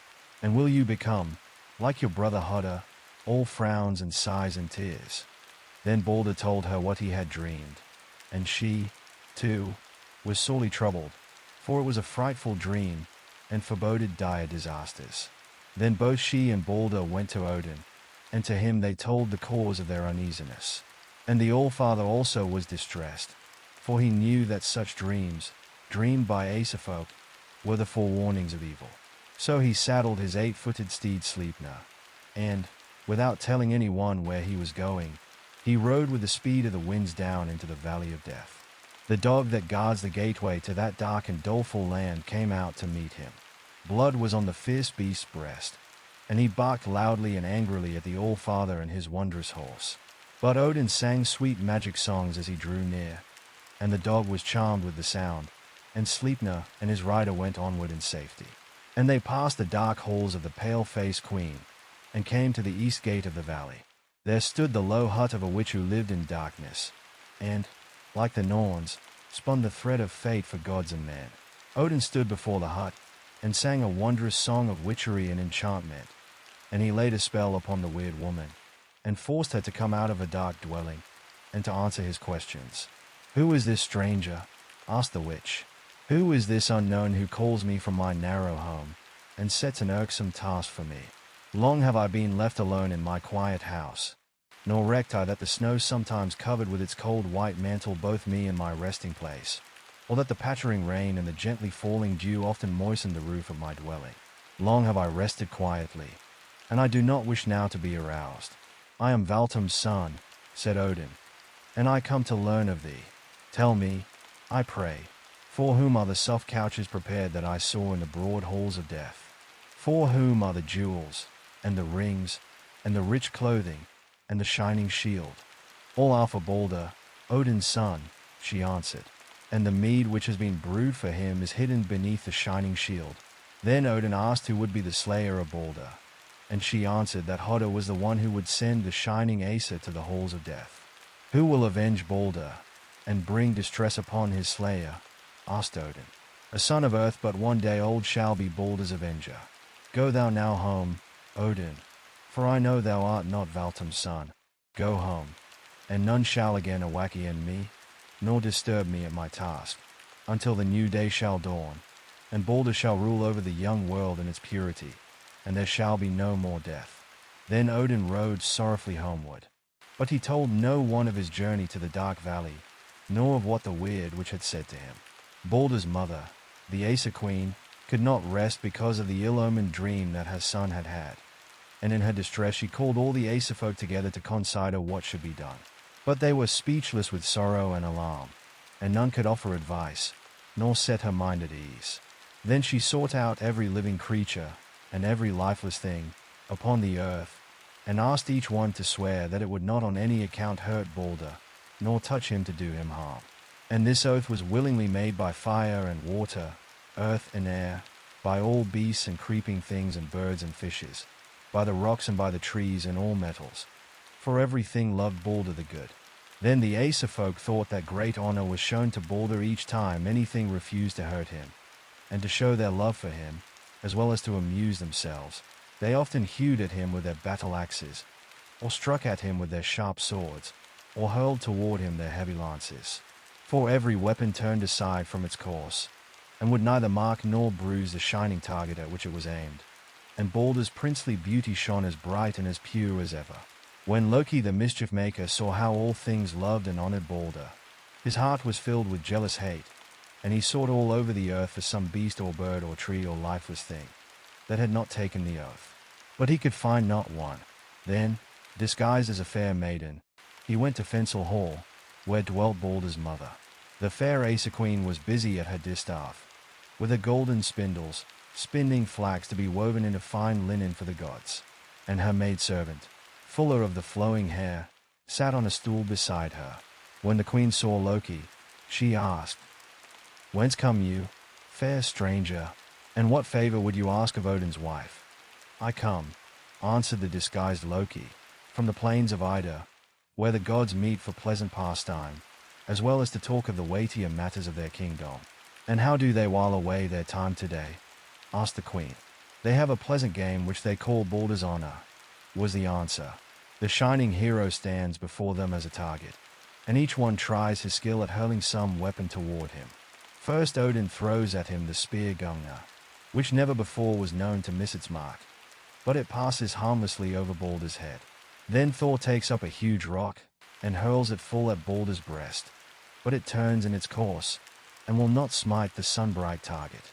Then Tyr seizes a battle axe, and strikes at Balder as though he would hew him down, but the keen edge refuses to touch him, and in this way the Acer folk show honor to the best of their number." The Acer Queen smiled in the glad pride of her mother heart, and said, "Yes, everything shows honor to the best of Odin's sons, for neither metal nor wood nor stone nor fire nor water will touch Balder to do him harm." "Is it true, then?" asked Loki. that everything has made an oath to you, and promised not to hurt your son. And the queen, not thinking what harm an unguarded word might do, answered, Everything has promised, save a little feeble sprig that men call the mistletoe. So small and weak it is, that I knew it could never harm anyone, and so I passed it by, and did not ask it to take the oath. Then Loki went out of Fensal Hall, and left the Acer Queen at her spinning, and he walked briskly away, and paused not until he came to the eastern side of Valhall, where, on the branches of an old oak, the mistletoe grew. Rudely he tore the plant from its supporting branch, and hid it under his cloak. Then he walked leisurely back to the place where the Acer folk were wont to meet in council. The next day the Acers went out, as usual, to engage in pleasant pastimes on the plains of Ida. When they had tired of leaping and foot racing and tilting, they placed Balder before them as a target again. And, as each threw his weapon toward the shining mark, they laughed to see the missile turn aside from its course, and refused to strike the honored one. But blind Hodder stood sorrowfully away from the others, and did not join in any of their sports. Loki, seeing this, went to him and said, Brother of the gloomy brow, why do you not take part with us in our games? I am blind, answered Hodder. I can neither leap, nor run, nor throw the lance. But you can shoot arrows from your bow, said Loki. Alas, said Hodder, that I can do only as some one shall direct my aim, for I can see no target. Do you hear that laughter? Asked Loki. Thor has hurled the straight trunk of a pine tree at your brother, and, rather than touch such a glorious mark, it has turned aside, and been shivered to pieces upon the rocks over there. It is thus that the Acer folk, and all things living and lifeless, honor Balder. Hodder is the only one who hangs his head, and fears to do his part. Come, now, let me fit this little arrow in your bow, and then, as I point it, do you shoot. When you hear the gods laugh, you will know that your arrow has shown honor to the hero by refusing to hit him. And Hodder, thinking no harm, did as Loki wished, and the deadly arrow sped from the bow, and pierced the heart of shining Balder, and he sank lifeless upon the ground. Then the Acer folk who saw it were struck speechless with sorrow and dismay. And, had it not been that the Ida plains where they then stood was sacred to peace, they would have seized upon Loki, and put him to death. Forthwith the world was draped in mourning for Balder the Good. The birds stopped singing, and flew with drooping wings to the far southland. The beasts sought to hide themselves in their lairs and in the holes of the ground. The trees shivered and sighed until their leaves fell withered to the earth. The flowers closed their eyes, and died. The rivers stopped flowing, and dark and threatening billows veiled the sea. Even the sun shrouded his face, and withdrew silently towards the south. When Balder's good mother heard the sad news, she left her golden spindle in Fensal Hall, and with her maidens hastened to the Ida plains, where the body of her son still lay. Nanna, the faithful wife of Balder, was already there, and wild was her grief at sight of the lifeless loved one. And all the Acer folk, save guilty Loki, who had fled for his life, stood about them in dumb amazement. But Odin was the most sorrowful of all, for he knew that, with Balder, the world had lost its most gladsome life. They lifted the body, and carried it down to the sea, where the great ship Ringhorn, which Balder himself had built, lay ready to be launched. And a great company followed, and stood upon the beach, and bewailed the untimely death of the hero. First came Odin, with his grief-stricken queen, and then his troop of handmaidens, the Valkyrian, followed by his ravens Hugin and Munin. Then came Thor in his goat-drawn car, and Heimdall on his horse Goldtop. Then Frey, in his wagon, behind the boar Gullinbrus of the golden bristles. Then Freyja, in her chariot drawn by cats, came weeping tears of gold. Lastly, poor blind Hodder, overcome with grief, was carried thither on the back of one of the frost giants. And old Aeger, the ocean king, raised his dripping head above the water, and gazed with dewy eyes upon the scene. And the waves, as if affrighted, left off their playing, and were still. High on the deck they built the funeral pile, and they placed the body upon it, and covered it with costly garments, and with woods of the finest scent, and the noble horse which had been Balder's they slew, and placed beside him, that he might not have to walk to the halls of death. And Odin took from his finger the ring Draupner, the earth's enricher, and laid it on the pile. Then Nanna, the faithful wife, was overcome with grief, and her gentle heart was broken, and she fell lifeless at the feet of the Aesir queen. And they carried her upon the ship, and laid her by her husband's side. When all things were in readiness to set fire to the pile, the gods tried to launch the ship, but it was so heavy that they could not move it. So they sent in haste to Jotunheim for the stout giantess Hyrrockin, and she came with the speed of the whirlwind, and riding on a wolf, which she guided with a bridle of writhing snakes. "What will you have me do?" she asked. "We would have you launch the great ship Ringhorn," answered Odin. "That I will do," roared the grim giantess. And, giving the vessel a single push, she sent it sliding with speed into the deep waters of the bay. Then she gave the word to her grisly steed, and she flew onwards and away, no one knew whither. The Ringhorn floated nobly upon the water, a worthy bier for the body which it bore. The fire was set to the funeral pile, and the red flames shot upwards to the sky. But their light was but a flickering beam when matched with the sun-bright beauty of Balder, whose body they consumed. Then the sorrowing folk turned away, and went back to their homes. A cheerless gloom rested heavily where light gladness had ruled before. And, when they reached the high halls of Asgard, the Aesir queen spoke, and said, "Who now, for the love of Balder and his stricken mother, will undertake an errand? Who will go down into the valley of death, and seek for Balder, and ransom him, and bring him back to Asgard in the midworld?" Then Hermod the nimble, the brother of Balder, answered, "I will go. I will find him, and, with Hela's leave, will bring him back." And he mounted Sleipnir, the 8-footed steed, and galloped swiftly away. 9 days and 9 nights he rode through strange valleys and mountain gorges, where the sun's light had never been, and through gloomy darkness and fearful silence, until he came to the Black River, and the glittering, golden bridge which crosses it. Over the bridge his strong horse carried him, although it shook and swayed and threatened to throw him into the raging, inky flood below. On the other side a maiden keeps the gate, and Hermod stopped to pay the toll. "What is thy name?" she asked. "My name is Hermod, and I am called the Nimble," he answered. "What is thy father's name?" "His name is Odin. Mayhap you have heard of him. Why ridest thou with such thunderous speed? 5 kingdoms of dead men passed over this bridge yesterday, and it shook not with their weight as it did with thee and thy strange steed. Thou art not of the pale multitude that are wont to pass this gate. What is thy errand, and why ridest thou to the domains of the dead?" "I go to find my brother Balder," answered Hermod. "It is but a short time since he unwillingly came down into these shades." 3 days ago," said the maiden, "Balder passed this way, and by his side rode the faithful Nanna. So bright was his presence, even here, that the whole valley was lighted up as it had never before been lighted.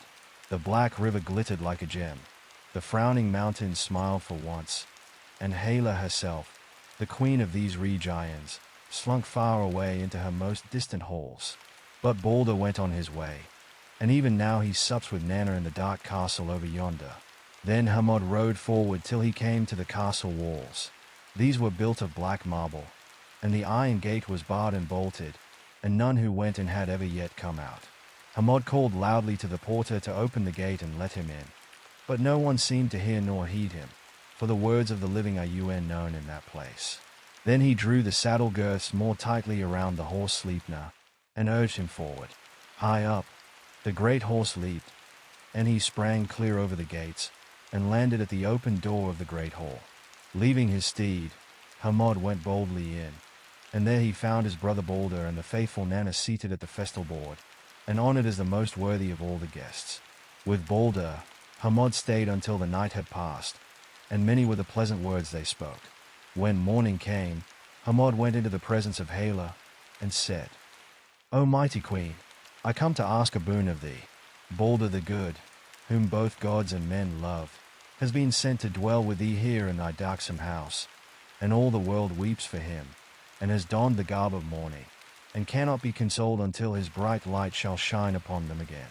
And the gods have sent me, his brother, to ask thee to let Balder ride back with me to Asgard, to his noble, sorrowing mother, the Aesir queen, for then will hope live again in the hearts of men, and happiness will return to the earth.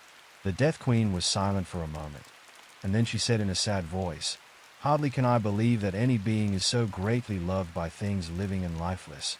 For surely Balder is not more the friend of earth than I am, and yet men love me not. But go thou back to Asgard, and, if everything shall weep for Balder, then I will send him to you. But, if anything shall refuse to weep, then I will keep him in my halls." So Hermod made ready to return home, and Balder gave him the ring Draupner to carry to his father as a keepsake, and Nanna sent to the Queen Mother a rich carpet of purest green. Then the nimble messenger mounted his horse, and rode swiftly back over the dark river, and through the frowning valleys, until he at last reached Odin's halls. When the Aesirfolk learned upon what terms they might have Balder again with them, they sent heralds all over the world to beseech everything to mourn for him, and men and beasts, and creeping things, and birds and fishes, and trees and stones, and air and water, all things, living and lifeless, joined in weeping for the lost Balder. But, as the heralds were on their way back to Asgard, they met a giantess named Thok, and they asked her to join in the universal grief. And she answered, "What good thing did Balder ever do for Thok? What gladness did he ever bring her? If she should weep for him, it would be with dry tears. Let Hela keep him in her halls. And yet the day shall come," added the storyteller, "when the words of the weird woman to Odin shall prove true, and Balder shall come again to rule over a newborn world in which there shall be no wrongdoing and no more death."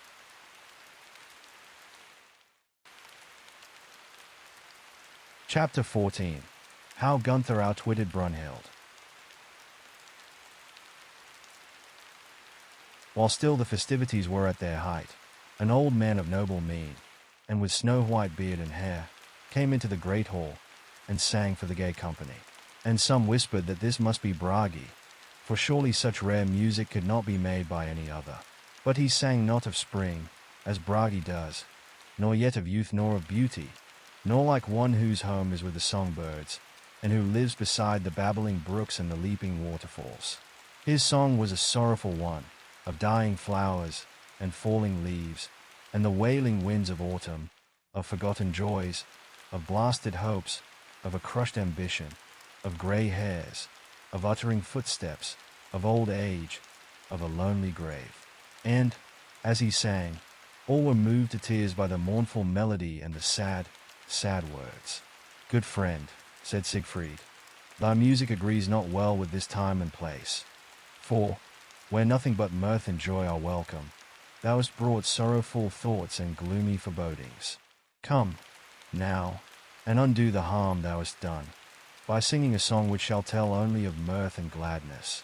The old man shook his head, and answered, "Were I Bragi, as some think I am, or were I even a strolling harper, I might do as you ask. But I am neither, and I know no gladsome songs. Men have called me a messenger of ill omen, and such, indeed, I have sometimes been, although through no wish of my own. I come as a herald from a far-off land, and I bear a message to all the kings and the noblest chiefs of Rhineland. If King Gunther will allow me, I will now make that message known." "Let the herald speak on," said Gunther graciously. "Far over the sea," said the herald, "there lies a dreamy land called Isenland, and in that land there is a glorious castle, with 86 towers, built of purest marble, green as grass. In that castle there lives the fairest of all earth's daughters, Brunhild, the maiden of the springtime. In the early days she was one of Odin's Valkyrie, and with other heavenly maidens it was her duty to follow, unseen, in the wake of armies, and when they met in battle to hover over the field, and with kisses to waken the dead heroes, and lead their souls away to Odin's glad banquet hall. But upon a day she failed to do the All-Father's bidding, and he, in anger, sent her to live among men, and like them to be short-lived, and subject to old age and death. But the childless old king of Isenland took pity upon the friendless maiden, and called her his daughter, and made her his heir. Then Odin, still more angered, sent the thorn of sleep to wound the princess. And sleep seized upon every creature in Isenland, and silence reigned in the halls of the marble palace. For Odin said, "Thus shall they all sleep until the hero comes, who will ride through fire, and awaken Brunhild with a kiss." At last the hero so long waited for came. He passed the fiery barriers safe, and awoke the slumbering maiden, and all the castle sprang suddenly into life again. And Brunhild became known once more as the most glorious princess in this midworld. But the sun-bright hero who freed her from her prison of sleep vanished from Isenland, and no one knew where he went. But men say that he rides through the noble world, the fairest and the best of kings. And Brunhild has sought for him in many lands, and, although all folk have heard of his deeds, none know where he dwells. And so, as a last resort, she has sent heralds into every land to challenge every king to match his skill with hers in 3 games of strength, in casting the spear, in hurling the heavy stone, and in leaping. The one who can equal her in these feats shall be king of Isenland, and share with her the throne of Isenstein. And by this means she hopes to find the long-absent hero, for she believes that there is no other prince on earth whose strength and skill are equal to her own. Many men have already risked their lives in this adventure, and all have failed. And now, King Gunther, continued the herald, I have come by her orders into Rhineland, and I deliver the challenge to you. If you accept, and are beaten, your life is forfeited. If you succeed, the fairest kingdom and the most beautiful queen in the world are yours, for you will have proved that you are at least the equal of the hero whom she seeks. What reply shall I carry back to Isenland? King Gunther answered hastily, and as one dazed and in a dream, say that I accept the challenge, and that when the springtime comes again, and the waters in the river are unlocked, I shall go to Isenland, and match my skill and strength with that of the fair and mighty Brunhild. All who stood around were greatly astonished at Gunther's reply, for, although his mind was somewhat weak, he was not given to rash and hazardous undertakings. And Sigfried, who was at his side, whispered, Think twice, friend Gunther, ere you decide. You do not know the strength of this mighty but lovely warrior maiden. Were your strength 4 times what it is, you could not hope to excel her in those feats. Give up this hasty plan, I pray you, and recall your answer to the challenge. Think no more of such an undertaking, for it surely will cost you your life. But these warnings, and the words of others who tried to dissuade him, only made Gunther the more determined, and he vowed that nothing should hinder him from undertaking the adventure. Then the dark-browed Hagen said, Our friend Siegfried seems to know much about Isenland and its maiden queen. And indeed, if there is any truth in hearsay, he has had the best of means for learning.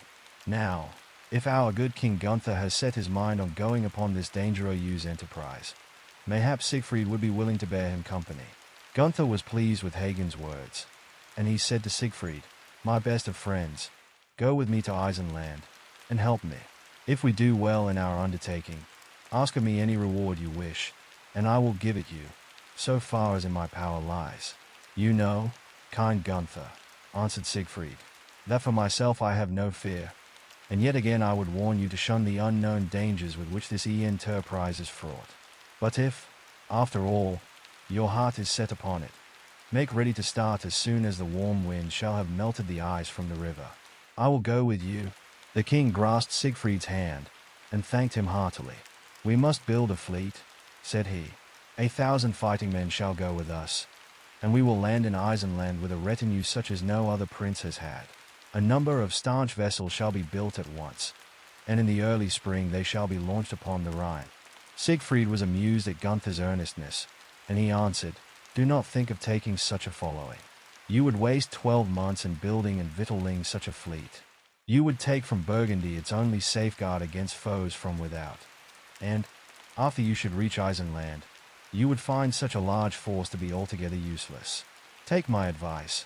Have one small vessel built and rigged and victualled for the long and dangerous voyage, and, when the time shall come, you and I, and your kinsmen Hagen and Dankwart, we 4 only, will undertake the voyage and the emprise you have decided upon.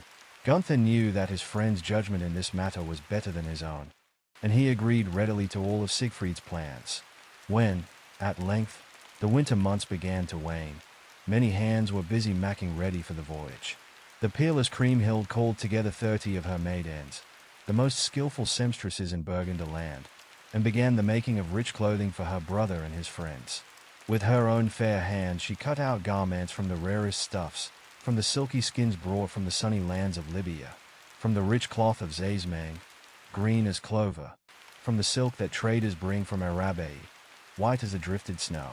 For 7 weeks the clever maidens and their gentle mistress plied their busy needles, and 12 suits of wondrous beauty they made for each of the 4 heroes. And the princely garments were covered with fine needlework, and with curious devices all studded with rare and costly jewels, and all were wrought with threads of gold. Many carpenters and shipbuilders were busy with axes and hammers, and flaming forges, working day and night to make ready a vessel new and staunch, to carry the adventurers over the sea. And great stores of food, and of all things needful to their safety or comfort, were brought together and put on board. Neither were the heroes themselves idle, for when not busy in giving directions to the workmen, or in overseeing the preparations that were elsewhere going on, they spent the time in polishing their armor, now long unused, in looking after their weapons, or in providing for the management of their business while away. And Siegfried forgot not his trusty sword Barmung, nor his cloak of darkness the priceless Tarncap, which he had captured from the dwarf Alberich in the Nibelungen land. Then the 12 suits of garments which fair fingers had wrought were brought, and when the men tried them on, so faultless was the fit, so rare and perfect was every piece in richness and beauty, that even the wearers were amazed, and all declared that such dazzling and kingly raiment had never before been seen. At last the spring months had fairly vanquished all the forces of the cold Northland. The warm breezes had melted the snow and ice, and unlocked the river, and the time had come for Gunther and his comrades to embark. The little ship, well victualled, and made staunch and stout in every part, had been launched upon the Rhine, and she waited with flying streamers and impatient sails the coming of her crew. Down the sands at length they came, riding upon their steeds, and behind them followed a train of vassals bearing their kingly garments and their gold-red shields.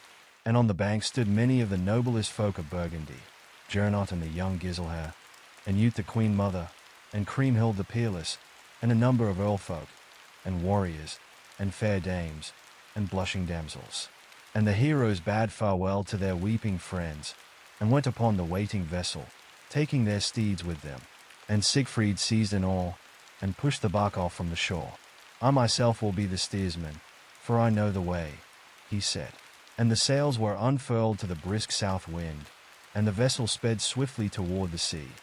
And many fair eyes were filled tears as they watched it until it could be seen no more.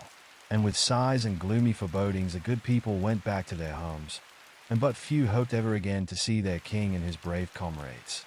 Driven by favorable winds, the trusty little vessel sailed gaily down the Rhine, and, ere many days had passed, was out in the boundless sea.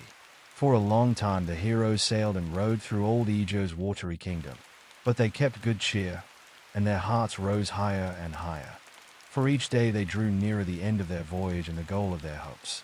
At length they came in sight of a far-reaching coast and a lovely land, and not far from the shore they saw a noble fortress, with a number of tall towers pointing toward the sky.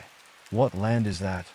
asked the king, and Siegfried answered that it was Eisenland, and that the fortress which they saw was the castle of Eisenstein and the green marble hall of the Princess Brunhild. But he warned his friends to be very wary when they should arrive at the hall. "Let all tell this story," said he.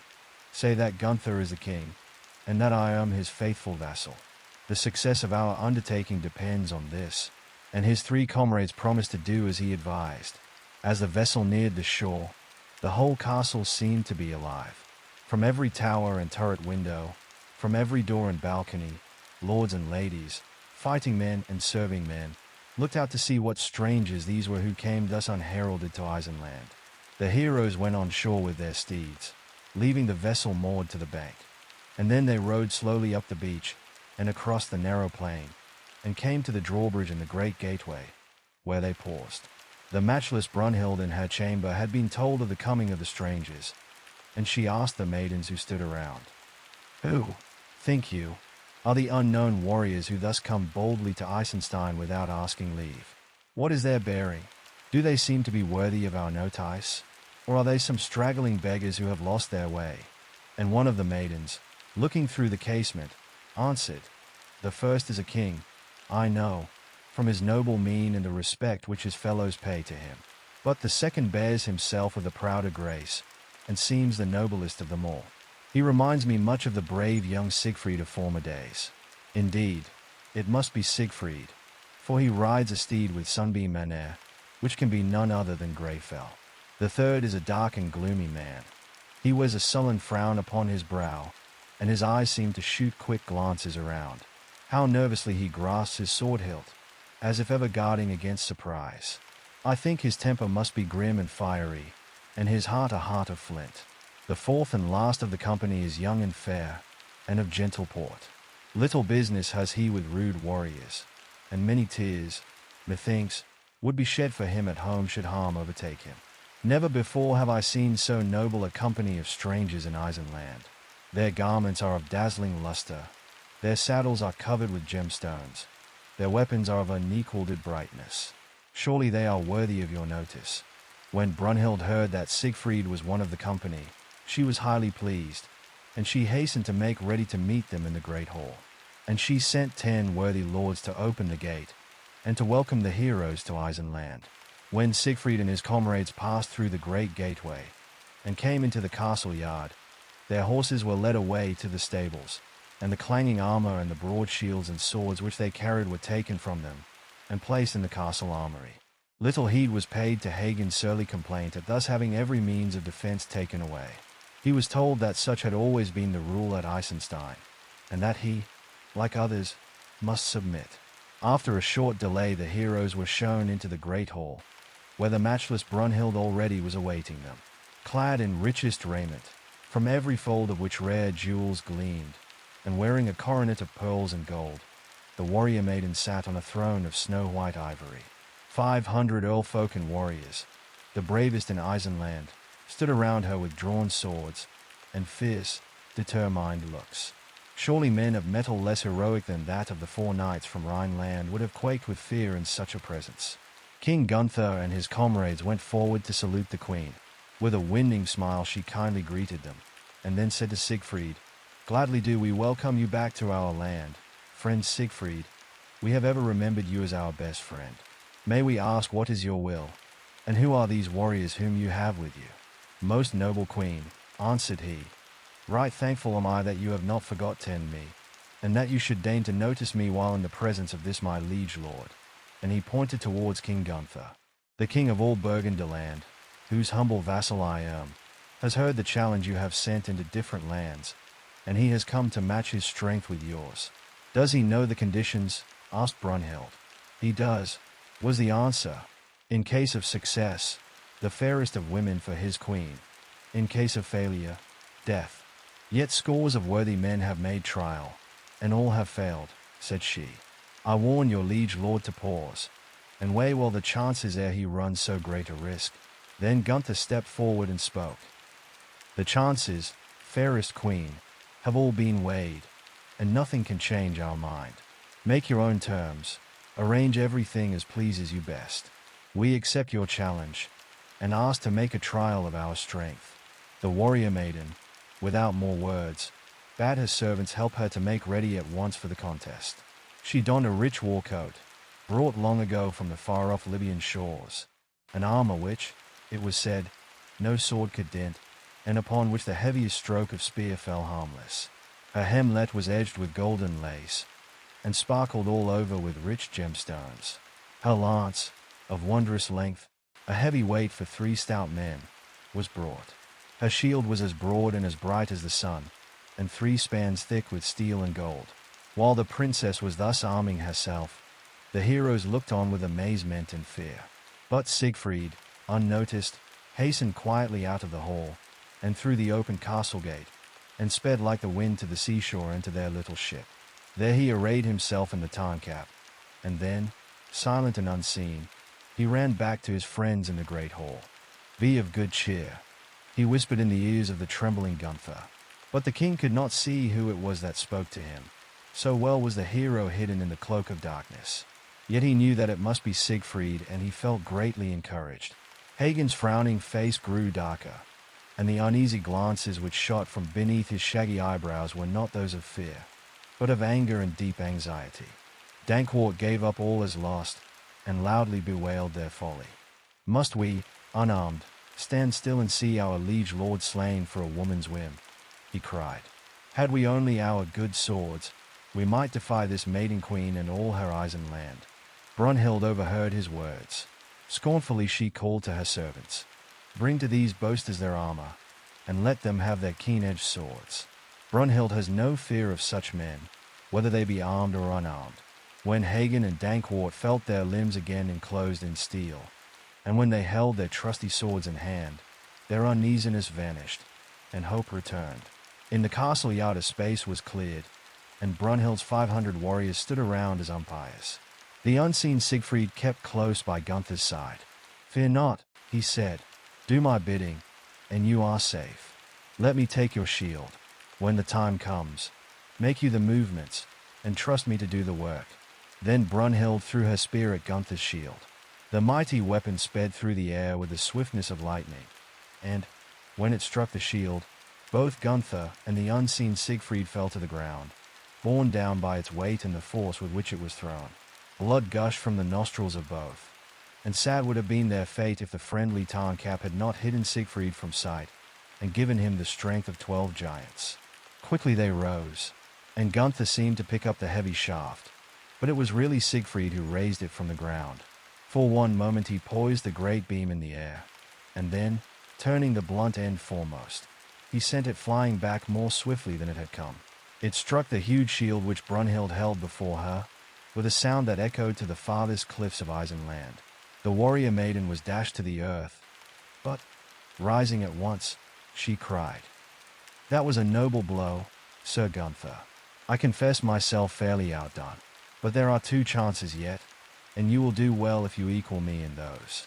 We will now try hurling the stone and jumping." 12 men came forward, carrying a huge rough stone in weight a ton or more, and Brunhild raised this massive rock in her white arms and held it high above her head. Then she swung it backwards once and threw it a dozen fathoms across the castle yard.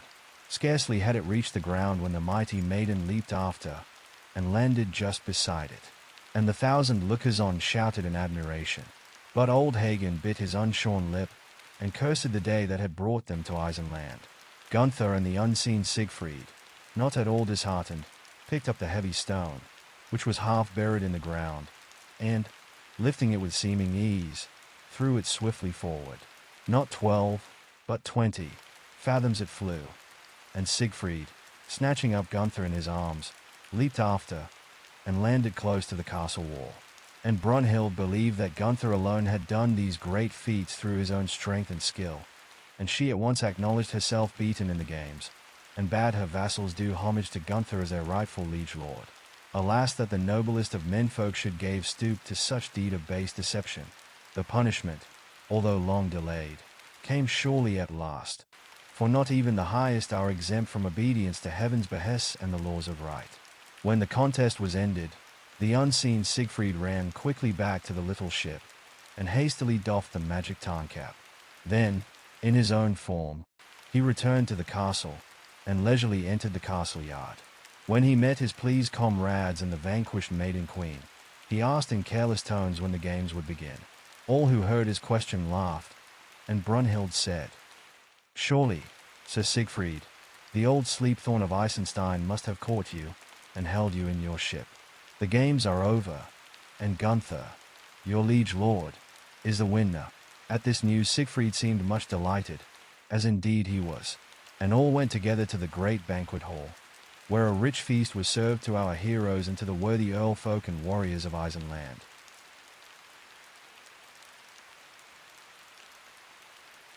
Chapter 15. In Nibelungen land again. When the folk of Isenland learned that their queen had been outwitted and won by a strange chief from a far-off and unknown land, great was their sorrow and dismay, for they loved the fair maiden queen, and they feared to exchange her mild reign for that of an untried foreigner. Nor was the queen herself at all pleased with the issue of the late contest. She felt no wish to leave her loved people, and her pleasant home, and the fair island which was her kingdom, to take up her abode in a strange land, as the queen of one for whom she could feel no respect. And every one wondered how it was that a man like Gunther, so commonplace, and so feeble in his every look and act, could have done such deeds, and won the wary warrior maiden. If it had only been Sigfried, whispered the maidens among themselves. If it had only been Siegfried, murmured the knights and the fighting men. If it had only been Siegfried, thought the queen, away down in the most secret corner of her heart. And she shut herself up in her room, and gave wild vent to her feelings of grief and disappointment. Then heralds mounted the swiftest horses, and hurried to every village and farm, and to every high-towered castle in the land. And they carried word to all of Brunhild's kinsmen and liegemen, bidding them to come without delay to Eisenstein. And every man arose as with one accord, and hastened to obey the call of their queen. And the whole land was filled with the notes of busy preparation for war. And day by day to the castle the warriors came and went, and the sound of echoing horse hoofs, and the rattling of ready swords, and the ringing of the war shields, were heard on every hand. "What means this treason?" cried Gunther in dismay. The coy warrior maiden would fain break her plighted word, and we, here in our weakness, shall perish from her wrath. And even old Hagen, who had never felt a fear when meeting a host in open battle, was troubled at the thought of the mischief which was brewing. "'Tis true, too true," he said, and the dark frown deepened on his face, "that we have done a foolish thing. For we 4 men have come to this cheerless land upon a hopeless errand, and, if we await the gathering of the storm, our ruin will be wrought." And he grasped his sword hilt with such force that his knuckles grew white as he paced fiercely up and down the hall. Dankwart, too, bewailed the fate that had driven them into this net, from which he saw no way of escape. And both the warriors besought King Gunther to take ship at once, and to sail for Rhineland before it was too late. But Siegfried said, "What account will you give to the folk at home, if you thus go back beaten, outwitted, and ashamed? Brave warriors, indeed, we should be called. Wait a few days, and trust all to me.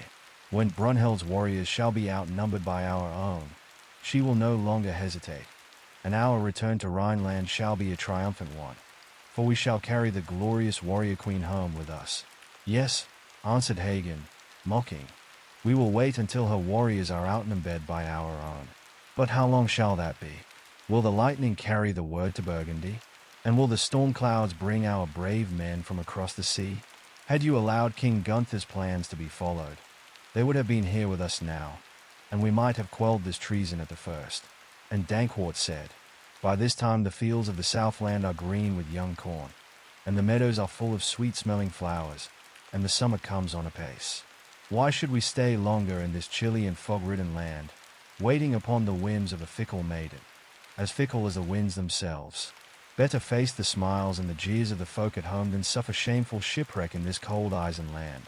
But Siegfried would not be moved by the weak and wavering words of his once valiant comrades. "Trust me," he said, "and all will yet be well. Wait here but a few days longer in quietness, while I go aboard ship, and fare away. Within 3 days I will bring to Eisenstein a host of warriors such as you have never seen, and then the fickle fancies of Brunhild will flee, and she will no longer refuse to sail with us to the now sunny Southland."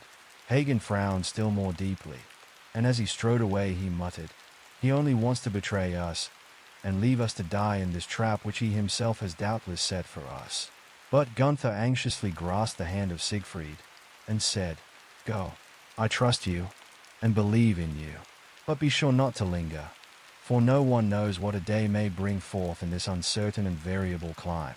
Without saying a word in reply, Siegfried turned, and hastened down to the shore. Without any loss of time he unmoored the little ship, and stepped aboard. Then he donned his tarn cap, spread the sails, and seized the helm.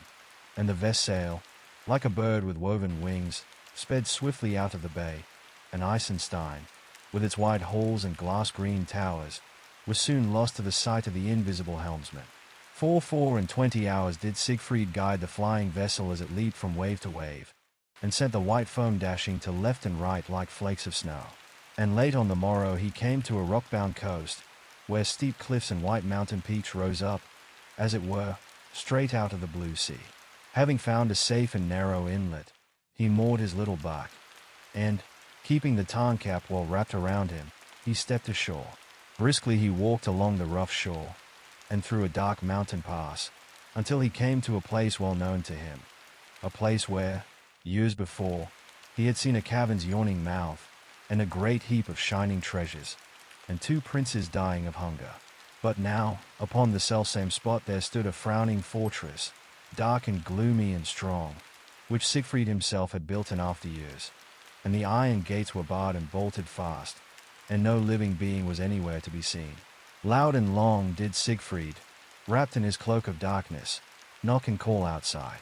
At last a grim old giant, who sat within, and kept watch and ward of the gate, cried out, "Who knocks there?" Sigfried, angrily and in threatening tones, answered, "Open the gate at once, lazy laggard, and ask no questions. A stranger, who has lost his way among the mountains, seeks shelter from the storm which is coming. Open the gate without delay, or I will break it down upon your dull head." Then the giant in hot anger seized a heavy iron beam, and flung the gate wide open, and leaped quickly out to throttle the insolent stranger. Warily he glanced around on every side, but Sigfried was clad in the magic Tarncap, and the giant could see no one.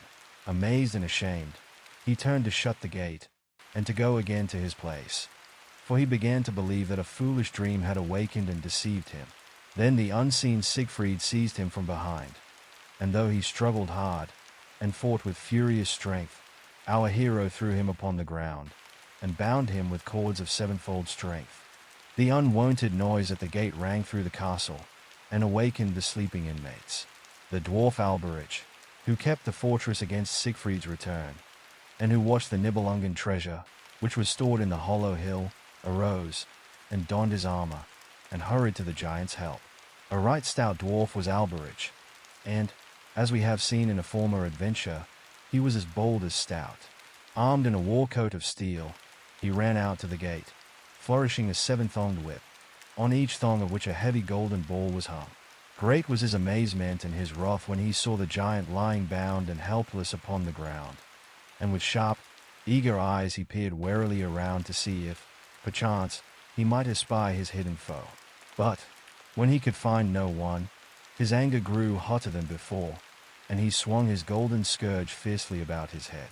Well was it for Sigfried then, that the Tarncap hid him from sight, for the dwarf kept pounding about in air so sturdily and strong, that, even as it was, he split the hero's shield from the center to the rim. Then Sigfried rushed quickly upon the doughty little fellow, and seized him by his long grey beard, and threw him so roughly upon the ground, that Alberich shrieked with pain. "Spare me, I pray you," he cried. "I know that you are no mean knight, and, if I had not promised to serve my master Sigfried until death, I fain would acknowledge you as my lord." But Sigfried bound the writhing dwarf, and placed him, struggling and helpless, by the side of the giant. "Tell me, now, your name, I pray," said the dwarf, "for I must give an account of this adventure to my master when he comes." "Who is your master?" "His name is Sigfried, and he is king of the Nibelungens, and lord, by right, of the great Nibelungen horde. To me and to my fellows he long ago entrusted the keeping of this castle and of the hoard that lies deep hidden in the hollow hill, and I have sworn to keep it safe until his return." Then Sigfried threw off his Tarncap, and stood in his own proper person before the wonder-stricken dwarf. "Noble Sigfried," cried the delighted Alberich, "right glad I am that you have come again to claim your own. Spare my life, and pardon me, I pray, and let me know what is your will. Your bidding shall be done at once." "Hasten, then," said Sigfried, loosing him from his bonds. "Hasten, and arouse my Nibelungen hosts. Tell them that their chief has come again to Mist Land, and that he has work for them to do." Then Alberich, when he had set the giant gatekeeper free, sent heralds to every town and castle in the land to make known the words and wishes of Sigfried. And the gallant Nibelungen warriors, when they heard that their liege lord had come again, sprang up joyously, and girded on their armor, and hastened to obey his summons. And soon the strong-built castle was full of noble men, of earls, and the faithful liegemen who had known Sigfried of old, and joyful and happy were the words of greeting. In the meanwhile, Alberich had busied himself in preparing a great feast for his master and his master's chieftains.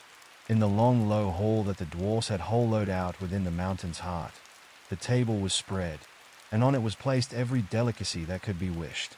There were fruits and wines from the sunny southland, and snow-white loaves made from the wheat of Gothland, and fish from old Ejo's kingdom, and venison from the king's wildwood, and the flesh of many a fowl most delicately baked, and, near the head of the board, a huge wild boar roasted whole. And the hall was lighted by 1,000 tapers, each held in the hands of a swarthy elf, and the guests were served by the elf women, who ran hither and thither, obedient to every call. But Alberich, at Siegfried's desire, sat upon the dais at his lord's right hand. Merriment ruled the hour, and happy greetings were heard on every side. And, when the feast was at its height, a troop of hillfolk came dancing into the hall, and 100 little fiddlers, perched in the niches of the wall, made merry music, and kept time for the busy, clattering little feet. And when the guests had tired of music and laughter, and the dancers had gone away, and the tables no longer groaned under the weight of good cheer, Siegfried and his earls still sat at their places, and beguiled the hours with pleasant talk and with stories of the earlier days. And Alberich, as the master of the feast, told a tale of the dwarf folk, and how once they were visited in their hill home by Loki the mischief maker. Alberich's story. My story begins with the Aesir folk, and has as much to do with the gods as with my kinsmen the dwarfs. It happened long ago, when the world was young, and the elf folk had not yet lost all their ancient glory. Sif, as you all know, is Thor's young wife, and she is very fair. It is said, too, that she is as gentle and lovable as her husband is rude and strong, and that while he rides noisily through storm and wind, furiously fighting the foes of the midworld, she goes quietly about, lifting up the downtrodden, and healing the broken-hearted. In the summer season, when the thunderer has driven the storm giants back to their mist-hidden mountain homes, and the black clouds have been rolled away and piled upon each other in the far east, Sif comes gleefully tripping through the meadows, raising up the bruised flowers, and with smiles calling the frightened birds from their hiding places to frolic and sing in the fresh sunshine again. The growing fields and the grassy mountain slopes are hers, and the rustling green leaves, and the sparkling dewdrops, and the sweet odors of spring blossoms, and the glad songs of the summertime, follow in her footsteps. Sif, as I have said, is very fair, and, at the time of my story, there was one thing of which she was a trifle vain. That was her long silken hair, which fell in glossy waves almost to her feet. On calm, warm days, she liked to sit by the side of some still pool, and gaze at her own beauty pictured in the water below, while, like the sea maidens of old Ejo's kingdom, she combed and braided her rich, flowing tresses. And in all the midworld nothing has ever been seen so like the golden sunbeams as was Sif's silken hair. At that time the cunning mischief-maker, Loki, was still living with the Aesir folk, and, as you well know, this evil worker was never pleased save when he was plotting trouble for those who were better than himself. He liked to meddle with business which was not his own, and was always trying to mar the pleasures of others. His tricks and jokes were seldom of the harmless kind, and yet great good sometimes grew out of them. When Loki saw how proud Sif was of her long hair, and how much time she spent in combing and arranging it, he planned a very cruel piece of mischief. He hid himself in a little rocky cabin, near the pool where Sif was wont to sit, and slyly watched her all the morning as she braided and unbraided her flowing silken locks. At last, overcome by the heat of the midday sun, she fell asleep upon the grassy bank. Then the mischief-maker quietly crept near, and with his sharp shears cut off all that wealth of hair, and shaved her head until it was as smooth as her snow-white hand. Then he hid himself again in the little cave, and chuckled with great glee at the wicked thing he had done. By and by Sif awoke, and looked into the stream, but she started quickly back with horror and affright at the image which she saw. She felt of her shorn head, and, when she learned that those rich waving tresses which had been her joy and pride were no longer there, she knew not what to do. Hot, burning tears ran down her cheeks, and with sobs and shrieks she began to call aloud for Thor. Forthwith there was a terrible uproar. The lightning flashed, and the thunder rolled, and an earthquake shook the rocks and trees. Loki, looking out from his hiding place, saw that Thor was coming, and he trembled with fear, for he knew that, should the thunderer catch him, he would have to pay dearly for his wicked sport. He ran quickly out of the cavern, and leaped into the river, and changed himself into a salmon, and swam as swiftly as he could away from the shore. But Thor was not so easily fooled. for he had long known Loki, and was acquainted with all his cunning ways. So when he saw Sif bewailing her stolen hair, and beheld the frightened salmon hurrying alone towards the deep water, he was at no loss to know whose work this mischief was. Straightway he took upon himself the form of a seagull, and soared high up over the water. Then, poising a moment in the air, he darted, swift as an arrow, down into the river. When he arose from the water, he held the struggling salmon tightly grasped in his strong talons. "Vile mischief maker," cried Thor, as he alighted upon the top of a neighboring crag, "I know thee who thou art, and I will make thee bitterly rue the work of this day. Limb from limb will I tear thee, and thy bones will I grind into powder." Loki, when he saw that he could not by any means get away from the angry thunderer, changed himself back to his own form, and humbly said to Thor, "What if you do your worst with me? Will that give back a single hair to Sif's shorn head? What I did was only a thoughtless joke, and I really meant no harm. Do but spare my life, and I will more than make good the mischief I have done." "How can that be?" asked Thor. "I will hie me straight to the secret smithies of dwarfs," answered Loki, "and those cunning little kinsmen of mine shall make golden tresses for fair Sif, which will grow upon her head like other hair, and cause her to be 100-fold more beautiful than before." Thor knew that Loki was a slippery fellow, and that he did not always do what he promised, and hence he would not let him go. He called to Frey, who had just come up, and said, "Come, cousin Frey, help me to rid the world of this sly thief. While I hold fast to his raven hair and his long slim arms, do you seize him by the heels, and we will give his limbs to the fishes, and his body to the birds, for food." Loki, now thoroughly frightened, wept, and kissed Frey's feet, and humbly begged for mercy. And he promised that he would bring from the dwarf smithy not only the golden hair for Sif, but also a mighty hammer for Thor, and a swift steed for Frey. So earnest were his words, and so pitiful was his plea, that Thor at last set the trembling mischief-maker free, and bade him hasten away on his errand. Quickly, then, he went in search of the smithy of the dwarfs. He crossed the desert moorlands, and came, after 3 days, to the bleak hill country, and the rugged mountain land of the south.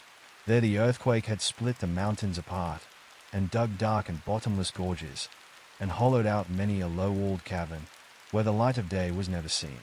Through deep, winding ways, and along narrow crevices, Loki crept, and he glided under huge rocks, and downward through slanting, crooked clefts, until at last he came to a great underground hall, where his eyes were dazzled by a light which was stronger and brighter than day, for on every side were glowing fires, roaring in wonderful little forges, and blown by wonderful little bellows, and the vaulted roof above was thickly set with diamonds and precious stones that sparkled and shone like thousands of bright stars in the blue sky. And the little dwarfs, with comical brown faces, and wearing strange leathern aprons, and carrying heavy hammers, were hurrying here and there, each busy at his task. Some were smelting pure gold from the coarse rough rocks. Others were making precious gems, and rich rare jewels, such as the proudest king would be glad to wear. Here, one was shaping pure, round pearls from dewdrops and maidens' tears. There, another wrought green emeralds from the first leaves of spring. So busy were they all, that they neither stopped nor looked up when Loki came into their hall, but all kept hammering and blowing and working, as if their lives depended upon their being always busy. After Loki had curiously watched their movements for some time, he spoke to the dwarf whose forge was nearest to him, and made known his errand. But the little fellow was fashioning a flashing diamond, which he called the Mountain of Light, and he scarcely looked up as he answered, "I do not work in gold. Go to Ivald's sons. They will make whatever you wish." To Ivald's sons, then, in the farthest and brightest corner of the hall, Loki went. They very readily agreed to make the golden hair for Sif, and they began the work at once. A lump of purest gold was brought, and thrown into the glowing furnace, and it was melted and drawn, and melted and drawn 7 times.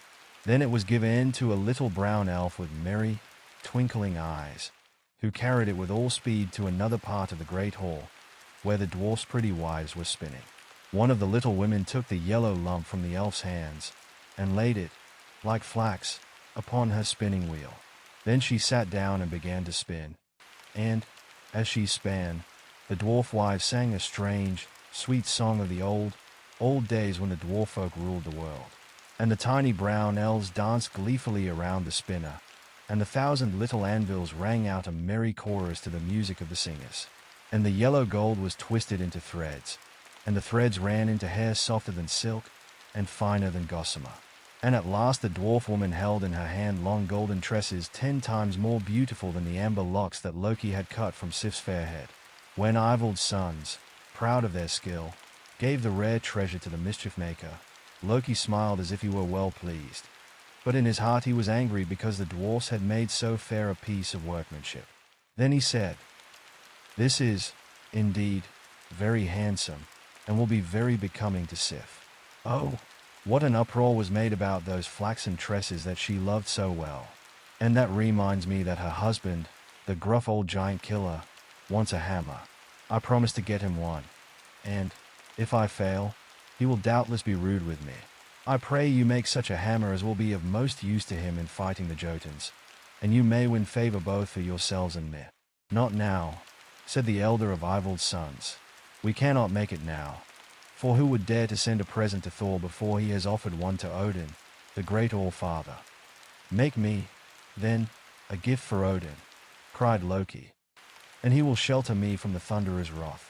So the dwarfs put iron into their furnace, and heated it to a glowing white heat.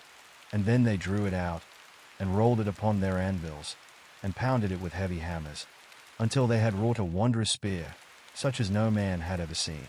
Then they inlaid it with priceless jewels, and plated the point with gold 7 times tried. "This is the spear Gungnir," said they. "Take it to the great All-Father as the best gift of his humble earth workers." "Make me now a present for Fry the Gentle," said Loki. "I owe my life to him, and I have promised to take him a swift steed that will bear him everywhere."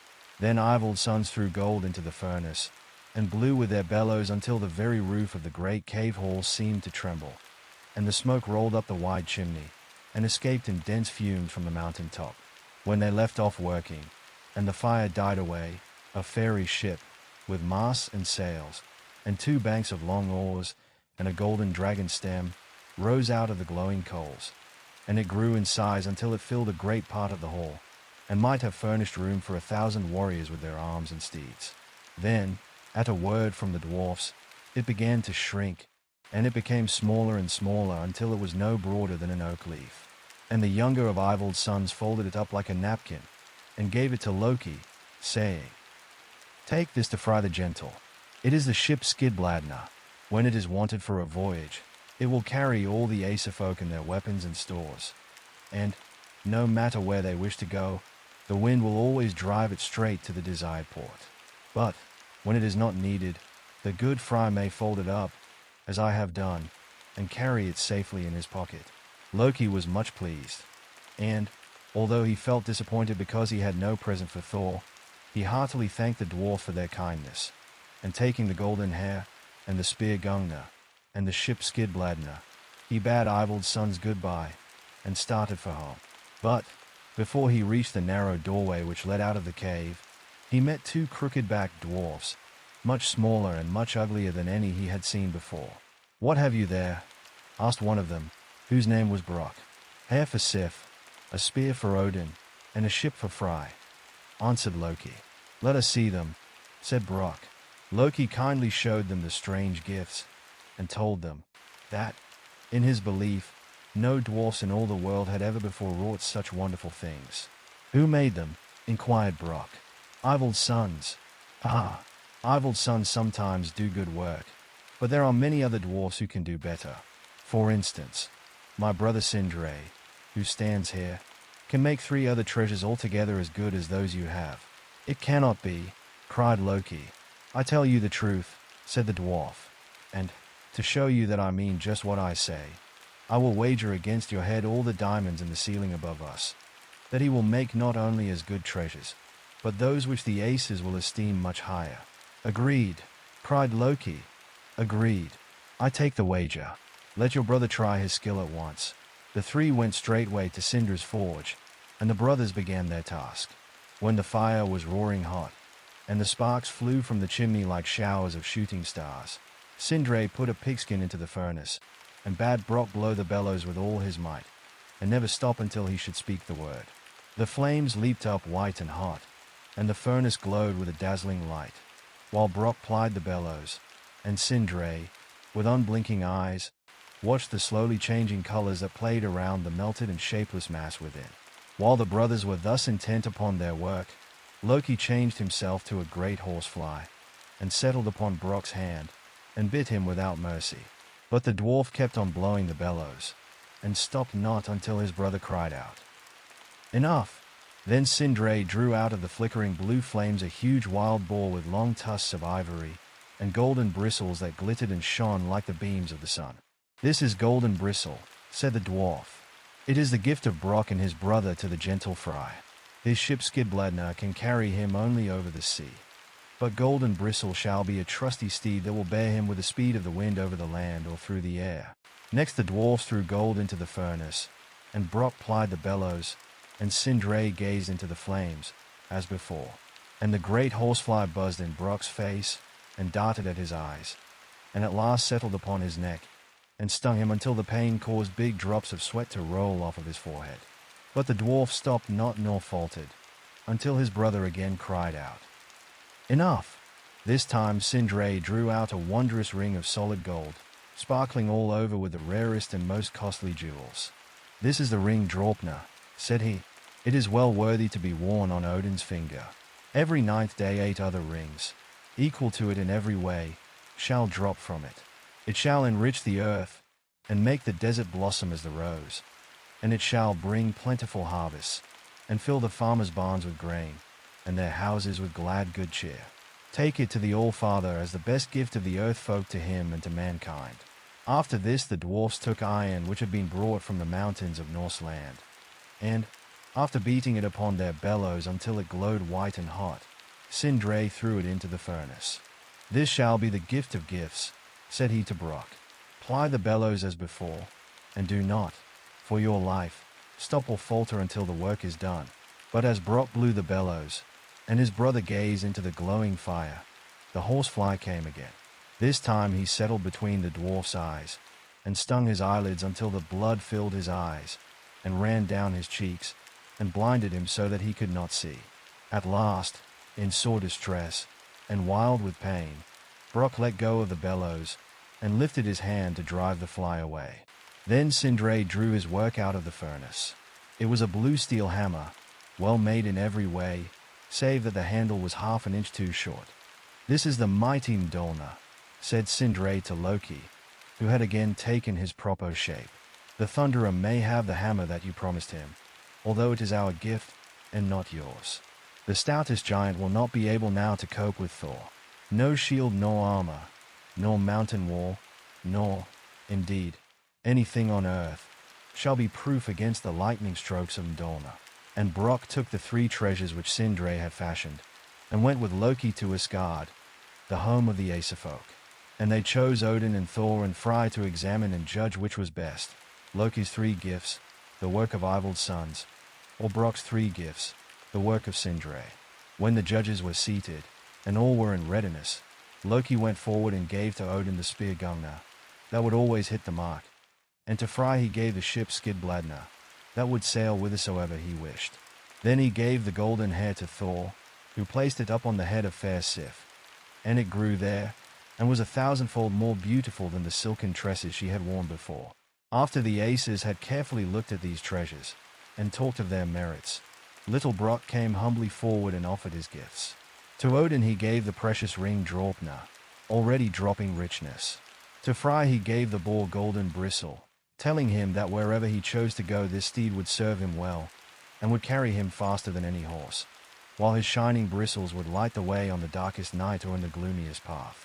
At last he gave to Thor the hammer Mjolnir, and said that it, like Odin's spear, would never miss the mark, and that whatever it struck, it would crush in pieces, and whithersoever it might be hurled, it would come back to his hand again. Then the Aces declared at once that Thor's hammer was the best of all the gifts, and that the dwarf had fairly won the wager. But, when Brock demanded Loki's head as the price of the wager, the cunning mischief-maker said, My head is, by the terms of our agreement, yours, but my neck is my own, and you shall not on any account touch or harm it." So Brock went back to his brother and his smithy without the head of Loki, but he was loaded with rich and rare presents from the Aesirfolk.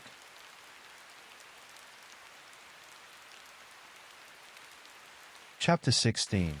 How Brunhild was welcomed home. When the next morning's sun arose, and its light gilded the mountain peaks, and fell in a flood of splendor down upon the rich uplands and the broad green fields of Nibelungen land, Sigfried, with his earls and mighty men, rode through the valley, and down to the seashore. There a pleasant sight met his eyes, for the little bay was white with the sails of 100 gold-beaked vessels which lay at anchor. And on the sandy beach there stood in order 3,000 island warriors, the bravest and the best of all the Nibelungens, clad in armor, and ready to hear and to do their master's bidding. And Sigfried told them why he had thus hastily called them together, and he gave to each one rich gifts of gold and jewels and costly raiment. Then he chose from among them 1,000 of the most trustworthy, who should follow him back to Isenland. And these went aboard the waiting vessels, amid the cheers and the farewells of their comrades who were left behind. And when everything was in readiness, the anchors were hoisted and the sails were set, and the little fleet, wafted by pleasant winds, sailed out of the bay, and eastward across the calm blue sea. And Siegfried's vessel, with a golden dragon banner floating from the masthead, led all the rest. On the 4th day after Siegfried's departure from Isenland, Dankwart and grim old Hagen sat in a room of the castle at Eisenstein. Outside and below they heard the fair-haired warriors of Queen Brunhild pacing to and fro, and ready, at a word, to seize upon the strangers, and either to put them to death, or to drive them forever from the land. Old Hagen's brows were closely knit, and his face was dark as a thundercloud, and his hands played nervously with his sword hilt, as he said, "Where now is Gunther, the man whom we once called king?" "He is standing on the balcony above, talking with the queen and her maidens," answered Dankwart. "The craven that he is," cried Hagen hoarsely. "Once he was a king, and worthy to be obeyed. But now who is the king? That upstart Siegfried has but to say what shall be done, and our master Gunther, blindly and like a child, complies. 4 days ago we might have taken ship, and sailed safely home. Now our vessel is gone, the boasted hero is gone, and nothing is left for us to do but to fight and die. But we are sure of Odin's favor," returned Dankwart, and a wild light gleamed from his eyes, and he brandished his sword high over his head. "A place in Valhalla is promised to us, for him who bravely dies with his blood-stained sword beside him and his heart unrent with fears, the All-Father's victory wafters will gently carry home. Even now, methinks, I sit in the banqueting hall of the heroes, and quaff the flowing mead." In the meanwhile Gunther stood with Queen Brunhild at an upper window, and looked out upon the great sea that spread forever and away towards the setting sun. And all at once, as if by magic, the water was covered with white-sailed ships, which, driven by friendly winds and the helping hands of Ejo's daughters and the brawny arms of many a stalwart oarsman, came flying towards the bay. "What ships are those with the snow-white sails and the dragon stems?" asked Brunhild, wondering. Gunther gazed for a moment towards the swift-coming fleet, and his eyes were gladdened with the sight of Siegfried's dragon banner floating from the vessel in the van. A great load seemed lifted from his breast, for now he knew that the hoped-for help was at hand, and, smiling, he answered the queen, "Those white-sailed ships are mine, my bodyguard. 1,000 of my trustiest fighting men are on board, and every man is ready to die for me." And as the vessels came into the harbor, and the sailors furled the sails, and cast the anchors into the sea, Siegfried was seen standing on the golden prow of his ship, arrayed in princely raiment, with his earls and chiefs around him. And their bright armor glittered in the sunlight, and their burnished shields shone like so many golden mirrors. A fairer sight had the folk of Eisenstein never seen. Long and earnestly Queen Brunhild gazed, and then, turning away, she burst into tears, for she knew that she had been again outwitted, and that it was vain for her to struggle against the Norn's decrees. Then, crushing back the grief and the sore longing that rose in her heart, she spoke again to Gunther, and her eyes shone stern and strange. "What now will you have me do?" she asked. "For you have fairly won me, and my wayward fancies shall no longer vex you.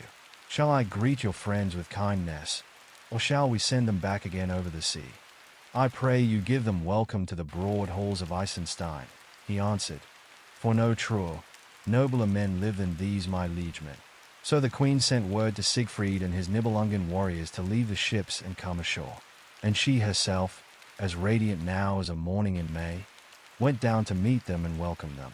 Then she had a great feast made in honor of the heroes, and the long, low-raftered feast hall rang with the sounds of merriment, instead of with the clash of arms. The fair-haired, blue-eyed warriors of the queen sat side by side with the tall strangers from over the sea. And in the high seat was Brunhild, her face exceeding pale, yet beauteous to behold. And by her side sat Gunther, smiling and glad, and clad in his kingly raiments. And around them were the earls and chieftains, and many a fair lady of Isenland, and Hagen, smiling through his frowns, and Dankwart, now grown fearless, and Siegfried sad and thoughtful. Mirth and gladness ruled the hour, and not until the morning star began to fade in the coming sunlight did the guests retire to rest. Only a few days longer did the heroes tarry in Isenland, for the mild spring days were growing warmer, and all faces were southward turned, and the queen herself was anxious to haste to her southland home. When, at last, the time for leave-taking came, the folk of Isenland gathered around to bid their queen Godspeed. Then Brunhild called to Dankwart, and gave him her golden keys, and bade him unlock her closets where her gold and jewels were stored, and to scatter with hands unstinted her treasures among the poor. And many were the tearful blessings, and many the kind words said, as the radiant queen went down to the waiting, white-winged vessel, and stepped aboard with Gunther and the heroes of the Rhine. But she was not to go alone to the land of strangers, for with her were to sail 100 fair young damsels, and more than 80 noble dames, and 2,000 blue-eyed warriors, the bravest of her land. When all had gone on board the waiting fleet, the anchors were hoisted, and the sails were unfurled to the breeze, and amid the tearful farewells of friends, and the joyful shouting of the sailors, the 100 heavy-laden vessels glided from the bay, and were soon far out at sea. And the sorrowing folk of Isenland turned away, and went back to their daily tasks, and to the old life of mingled pain and pleasure, of shadow and sunshine. And they never saw their loved warrior queen again. The gay white fleet, with its precious cargo of noble men and fair ladies, sped swiftly onwards through old Ejo's kingdom, and it seemed as if Queen Ran had forgotten to spread her nets, so smooth and quiet was the sea, and the waves slept on the peaceful bosom of the waters. Only ripple and sky-clear danced in the wake of the flying ships, and added to the general joy. And on shipboard music and song enlivened the dragging hours, and from morn till eve no sounds were heard, save those of merriment and sport, and glad good cheer. Yet, as day after day passed by, and no sight met their eyes but the calm blue waters beneath, and the calm blue sky above, all began to wish for a view, once more, of the solid earth, and the fields, and the wild greenwood. But the ships sailed steadily onward, and every hour brought them nearer and nearer to the wished-for haven. At length, on the 9th day, they came in sight of a long, flat coast, stretching far away towards the lowlands, where old Ejo and his daughters, sometimes by wasting warfare, sometimes by stealthy strategy, ever plot and toil to widen the Sea King's domains. When the sailors saw the green shore rising up, as it were, out of the quiet water, and the wild woodland lying dense and dark beyond, and when they knew that they were nearing the end of their long sea voyage, they rent the air with their joyful shouts. And a brisker breeze sprang up, and filled the sails, and made the ships leap forward over the water, like glad living creatures. It was then that the thought came to King Gunther that he ought to send fleet heralds to Burgunderland to make known the happy issue of his bold emprise, and to tell of his glad homecoming, with Brunhild, the warrior maiden, as his queen. So he called old Hagen to him, and told him of his thoughts, and asked him if he would be that herald. Nay, answered the frowning chief, no bearer of glad tidings am I. To every man Odin has given gifts. To some he has given light hearts, and cheery faces, and glad voices, and such alone are fitted to carry good news and happy greetings. To others he has given darker souls, and less lightsome faces, and more uncouth manners, and these may bear the brunt of the battle, and rush with Odin's heroes to the slaughter. for they would be ill at ease standing in the presence of fair ladies, or telling glad tidings at court. Let me still linger, I pray, on board this narrow ship, and send your friend Sigfried as herald to Burgundy land. He is well fitted for such a duty. So Gunther sent at once for Sigfried, to whom, when he had come, he said, My best of friends, although we are now in sight of land, our voyage still is a long one, for the river is yet far away, and, when it is reached, its course is winding, and the current will be against us, and our progress must needs be slow. The folk at home have had no tidings from us since we left them in the early spring, and no doubt their hearts grow anxious, and they long to hear of our whereabouts, and whether we prosper or no. Now, as we near the headland which juts out dark and green before us, we will set you on shore, with the noble Greyfell, and as many comrades as you wish, to haste with all speed to Burgundy, to tell the glad news of our coming to the loved ones waiting there. Sigfried at first held back, and tried to excuse himself from undertaking this errand, not because he felt any fear of danger, but because he scorned to be any man's thrall, to go and do at his beck and bidding. Then Gunther spoke again, and in a different tone. Gentle Sigfried, he said, if you will not do this errand for my sake, I pray that you will undertake it for the sake of my sister, the fair Kriemhild, who has so long waited for our coming. Then willingly did the prince agree to be the king's herald. And on the morrow the ship touched land, and Sigfried bade his companions a short farewell, and went ashore with 24 Nibelungen chiefs, who were to ride with him to Burgundy. And, when everything was in readiness, he mounted the noble Greyfell, as did also each warrior his favourite steed, and they galloped briskly away, and their glittering armour and nodding plumes were soon lost to sight among the green trees of the wood. And the ship which bore Gunther and his kingly party weighed in Shea, and moved slowly along the shore towards the distant river's mouth.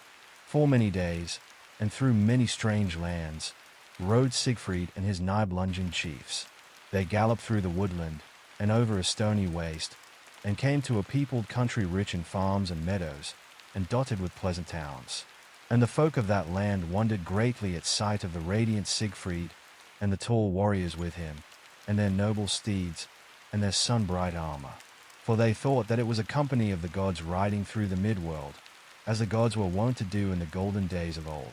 So they greeted them with smiles, and kind, good words, and scattered flowers and blessings in their way. They stopped for a day in Vilkina land, where dwelt one Egil, a famous archer, who, it is said, was a brother of Valiant, Sigfried's fellow apprentice in the days of his boyhood. And men told them this story of Egil, that once on a time old Nidung, the king of that land, in order to test his skill with a bow, bade him shoot an apple, or, as some say, an acorn, from the head of his own little son.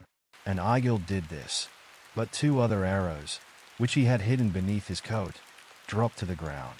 And when the king asked him what these were for, he answered, To kill thee, wretch, had I slain my child. After this our heroes rode through a rough hill country, where the ground was covered with sharp stones, and the roads were steep and hard, and their horses lost their shoes, and were so lamed by the travel, that they were forced to turn aside to seek the house of one Welland, a famous smith, who reshod their steeds, and entertained them most kindly 3 days and nights. And it is said by some that Welland is but another name for Valiant, and that this was the selfsame foreman whom we knew in Sigfried's younger days. But, be this as it may, he was at this time the master of all smiths, and no one ever wrought more cunningly. And men say that his grandfather was Vilkinus, the first king of that land, and that his grandmother, Wachitu, was a fair mermaid, who lived in the deep green sea, and that his father, Wada, had carried him, when a child, upon his shoulders through water 5 fathoms deep, to apprentice him to the cunning dwarfs, from whom he learned his trade. And if this story is true, he could not have been Valiant.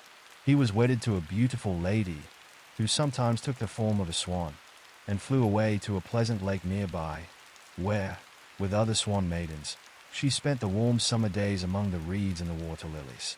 And many other strange tales were told of Welland the smith, how he had once made a boat from the single trunk of a tree, and had sailed in it all around the midworld, how, being lame in one foot, he had forged a wondrous winged garment, and flown like a falcon through the air, and how he had wrought for Beowulf, the Anglo-Saxon hero, a gorgeous war-coat that no other smith could equal. And so pleasantly did Welland entertain his guests that they were loath to leave him. But on the fourth day they bade him farewell, and wended again their way. Now our heroes rode forward, with greater speed than before, across many a mile of waste land, and over steep hills, and through pleasant wooded dales. Then, again, they came to fair meadows, and broad pasture lands, and fields green with growing corn, and every one whom they met blessed them, and bade them a hearty Godspeed. Then they left the farmlands and the abodes of men far behind them, and they passed by the shore of a sparkling lake, where they heard the swan maidens talking to each other as they swam among the rushes, or singing in silvery tones of gladness as they circled in the air above. Then they crossed a dreary moor, where nothing grew but heather, and they climbed a barren, stony mountain, where the feet of men had never been, and came at last to a wild, dark forest, where silence reigned undisturbed forever. It was the wood in which dwells Vidar, the silent god, far from the sound of man's busy voice, in the solemn shade of century-living oaks and elms. There he sits in quiet but awful grandeur, strong almost as Thor, but holding his mighty strength in check. Hoary and grey, he sits alone in nature's temple, and communes with nature's self, waiting for the day when nature's silent but resistless forces shall be quickened into dread action. His head is crowned with sere and yellow leaves, and long white moss hangs pendant from his brows and cheeks, and his garments are rusted with age. On his feet are iron shoes, with soles made thick with the scraps of leather gathered through centuries past. And with these, it is said, he shall, in the last great twilight of the midworld, rend the jaws of the Fenris wolf. "Who is this Fenris wolf?" asked one of the Nibelungans as they rode through the solemn shadows of the wood. And Sigfried thereupon related how that fierce creature had been brought up and cared for by the Aesir folk, and how, when he grew large and strong, they sought to keep him from doing harm by binding him with an iron chain called letting. But the strength of the monster was so great that he burst the chain asunder and escaped. Then the Aesir made another chain twice as strong, which they called drone, and they called to the wolf and besought him to allow them to bind him again, so that, in bursting the second chain, he might clear up all doubts in regard to his strength. Flattered by the words of the Aesir, the wolf complied, and they chained him with drome, and fastened him to a great rock. But Fenris stretched his legs, and shook himself, and the great chain was snapped in pieces. Then the Aesir knew that there was no safety for them so long as a monster so huge and terrible was unbound, and they besought the swarthy elves to forge them another and a stronger chain. This the elves did. They made a most wondrous chain, smooth as silk, and soft as down, yet firmer than granite, and stronger than steel. They called it Gleipnir, and it was made of the sinews of a bear, the footsteps of a cat, the beard of a woman, the breath of a fish, the sweat of a bird, and the roots of a mountain. When the Aesir had obtained this chain, they lured the Fenris wolf to the rocky island of Lingve, and by flattery persuaded him to be bound again. But this he would not agree to do until Tyr placed his hand in his mouth as a pledge of good faith. Then they tied him as before, and laughingly bade him break the silken cord. The huge creature stretched himself as before, and tried with all his might to burst away, but Gleipnir held him fast, and the worst that he could do was to bite off the hand of unlucky Tyr. And this is why Tyr is called the one-armed god. But it is said, added Sigfried, that in the last twilight the Fenris wolf will break his chain, and that he will swallow the sun, and slay the great Odin himself, and that none can subdue him save Vidar the Silent. It was thus that the heroes conversed with each other as they rode through the silent ways of the wood. At length, one afternoon in early summer, the little company reached the Rhine valley, and looking down from the sloping hilltops, green with growing corn, they saw the pleasant town of the Burgundians and the high grey towers of Gunther's dwelling. And not long afterwards they rode through the streets of the old town, and, tired and travel-stained, halted outside of the castle gates. Very soon it became noised about that Sigfried and a company of strange knights, fair and tall, had come again to Burgundy and to the home of the Burgundian kings. But when it was certainly known that neither Gunther the king, nor Hagen of the Evil Eye, nor Dankwart his brother, had returned, the people felt many sad misgivings, for they greatly feared that some hard mischance had befallen their loved king. Then Gernot and the young Giselher, having heard of Siegfried's arrival, came out with glad but anxious faces to greet him. "Welcome, worthy chief," they cried. "But why are you alone? What are your tidings? Where is our brother? And where are our brave uncles, Hagen and Dankwart? And who are those strange, fair men who ride with you? And what about Brunhild, the warrior maiden? Alas, if our brother has fallen by her cruel might, then woe to Burgundy. Tell us quickly all about it." "Have patience, friends," answered Siegfried. "Give me time to speak, and I will gladden the hearts of all the folk of Burgundy with my news. Your brother Gunther is alive and well, and he is the happiest man in the whole midworld, because he has won the matchless Brunhild for his bride. And he is ere now making his way up the river with a mighty fleet of 100 vessels and more than 2,000 warriors. Indeed, you may look for him any day, and he has sent me, with these my Nibelungen earls, to bid you make ready for his glad homecoming." Then, even before he had alighted from Greyfell, he went on to tell of the things that had happened at Eisenstein, but he said nothing of the part which he had taken in the strange contest. And a crowd of eager listeners stood around, and heard with unfeigned joy of the happy fortune of their king. "And now," said Siegfried to Giselher, when he had finished his story, "carry the glad news to your mother and your sister, for they, too, must be anxious to learn what fate has befallen King Gunther." "Nay," answered the prince, "you yourself are the king's herald, and you shall be the one to break the tidings to them. Full glad they'll be to hear the story from your own lips, for long have they feared that our brother would never be seen by us again. I will tell them of your coming, but you must be the first to tell them the news you bring." "Very well," answered Siegfried. "It shall be as you say." Then he dismounted from Greyfell, and, with his Nibelungen earls, was shown into the grand hall, where they were entertained in a right kingly manner. When Kriemhild the Peerless, and Jute her mother, heard that Siegfried had come again to Burgundy, and that he brought news from Gunther the king, they hastened to make ready to see him. And, when he came before them, he seemed so noble, so bright, and so glad, that they knew he bore no evil tidings. "Most noble prince," said Kriemhild, trembling in his presence, "right welcome are you to our dwelling. But wherefore are you come? How fares my brother Gunnar? Why came he not with you back to Burgundyland? Oh, undone are we, if, through the cruel might of the warrior queen, he has been lost to us. Now give me a herald's fees," cried Siegfried, laughing. "King Gunther is alive and well. In the games of strength to which fair Brunhild challenged him, he was the winner, and now he comes up the Rhine with his bride, and a great retinue of lords and ladies and fighting men. Indeed, the sails of his ships whiten the river for miles.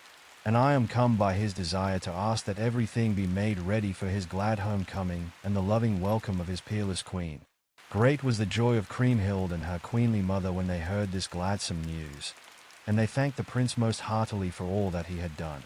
"You have truly earned a herald's fee," said the lovely maiden, "and gladly would I pay it you in gold, for you have cheered us with pleasant tidings and lightened our minds of a heavy load.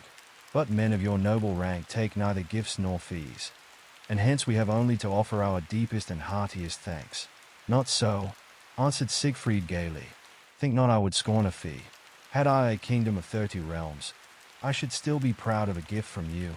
"Then, you shall have your herald's fee," cried Kriemhild, and she sent her maidens to fetch the gift. And with her own lily hand she gave him 20 golden bracelets, richly inwrought with every kind of rare and costly gemstones.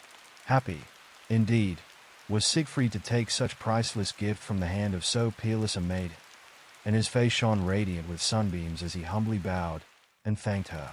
But he had no need for the jewels, nor wished he to keep them long, so he gave them, with gracious wishes, to the fair young maidens at court. From this time forward, for many days, there was great bustle in Gunther's dwelling. On every side was heard the noise of busy hands, making ready for the glad day when the king should be welcomed home. The broad halls and the tall grey towers were decked with flowers and floating banners and many a gay device. The houses and streets of the pleasant borough put on their holiday attire.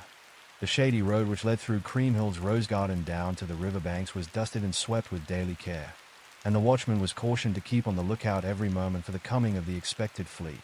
And heralds had been sent to every borough and castle, and to every countryside in Burgundy, announcing the happy homecoming of Gunther and his bride, and bidding every one, both high and low, to the glad merrymaking. On the morning of the 11th day, ere the sun had dried the dew from the springing grass, the keen-eyed watchman, in his perch on the topmost tower, cried out in happy accents to the waiting folk below. They come at last. I see the white-winged ships still far down the stream. But a breeze springs up from the northward, and the sailors are at the oars, and swift speed the hastening vessels, as if borne on the wings of the wind. Ride forth, O ye brave and fair, to welcome the fair and the brave. Then quickly the kingfolk, and the warriors, and fair ladies, mounted their ready steeds, and gaily through the gates of the castle they rode out riverwards. And Ute, the noble queen mother, went first, and the company moved in glittering array, with flying banners, and music, and the noisy flourish of drums, adown the rose-covered pathway which led to the water's side. And the peerless Kriemhild followed, with 100 lovely maidens, all mounted on snow-white palfreys, and Siegfried, proud and happy, on Greyfell, rode beside her. When the party reached the riverbank, a pleasant sight met their eyes, for the fleet had now drawn near, and the whole river, as far as the eye could reach, glittered with the light reflected from the shield-hung rails and the golden prows of the swift-coming ships. King Gunther's own vessel led all the rest, and the king himself stood on the deck, with the glorious Brunhild by his side. Nearer and nearer the fresh breeze of the summer morning wafted the vessel to the shore, where stood the waiting multitude. Softly the golden dragon glided into the landing place, and quickly was it moored to the banks. Then Gunther, clad in his kingly garments, stepped ashore, and with him his lovely queen. And a mighty shout of welcome, and an answering shout of gladness, seemed to rend the sky as the waiting hosts beheld the sight. And the queen mother Ute, and the peerless Kriemhild, and her kingly brothers, went forward to greet the pair. And Kriemhild took Brunhild by the hand, and kissed her, and said, "Welcome, thrice welcome, dear sister, to thy home and thy kindred and thy people, who hail thee as queen. And may thy days be full of joyance, and thy years be full of peace." Then all the folk cried out their goodly greetings, and the sound of their glad voices rang out sweet and clear in the morning air, and rose up from the riverside, and was echoed among the hill slopes, and carried over the meadows and vineyards to the farthest bounds of Burgundyland. And the matchless Brunhild, smiling, returned the happy greeting, and her voice was soft and sweet, as she said, "O kin of the fair Rhine land, and folk of my new-found home, may your days be summer sunshine, and your lives lack grief and pain, and may this hour of glad rejoicing be the type of all hours to come." Then the lovely queen was seated in a golden wain which stood in waiting for her, and Gunther mounted his own war steed, and the whole company made ready to ride to the castle. Never before had so pleasant a sight been seen in Rhineland, as that glorious array of kingfolk and lords and ladies wending from river to fortress along the rose-strewn roadway. Foremost went the king, and by his side was Siegfried on the radiant Greyfell. Then came the queen's golden wain, drawn by 2 snow-white oxen, which were led with silken cords by sweet-faced maidens, and in it, on an ivory throne deep carved with mystic runes, sat glorious Brunhild. Behind rode the queen mother and her kingly sons, and frowning Hagen, and Dankwart, and Volker, and all the earlfolk and mighty warriors of Burgundy and of Nibelungen land. And lastly came Kriemhild and her 100 damsels, sitting on their snow-white steeds. And they rode past the blooming gardens, and through the glad streets of the borough, and then, like a radiant vision, they entered the castle halls, and the lovely pageant was seen no more. For 12 days after this, a joyful hightide was held at the castle, and the broad halls rang with merriment and music and festive mirth. And games and tournaments were held in honor of the king's return. Brave horsemen dashed here and there at breakneck speed, or contended manfully in the lists. Lances flew thick in the air, shouts and glad cries were heard on every hand, and for a time the most boisterous tumult reigned. But gladness and good feeling ruled the hour, and no one thought of aught but merrymaking and careless joy. At length, when the days of feasting were past, the guests bade Gunther and his queen farewell, and each betook himself to his own home, and to whatsoever his duty called him. And one would have thought that none but happy days were henceforth in store for the kingly folk of Burgundy. But alas! Too soon the cruel frost and the cold north winds nipped the buds and blossoms of the short summer, and the days of gladness gave place to nights of gloom.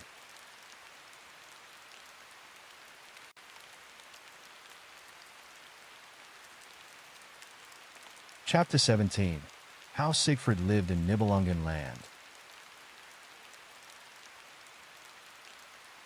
When the 12 days' high tide at King Gunther's homecoming had been brought to an end, and the guests had all gone to their homes, Sigfried, too, prepared to bid farewell to the Rhineland kings, and to wend to his own country.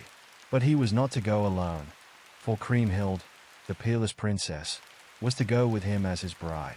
They had been wedded during the merry festivities which had just closed, and that event had added greatly to the general joy, for never was there a fairer or nobler pair than Sigfried the fearless and Kriemhild the peerless. "It grieves my heart to part with you," said Gunther, wringing Sigfried's hand. "It will fare but ill with us, I fear, when we no longer see your radiant face, or hear your cheery voice." "Say not so, my brother," answered Sigfried, "for the gods have many good things in store for you, and, if ever you need the help of my arm, you have but to say the word, and I will hasten to your aid." Then the Burgundian kings besought the hero to take the fourth part of their kingdom as his own and Kriemhild's, and to think no more of leaving them. But Sigfried would not agree to this. His heart yearned to see his father and mother once again, and then to return to his own loved Nibelungen land. So he thanked the kings for their kind offer, and hastened to make ready for his intended journey. Early on Midsummer Day the hero and his bride rode out of Gunther's dwelling, and turned their faces northward. And with them was a noble retinue of warriors, 500 brave Burgundians, with Ecuit as their chief, who had sworn to be Queen Kriemhild's vassals in her new, far-distant home. 32 fair maidens, too, went with her, and with Sigfried were his Nibelungen earls. As the company rode down the sands, and filed gaily along the river road, it seemed a lovely although a sad sight to their kinsmen who gazed after them from the castle towers. Fair and young were all the folk, and the world, to most, was still untried, and they rode, in the morning sunlight, away from their native land, nor recked that never again would they return. Each warrior sat upon a charger, richly geared with gilt-red saddle, and gorgeous bridle, and trappings of every hue, and their war coats were bright and dazzling, and their spears glanced in the sun, and their golden shields threw rays of resplendent light around them. The maidens, too, were richly dight in broidered cloaks of blue, and rare stuffs brought from far-off Araby, and each sat on a snow-white palfrey geared with silken housings, and trappings of bright blue. For some days the company followed the course of the river, passing through many a rich meadow, and between lovely vineyards and fields of yellow corn. Then they rode over a dreary, barren waste, and through a wild greenwood, and reached, at last, the hills which marked the beginning of King Siemund's domains. Then Sigfried sent fleet heralds before them to carry to his father the tidings of his coming with his bride, fair Kriemhild. Glad, indeed, were old King Siemund and Siegfried's gentle mother when they heard this news. "Oh, happy is the day," cried the king. "Thrice happy be the day that shall see fair Kriemhild a crowned queen, and Sigfried a king in the throne of his fathers." And they showered upon the heralds who had brought the happy news rich fees of gold and silver, and gave them garments of silken velvet. And on the morrow they set out, with a train of earl-folk and lovely ladies, to meet their son and his bride. For one whole day they journeyed to the old fortress of Santan, where in former days the king's dwelling had been. There they met the happy bridal party, and fond and loving were the hearty greetings they bestowed upon Kriemhild and the radiant Sigfried. Then, without delay, they returned to Siemund's kingly hall, and for 12 days a high tide, more happy and more splendid than that which had been held in Burgundy, was made in honor of Sigfried's marriage day. And, in the midst of those days of sport and joyance, the old king gave his crown and scepter to his son, and all the people hailed Sigfried, king of the broad lowlands, and Kriemhild his lovely queen. Old stories tell how Sigfried reigned in peace and glad contentment in his fatherland, and how the joyous sunshine shone wherever he went, and poured a flood of light and warmth and happiness into every nook and corner of his kingdom, and how, At length, after the gentle Sigfried had died, he moved his court to that other country of his, the far-off Nibelungen land. And it is in that strange, dream-haunted land, in a strong-built mountain fortress, that we shall next find him. Glad were the Nibelungen folk when their own king and his lovely wife came to dwell among them. And the mists once more were lifted, and the skies grew bright and clear, and men said that the night had departed, and the better days were near. Golden, indeed, and most glorious, was that summer time, and long to be remembered was Siegfried's too brief reign in Nibelungen land. And, ages afterward, folk loved to sing of his care for his people's welfare, of his wisdom and boundless law, of his deeds in the time of warring, and the victories gained in peace. And strong and brave were the men folk, and wise and fair were the women, and broad and rich were the acres, in Siegfried's well-ruled land. The farmlands were yellow with the abundant harvests, fruitful orchards grew in the pleasant dales, and fair vineyards crowned the hills. Fine cities sprang up along the sea-coast, and strong fortresses were built on every height. Great ships were made, which sailed to every land, and brought home rich goods from every clime. Coffee and spices from India, rich silks from Zasmang, fine fruit from the Iberian shore, and soft furs, and ivory tusks of the sea beast, from the frozen coasts of the north. Never before was country so richly blessed, for Siegfried taught his people how to till the soil best, and how to delve far down into the earth for hidden treasures, and how to work skillfully in iron and bronze and all other metals, and how to make the winds and the heroictales, and even the thunderbolt, their thralls and helpful servants. And he was as great in war as in peace, for no other people dared harm, or in any way impose upon, the Nibelungen folk, or any of his faithful liegemen. It is told how, once on a time, he warred against the Hundings, who had done his people an injury, and how he sailed against them in a long dragon ship of 100 oars. When he was far out in the mid-sea, and no land was anywhere in sight, a dreadful storm arose. The lightnings flashed, and the winds roared, and threatened to carry the ship to destruction. Quickly the fearful sailors began to reef the sails, but Siegfried bade them stop. "Why be afraid?" he cried. "The Norns have woven the woof of every man's life, and no man can escape his destiny. If the gods will that we should drown, it is folly for us to strive against fate. We are bound to the shore of the Hundings land, and thither must our good ship carry us. Hoist the sails high on the masts, even though the wind should tear them into shreds, and split the masts into splinters." The sailors did as they were bidden, and the hurricane caught the ship in its mighty arms, and hurried it over the rolling waves with the speed of lightning. And Siegfried stood calmly at the helm, and guided the flying vessel.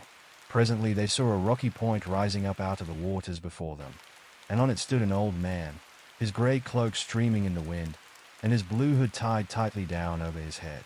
"Whose ship is that which comes riding on the storm?" cried the man. "King Siegfried's ship," answered the man at the prow. "There lives no braver man on earth than he.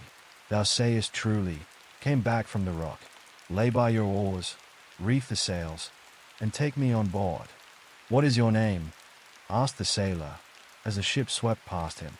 "When the raven croaks gladly over his battle feast, men call me Hnika. But call me now Karl from the mountain, Finger, or Fdolna. Reef, quick, your sails, and take me in." The men, at Siegfried's command, obeyed, and at once the wind ceased blowing, and the sea was calm, and the warm sun shone through the rifted clouds, and the coast of Hunding's land lay close before them. But when they looked for Fdolna, as he called himself, they could not find him. One day Siegfried sat in his sunlit hall in Nibelungen land, and Kriemhild, lovely as a morning in June, sat beside him. And they talked of the early days when alone he fared through the midworld, and alone did deeds of wondrous daring. And Siegfried bethought him then of the glittering hoard of Andvari, and the cave and the mountain fortress, where the faithful dwarf Alberich still guarded the measureless treasure. "How I should like to see that mountain fastness and that glittering hoard," cried Kriemhild. "You shall see," answered the king. And at once horses were saddled, and preparations were made for a morning's jaunt into the mountains. And, ere an hour had passed, Siegfried and his queen, and a small number of knights and ladies, were riding through the passes. About noon they came to Alberich's dwelling, a frowning fortress of granite built in the mountainside. The gate was opened by the sleepy giant who always sat within, and the party rode into the narrow courtyard. There they were met by Alberich, seeming smaller and greyer, and more pinched and wan than ever before. "Hail, noble master," cried he, bowing low before Sigfried. "How can Alberich serve you today?" "Lead us to the treasure vaults," answered the king. "My queen would fain feast her eyes upon the yellow, sparkling hoard." The dwarf obeyed. Through a narrow door they were ushered into a long, low cavern, so frowning and gloomy that the queen started back in affright. But, reassured by Siegfried's smiling face, she went forward again. The entranceway was lighted by little torches held in the hands of tiny elves, who bowed in humble politeness to the kingly party. But, when once beyond the entrance hall, no torches were needed to show the way, for the huge pile of glittering gold and sparkling jewels, which lay heaped up to the cavern's roof, lighted all the space around with a glory brighter than day. "There is the dwarf's treasure," cried Siegfried. "Behold the hoard of Andvari, the gathered wealth of the ages. Henceforth, fair Kriemhild, it is yours, all yours, save this serpent ring." "And why not that too?" asked the queen, for she admired its glittering golden scales and its staring ruby eyes. "Alas," answered he, "a curse rests upon it. The curse which Andvari the ancient laid upon it when Loki tore it from his hand. A miser's heart, selfish, cold, snaky, is bred in its owner's being, and he thenceforth lives a very serpent's life. Or, should he resist its influence, then death through the guile of pretended friends is sure to be his fate." "Then why," asked the queen, "why do you keep it yourself? Why do you risk its bane? Why not give it to your sworn foe, or cast it into the sea, or melt it in the fire, and thus escape the curse?" Siegfried answered by telling how, when in the heyday of his youth, he had slain Fafnir, the keeper of this hoard, upon the glittering heath, and how, while still in the narrow trench which he had dug, the blood of the horrid beast had flown in upon him and covered him up. "And this I have been told by Odin's birds," he went on to say, "that every part of my body that was touched by the slimy flood was made forever proof against sword and spear, and sharp weapons of every kind. Hence I have no cause to fear the stroke, either of open foes or of traitorous false friends." "But was all of your body covered with the dragon's blood? Was there no small spot untouched?" asked the queen, more anxious now than she had ever seemed to be before she had known aught of her husband's strange security from wounds. "Only one very little spot between the shoulders was left untouched," answered Siegfried. "I afterwards found a lime leaf sticking there, and I know that the slimy blood touched not that spot. But then who fears a thrust in the back? None save cowards are wounded there." "Ah," said the queen, toying tremulously with the fatal ring, "that little lime leaf may yet bring us unutterable woe." But Siegfried laughed at her fears, and he took the serpent ring and slipped it upon his forefinger, and said that he would wear it there, bane or no bane, so long as Odin would let him live. Then, after another long look at the heaps of glittering gold and priceless gemstones, the company turned and followed Alberich back, through the gloomy entranceway and the narrow door, to the open air again. And mounting their steeds, which stood ready, they started homewards. But, at the outer gate, Siegfried paused, and said to the dwarf at parting, "Hearken, Alberich, the hoard of Andvari is no longer mine. I have made a present of it to my queen. Hold it and guard it, therefore, as hers and hers alone, and, whatever her bidding may be regarding it, that do. Your word is law, and shall be obeyed," said the dwarf, bowing low. Then the drowsy gatekeeper swung the heavy gate to its place, and the kingly party rode gaily away. On their way home the company went, by another route, through the narrow mountain pass which led towards the sea, and thence through a rocky gorge between two smoking mountains. And on one side of this road a great cavern yawned, so dark and deep that no man had ever dared to step inside of it. And as they paused before it, and listened, they heard, away down in its dismal depths, horrid groans, sad moanings, and faint wild shrieks, so far away that it seemed as if they had come from the very center of the earth. And, while they still listened, the ground around them trembled and shook, and the smoking mountain on the other side of the gorge smoked blacker than before. "Loki is uneasy today," said Sigfried, as they all put spurs to their horses and galloped swiftly home.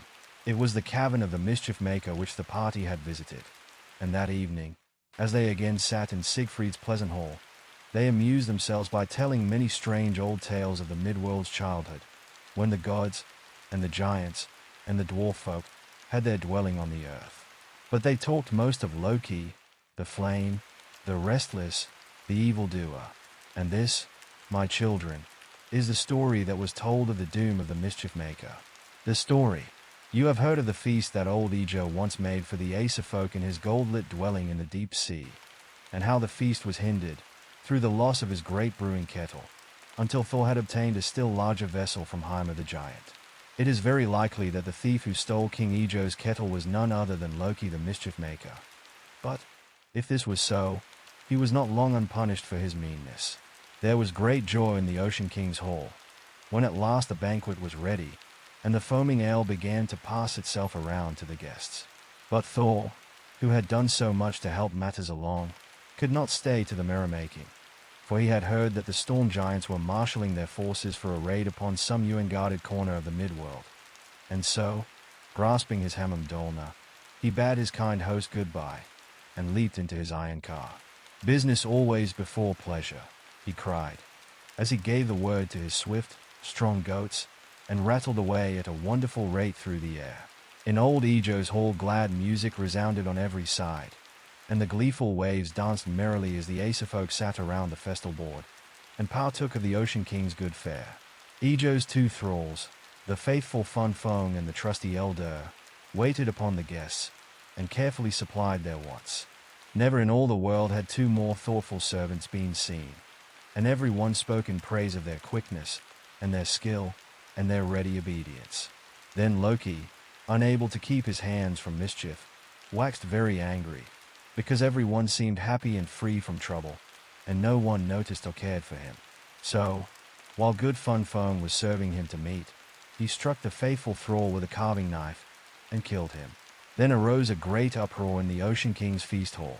The Aesir folk rose up from the table, and drove the mischief maker out from among them, and in their wrath they chased him across the waters, and forced him to hide in the thick greenwood. After this they went back to Ejo's hall, and sat down again to the feast. But they had scarcely begun to eat, when Loki came quietly out of his hiding place, and stole slyly around to Ejo's kitchen, where he found Elder, the other thrall, grieving sadly because of his brother's death. "I hear a great chattering and clattering over there in the feast hall," said Loki. "The greedy, silly Aesir folk seem to be very busy indeed, both with their teeth and their tongues. Tell me, now, good Elder, what they talk about while they sit over their meat and ale." "They talk of noble deeds," answered Elder. "They speak of gallant heroes, and brave men, and fair women, and strong hearts, and willing hands, and gentle manners, and kind friends. And for all these they have words of praise, and songs of beauty. But none of them speak well of Loki, the thief and the vile traitor." "Ah," said Loki wrathfully, twisting himself into a dozen different shapes. "No one could ask so great a kindness from such folk. I must go into the feast hall, and take a look at this fine company, and listen to their noisy merrymaking. I have a fine scolding laid up for those good fellows, and, unless they are careful with their tongues, they will find many hard words mixed with their ale." Then he went boldly into the great hall, and stood up before the wonder-stricken guests at the table. When the Aesir folk saw who it was that had darkened the doorway, and was now in their midst, a painful silence fell upon them, and all their merriment was at an end. And Loki stretched himself up to his full height, and said to them, "Hungry and thirsty come I to Ejo's gold-lit hall. Long and rough was the road I trod, and wearisome was the way. Will no one bid me welcome? Will none give me a seat at the feast? Will none offer me a drink of the precious mead? Why are you all so dumb? Why so sulky and stiff-necked, when your best friend stands before you? Give me a seat among you. Yes, one of the high seats, or else drive me from your hall. In either case, the world will never forget me. I am Loki." Then one among the Aesir folk spoke up, and said, "Let him sit with us. He is mad, and when he slew Funfong, he was not in his right mind. He is not answerable for his rash act. But Bragi the wise, who sat on the innermost seat, arose, and said, Nay, we will not give him a seat among us. Nevermore shall he feast or sup with us, or share our good fellowship. Thieves and murderers we know, and will shun. This speech enraged Loki all the more, and he spared not vile words, but heaped abuse without stint upon all the folk before him. And by main force he seized hold of the silent Vidar, who had come from the forest solitudes to be present at the feast, and dragged him away from the table, and seated himself in his place. Then, as he quaffed the foaming ale, he flung out taunts and jeers and hard words to all who sat around, but chiefly to Bragi the wise. Then he turned to Sif, the beautiful wife of Thor, and began to twit her about her golden hair. Oh, how handsome you were when you looked at your bald head in the mirror that day. Oh, what music you made when your hands touched your smooth pate. And now whose hair do you wear? And the wretch laughed wickedly, as he saw the tears welling up in poor Sif's eyes. Then suddenly a great tumult was heard outside. The mountains shook and trembled, and the bottom of the sea seemed moved, and the waves, affrighted and angry, rushed hither and thither in confusion. All the guests looked up in eager expectation, and some of them fled in alarm from the hall. Then the mighty Thor strode through the door, and up to the table, swinging his hammer, and casting wrathful glances at the mischief-maker. Loki trembled, and dropped his goblet, and sank down upon his knees before the terrible Asa. I yield me, he cried. Spare my life, I pray you, and I will be your thrall forever. I want no such thrall, answered Thor, and I spare your life on one condition only, that you go at once from hence, and never more presume to come into the company of Asa folk. I promise all that you ask, said Loki, trembling more than ever. Let me go. Thor stepped aside, and the frightened culprit fled from the hall, and was soon out of sight. The feast was broken up. The folk bade Ejo a kind farewell, and all embarked on Frey's good ship Skidbladner, and fair winds wafted them swiftly home to Asgard. Loki fled to the dark mountain gorges of Mist Land, and sought for a while to hide himself from the sight of both gods and men. In a deep ravine by the side of a roaring torrent, he built himself a house of iron and stone, and placed a door on each of its four sides, so that he could see whatever passed around him. There, for many winters, he lived in lonely solitude, planning with himself how he might baffle the gods, and regain his old place in Asgard. And now and then he slipped slyly away from his hiding place, and wrought much mischief for a time among the abodes of men. But when Thor heard of his evil doings, and sought to catch him, and punish him for his evil deeds, he was nowhere to be found. And at last the Asa folk determined that, if he could ever be captured, the safety of the world required that he should be bound hand and foot, and kept forever in prison. Loki often amused himself in his mountain home by taking upon him his favorite form of a salmon, and lying listlessly beneath the waters of the great Fernanda cataract, which fell from the shelving rocks 1,000 feet above him. One day while thus lying, he bethought himself of former days, when he walked the glad young earth in company with the All-Father. And among other things he remembered how he had once borrowed the magic net of Ran, the Ocean Queen, and had caught with it the dwarf Andvari, disguised, as he himself now was, in the form of a slip-pay salmon. I will make me such a net, he cried. I will make it strong and good, and I, too, will fish for men. So he took again his proper shape, and went back to his cheerless home in the ravine. And he gathered flax and wool and long hemp, and spun yarn and strong cords, and wove them into meshes, after the pattern of Queen Rant's magic net. For men had not, at that time, learned how to make or use nets for fishing. And the first fisherman who caught fish in that way is said to have taken Loki's net as a model. Odin sat, on the morrow, in his high hall of Hlidskjalf, and looked out over all the world, and saw, even to the uttermost corners, what menfolk were everywhere doing. When his eye rested upon the dark line which marked the mountain land of the Mist Country, he started up in quick surprise, and cried out, Who is that who sits by the Fernanda Force, and ties strong cords together? But none of those who stood around could tell, for their eyes were not strong enough and clear enough to see so far. Bring Heimdall, then cried Odin. Now, Heimdall the White dwells among the blue mountains of sunny Himmin-Job, where the rainbow, the shimmering Asa bridge, spans the space betwixt heaven and earth. He is the son of Odin, golden-toothed, pew-faced, and clean-hearted, and he ever keeps watch and ward over the midworld and the homes of frail menfolk, lest the giants shall break in, and destroy and slay. He rides upon a shining steed named Goldtop, and he holds in his hand a horn called Jalahorn, with which, in the last great twilight, he shall summon the world to battle with the Fenris wolf and the sons of Loki. This watchful guardian of the midworld is as wakeful as the birds, and his hearing is so keen that no sound on earth escapes him, not even that of the rippling waves upon the seashore, nor of the quiet sprouting of the grass in the meadows, nor even of the growth of the soft wool on the backs of sheep. And his eyesight, too, is wondrous clear and sharp, for he can see by night as well as by day, and the smallest thing, although 100 leagues away, cannot be hidden from him. To Heimdall, then, the heralds hastened, bearing the words which Odin had spoken, and the watchful warder of the midworld came at once to the call of the All-Father. Turn your eyes to the somber mountains that guard the shadowy mist land from the sea, said Odin. Now look far down into the rocky gorge in which the Fernanda cataract pours, and tell me what you see. Heimdall did as he was bidden. I see a shape, said he, sitting by the torrent's side. It is Loki's shape, and he seems strangely busy with strong strings and chords. Call all our folk together, commanded Odin. The wily mischief-maker plots our hurt. He must be driven from his hiding place, and put where he can do no further harm.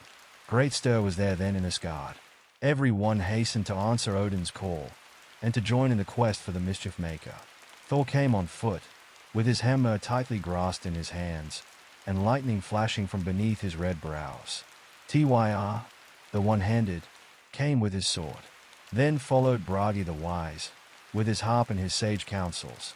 Then Hermod the nimble, with his quick wit and ready hands. And, lastly, a great company of elves and wood sprites and trolls.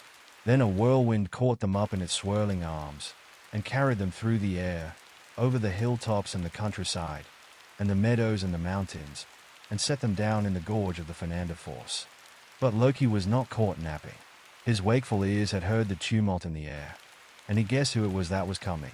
He threw the net, which he had just finished, into the fire, and jumped quickly into the swift torrent, where, charming himself into a salmon, he lay hidden beneath the foaming waters.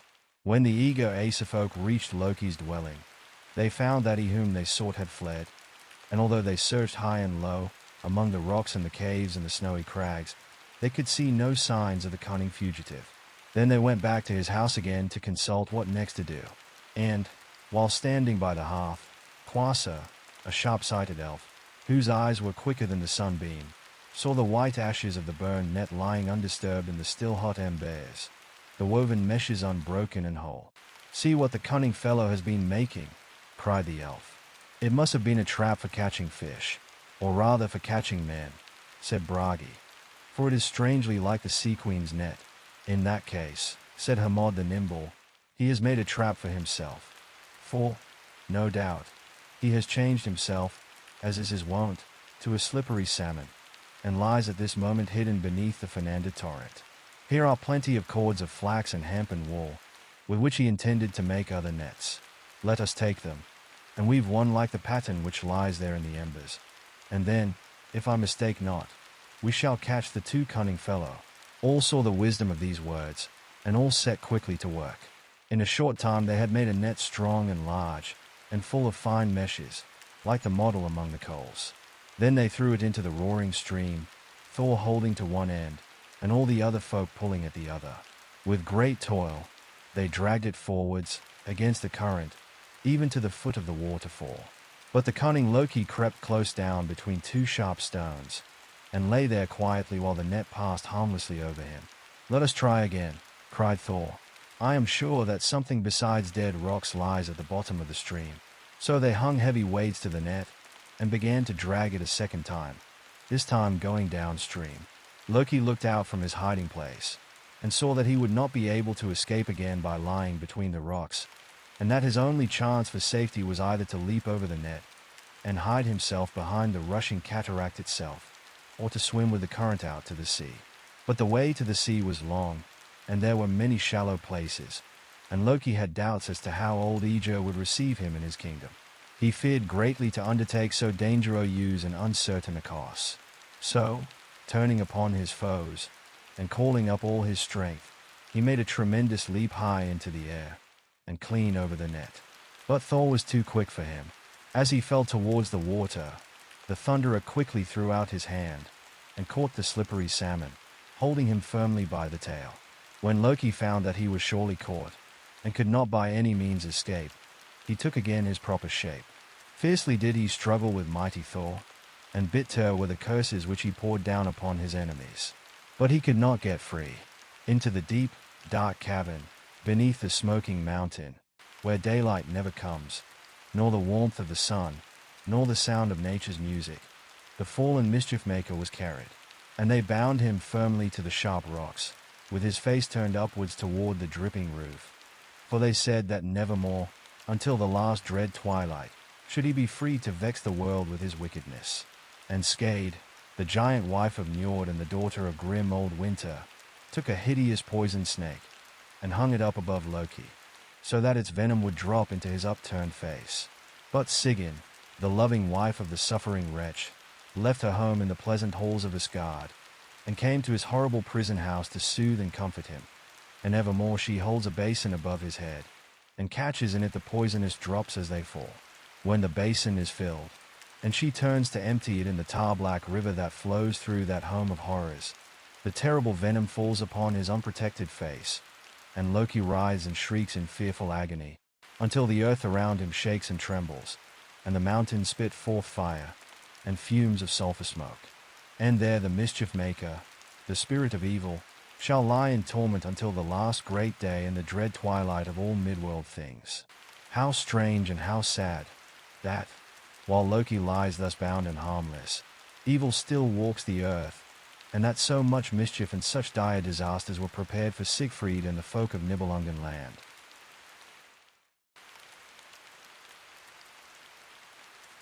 Chapter 18. How the Mischief Began to Brew. One day a party of strangers came to Sigfried's Nibelungen dwelling, and asked to speak with the king. "Who are you, and what is your errand?" asked the porter at the gate. "Our errand is to the king, and he will know who we are when he sees us," was the answer. When Sigfried was told of the strange men who waited below, and of the strange way in which they had answered the porter's question, he asked, "From what country seem they to have come? For surely their dress and manners will betray something of that matter to you. Are they Southland folk, or Eastland folk? Are they from the mountains, or from the sea?" "They belong to none of the neighbor lands," answered the earl who had brought the word to the king. "No such men live upon our borders. They seem to have come from a far-off land, for they are travel-worn, and their sea-stained clothing betokens a people from the south. They are tall and dark, and their hair is black, and they look much like those Rhineland warriors who came hither with our lady the queen. And they carry a blood-red banner with a golden dragon painted upon it." "Oh, they must be from Burgundy," cried the queen, who had overheard these words. And she went at once to the window to see the strangers, who were waiting in the courtyard below. There, indeed, she saw 30 tall Burgundians, clad in the gay costume of Rhineland, now faded and worn with long travel.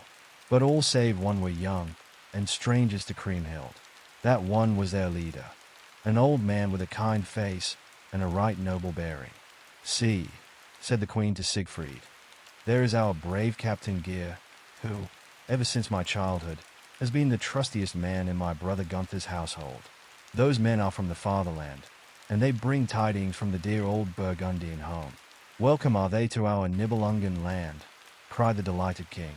And he ordered that the strangers should be brought into the castle, and that the most sumptuous rooms should be allotted to them, and a plenteous meal prepared, and everything done to entertain them in a style befitting messengers from Kriemhild's fatherland.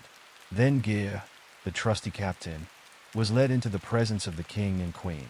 Right gladly did they welcome him, and many were the questions they asked about their kinfolk and the old Rhineland home. "Tell us, good Geir," said Sigfried, what is thy message from our friends? For we are anxious to know whether they are well and happy, or whether some ill luck has overtaken them. If any harm threatens them, they have but to speak, and I, with my sword and my treasures, will hasten to their help. They are all well, answered the captain. No ill has befallen them, and no harm threatens them. Peace rules all the land, and fair weather and sunshine have filled the people's barns, and made their hearts glad. And thus it has been ever since Gunther brought to his dwelling the warrior maiden Brunhild to be his queen. And this is my errand and the message that I bring. King Gunther, blessed with happiness, intends to hold a grand hightide of joy and thanksgiving at the time of the harvest moon. And nothing is wanting to complete the gladness of that time, but the sight of you and the peerless Kriemhild in your old places at the feast.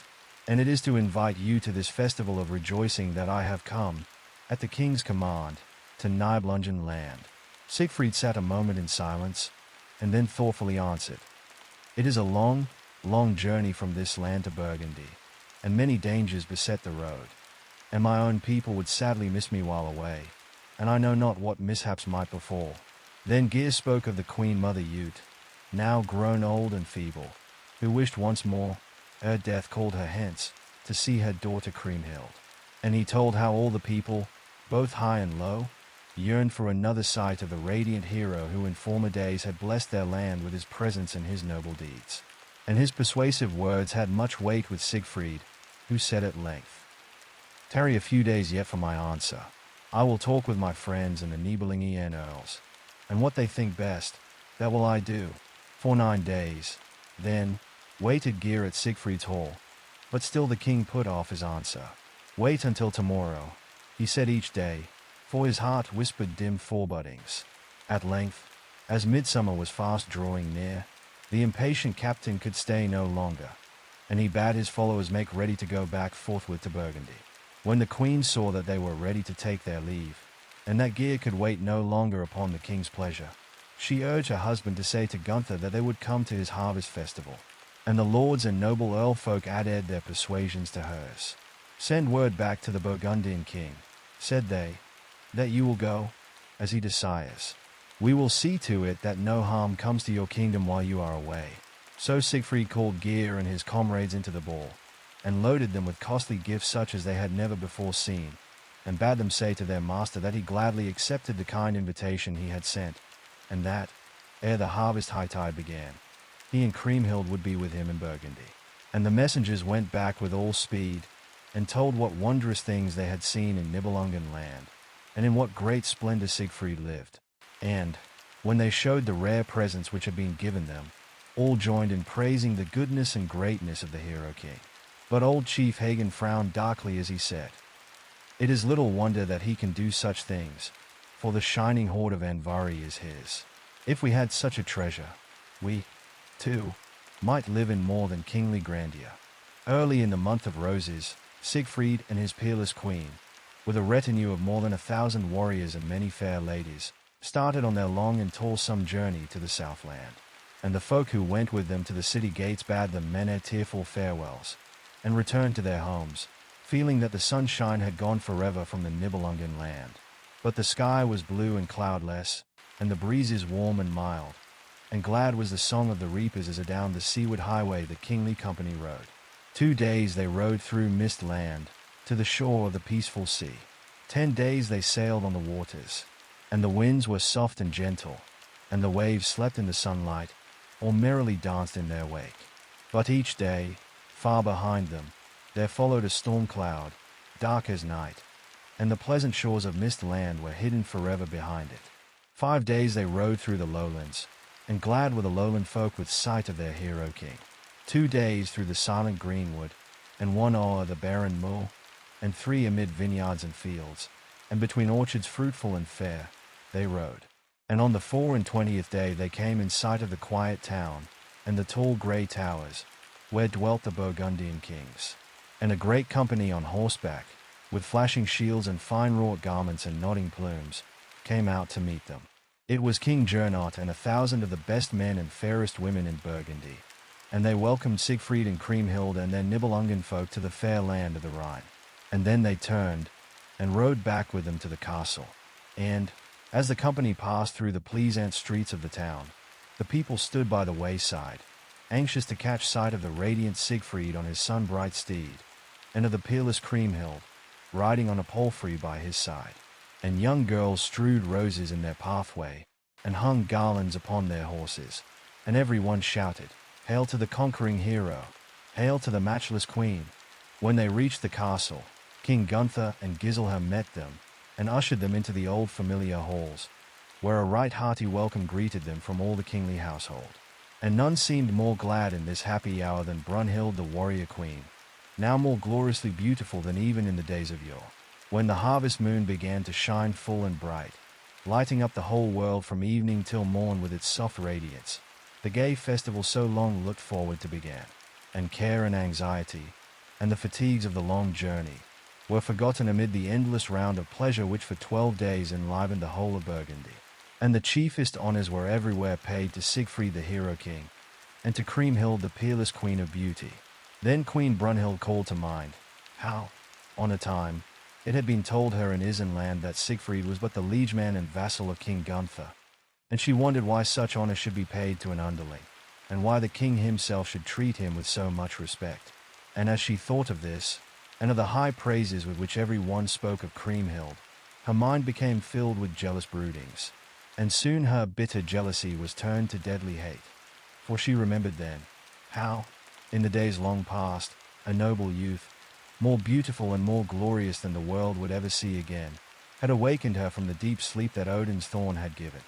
And she remembered how Gunther had won her by deeds of strength and skill which he never afterwards could even imitate. And she thought how grand indeed was Kriemhild's husband compared with her own weak and wavering and commonplace lord. And her soul was filled with sorrow and bitterness and deepest misery, when, putting these thoughts together, she believed that she had in some way been duped and cheated into becoming Gunther's wife. When at last the gay feast was ended, and most of the guests had gone to their homes, she sought her husband, and thus broached the matter to him. "Often have I asked you," said she, "why your sister Kriemhild was given in marriage to a vassal, and as often have you put me off with vague excuses. Often, too, have I wondered why your vassal, Siegfried, has never paid you tribute for the lands which he holds from you, and why he has never come to render you homage. Now he is here in your castle, but he sets himself up, not as your vassal, but as your peer. I pray you, tell me what such strange things mean. Was an underling and a vassal ever known before to put himself upon a level with his liege lord?" Gunther was greatly troubled, and he knew not what to say, for he feared to tell the queen how they had deceived her when he had won the games at Eisenstein, and how the truth had ever since been kept hidden from her. "Ask me not to explain this matter further than I have already done," he answered. "It is enough that Siegfried is the greatest of all my vassals, and that his lands are broader even than my own. He has helped me out of many straits, and has added much to the greatness and strength of my kingdom. For this reason he has never been asked to pay us tribute, and for this reason we grant him highest honors." But this answer failed to satisfy the queen. "Is it not the first duty of a vassal," she asked, "to help his liege lord in every undertaking? If so, Siegfried has but done his duty, and you owe him nothing. But you have not told me all. You have deceived me, and you would fain deceive me again. You have a secret, and I will find it out." The king made no answer, but walked silently and thoughtfully away. It happened one evening, not long thereafter, that the two queens sat together at an upper window, and looked down upon a company of men in the courtyard below. Among them were the noblest earl folk of Burgundy, and Gunther the king, and Siegfried. But Siegfried towered above all the rest, and he moved like a god among men. "See my noble Siegfried," cried Kriemhild in her pride. "How grandly he stands there! What a type of manly beauty and strength! No one cares to look at other men when he is near." "He may be handsome," answered Brunhild sadly, "and, for aught I know, he may be noble. But what is all that by the side of kingly power? Were he but the peer of your brother Gunther, then you might well boast." "He is the peer of Gunther," returned Kriemhild, "and not only his peer, but more, for he stands as high above him in kingly power and worth as in bodily stature." "How can that be?" asked Brunhild, growing angry. "For, when Gunther so gallantly won me at Eisenstein, he told me that Siegfried was his vassal, and often since that time I have heard the same. And even your husband told me that Gunther was his liege lord." Queen Kriemhild laughed at these words, and answered, "I tell you again that Sigfried is a king far nobler and richer and higher than any other king on earth. Think you that my brothers would have given me to a mere vassal to be his wife?" Then Brunhild, full of wrath, replied, "Your husband is Gunther's vassal and my own, and he shall do homage to us as the humblest and meanest of our underlings. He shall not go from this place until he has paid all the tribute that has so long been due from him. Then we shall see who is the vassal, and who is the lord." "Nay," answered Kriemhild, "it shall not be. No tribute was ever due, and, if homage is to be paid, it is rather Gunther who must pay it. It shall be settled once for all," cried Brunhild, now boiling over with rage. "I will know the truth. If Sigfried is not our vassal, then I have been duped, and I will have revenge." "It is well," was the mild answer. "Let it be settled, once for all, and then, mayhap, we shall know who it was who really won the games at Eisenstein, and you for Gunther's wife." And the two queens parted in wrath. Kriemhild's anger was as fleeting as an April cloud, which does but threaten, and then passes away in tears and sunshine. But Brunhild's was like the dread winter storm that sweeps down from Nibelheim, and brings ruin and death in its wake. She felt that she had been cruelly wronged in some way, and that her life had been wrecked, and she rested not until she had learned the truth. It was Hagen who at last told her the story of the cruel deceit that had made her Gunther's wife, and then her wrath and her shame knew no bounds. "Woe betide the day," she cried. "Woe betide the day that brought me to Rhineland, and made me the wife of a weakling and coward, and the jest of him who might have done nobler things." Hagen smiled. He had long waited for this day.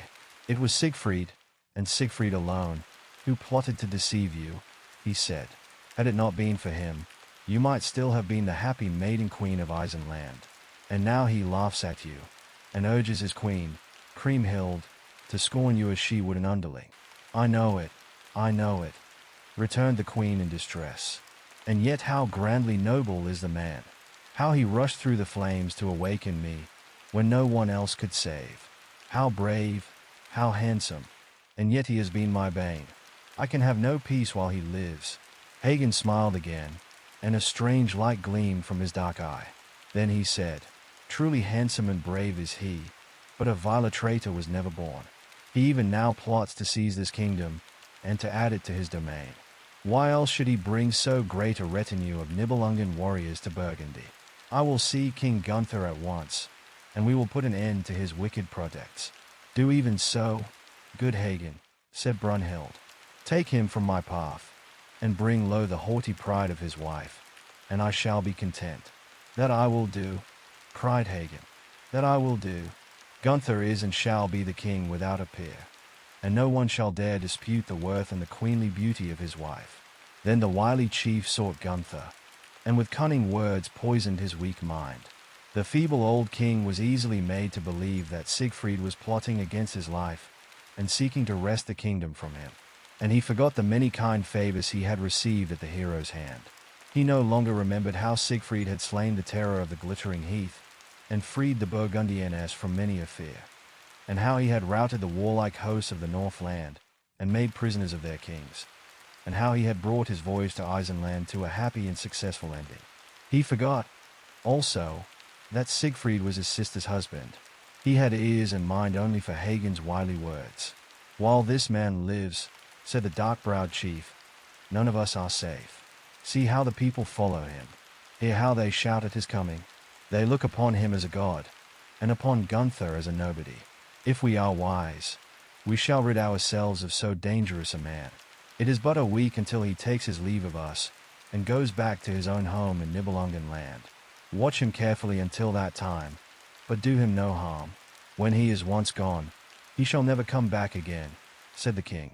But he spoke thus, not because of any kind feelings towards Sigfried, but rather because he feared the Nibelungen hero. "He has no thought of going at that time," answered Hagen. "He speaks of it only to hide his wicked and traitorous plots. Instead of going home, his plans will then be ready for action, and it will be too late for us to save ourselves. Still, if you will not believe me, take your own course. You have been warned." The cunning chief arose to leave the room. But Gunther, now thoroughly frightened, stopped him. "Hagen," he said, "you have always been my friend, and the words which you say are wise. Save us and our kingdom now, in whatsoever way you may deem best. I know not what to do." Then the weak king and the warrior chief talked long together in low, hoarse whispers. And, when they parted, shame and guilt were stamped in plain lines on Gunther's face, from which they were never more erased, and he dared not lift his gaze from the floor, fearing that his eyes would betray him, if seen by any more pure-hearted than he. But a smile of triumph played under the lurking gleams of Hagen's eye, and he walked erect and bold, as if he had done a praiseworthy deed. That night a storm came sweeping down from the north, and the cold rain fell in torrents, and great hailstones pattered on the roofs and towers of the castle, and cruelly pelted the cattle in the fields, and the birds in the friendly shelter of the trees. And old Thor fought bravely with the storm giants, and all night long the rattle of his chariot wheels and the heavy strokes of his dread hammer were heard resounding through the heavens. In his lonely chamber Hagen sat and rubbed his hands together, and grimly smiled. "The time so long waited for has come at last," he said. But the guilty king, unable to sleep, walked restlessly to and fro, and trembled with fear at every sound of the storm gust without. When day dawned at last, a sad scene met the eyes of all beholders. The earth was covered with the broken branches of leafy trees. The flowers and shrubs were beaten pitilessly to the ground, and here and there lay the dead bodies of little feathered songsters, who, the day before, had made the woods glad with their music. The sun had scarcely risen above this sorrowful scene, gilding the grey towers and turrets and the drooping trees with the promise of better things, then a strange confusion was noticed outside of the castle gates. 32 horsemen wearing the livery of the Northland stood there, and asked to be led to the Burgundian kings. "Who are you, and what is your errand?" asked the gatekeeper. "We come as heralds and messengers from Ludiger and Ludegast, the mighty kings of the north," they answered. "But our errand we can tell to no man save to Gunther your king, or to his brothers Gernot and Giselher." Then they were led by the king's command into the council hall, where sat Gunther, Gernot, and the noble Giselher, and behind them stood their uncle and chief, brave old Hagen. "What message bring you from our old friends Ludiger and Ludegast?" asked Gunther of the strangers. "Call them not your friends," answered the chief of the company. "We bring you this message from our liege lords, whom you may well count as enemies. Many years ago they were sorely beaten in battle, and suffered much hurt at your hands. And they vowed then to avenge the injury, and to wipe out the disgrace you had caused them, just so soon as they were strong enough to do so. Now they are ready, with 50,000 men, to march into your country, and they swear to lay waste your lands, and to burn your towns and villages and all your castles, unless you at once acknowledge yourselves their vassals, and agree to pay them tribute. This is the king's message, and we were further ordered not to wait for an answer, but to carry back to them without delay your reply, whether you will agree to their terms or no." King Gunther, as was his wont, turned to Hagen for advice. "Send for Sigfried," whispered the chief. It was done, and soon the hero came into the hall. His kingly grace and warlike bearing were such that Gunther dared not raise his guilty eyes from the ground, and Hagen's furtive glances were, for the moment, freighted with fear and shame. The message of the heralds was repeated to Sigfried, and Gunther said, "Most noble friend, you hear what word these traitorous kings dare send us. Now, we remember that, long years ago, you led us against them, and gave us a glorious victory. We remember, too, how, by your counsel, their lives were spared, and they were sent home with costly gifts. It is thus they repay our kindness. What answer shall we send them?" "Say that we will fight," answered Siegfried at once. "I will lead my brave Nibelungens against them, and they shall learn how serious a thing it is to break an oath, or to return treason for kindness." The news soon spread through all the town and through the countryside, that Ludiger and Ludegast, with 50,000 men, were marching into Burgundy, and destroying everything in their way. And great flight and confusion prevailed. Men and women hurried hither and thither in dismay. Soldiers busily sharpened their weapons, and burnished their armor, ready for the fray. Little children were seen cowering at every sound, and anxious faces were found everywhere. When Queen Kriemhild saw the busy tumult, and heard the shouts and cries in the street and the courtyard, and learned the cause of it all, she was greatly troubled, and went at once to seek Sigfried. When she found him, she drew him aside, and besought him not to take part in the war which threatened, but to hasten with all speed back to their own loved Nibelungen land. And why would my noble queen wish me thus to play the part of a coward, and to leave my friends when they most need my help? Asked Siegfried in surprise. I would not have you play the coward, answered Kriemhild, and hot tears stood in her eyes. But some unseen danger overhangs. There are other traitors than Ludiger and Ludigast, and men to be more feared than they. Last night I dreamed a fearful dream, and it follows me still. I dreamed that you hunted in the forest, and that 2 wild boars attacked you. The grass and the flowers were stained with your gore, and the cruel tusks of the beasts tore you in pieces, and no one came to your help. And I cried out in my distress, and awoke, and the storm clouds roared and threatened, and the hail pattered on the roof, and the wind and rain beat against the window panes. Then I slept again, and another dream, as fearful as the first, came to me. I dreamed that you rode in the forest, and that music sprang up in your footsteps, and all things living called you blessed, but that suddenly 2 mountains rose up from the ground, and their high granite crags toppled over, and fell upon you, and buried you from my sight forever. Then I awoke again, and my heart has ever since been heavy with fearful forebodings. I know that some dread evil threatens us, yet what it is, I cannot tell. But go not out against the North Kings. Our Nibelungen folk wait too long for your coming. Siegfried gaily laughed at his queen's fears, and said, The woof of every man's fate has been woven by the Norns, and neither he nor his foes can change it. When his hour comes, then he must go to meet his destiny. Then he led her gently back to her room in the castle, and bade her a loving farewell, saying, When the foes of our Burgundian hosts are put to flight, and there is no longer need for us here, then will we hasten back to Nibelungen land. Have patience and hope for a few days only, and all will yet be well. Forget your foolish dreams, and think only of my glad return. It was arranged that, in the march against the North Kings, Siegfried with his Nibelungen should take the lead, while Hagen, with a picked company of fighting men, should bring up the rear. Every one was eager to join in the undertaking, and no one, save King Gunther and his cunning counselor, and Ortwin and Dankwart, knew that the pretended heralds from the North Kings were not heralds at all, but merely the false tools of wicked Hagen. For the whole was but a well-planned plot, as we shall see, to entrap unwary, trusting Siegfried. Soon all things were in readiness for the march. But, as the day was now well spent, it was agreed that, at early dawn of the morrow, the little army should set out, and every one went home to put his affairs in order, and to rest for the night.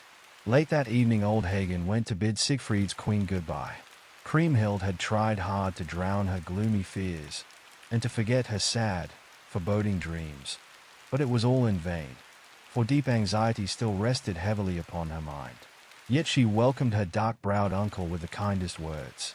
How glad I am, she said, that my husband is here to help my kinsfolk in this their time of need. I know right well that, with him to lead, you shall win. But, dear uncle, remember, when you are in the battle, that we have always loved you, and that Siegfried has done many kindnesses to the Burgundians. And, if any danger threaten him, turn it aside, I pray you, for Kriemhild's sake. I know that I merit Queen Brunhild's anger, because of the sharp words I lately spoke to her. But let not my husband suffer blame for that which is my fault alone.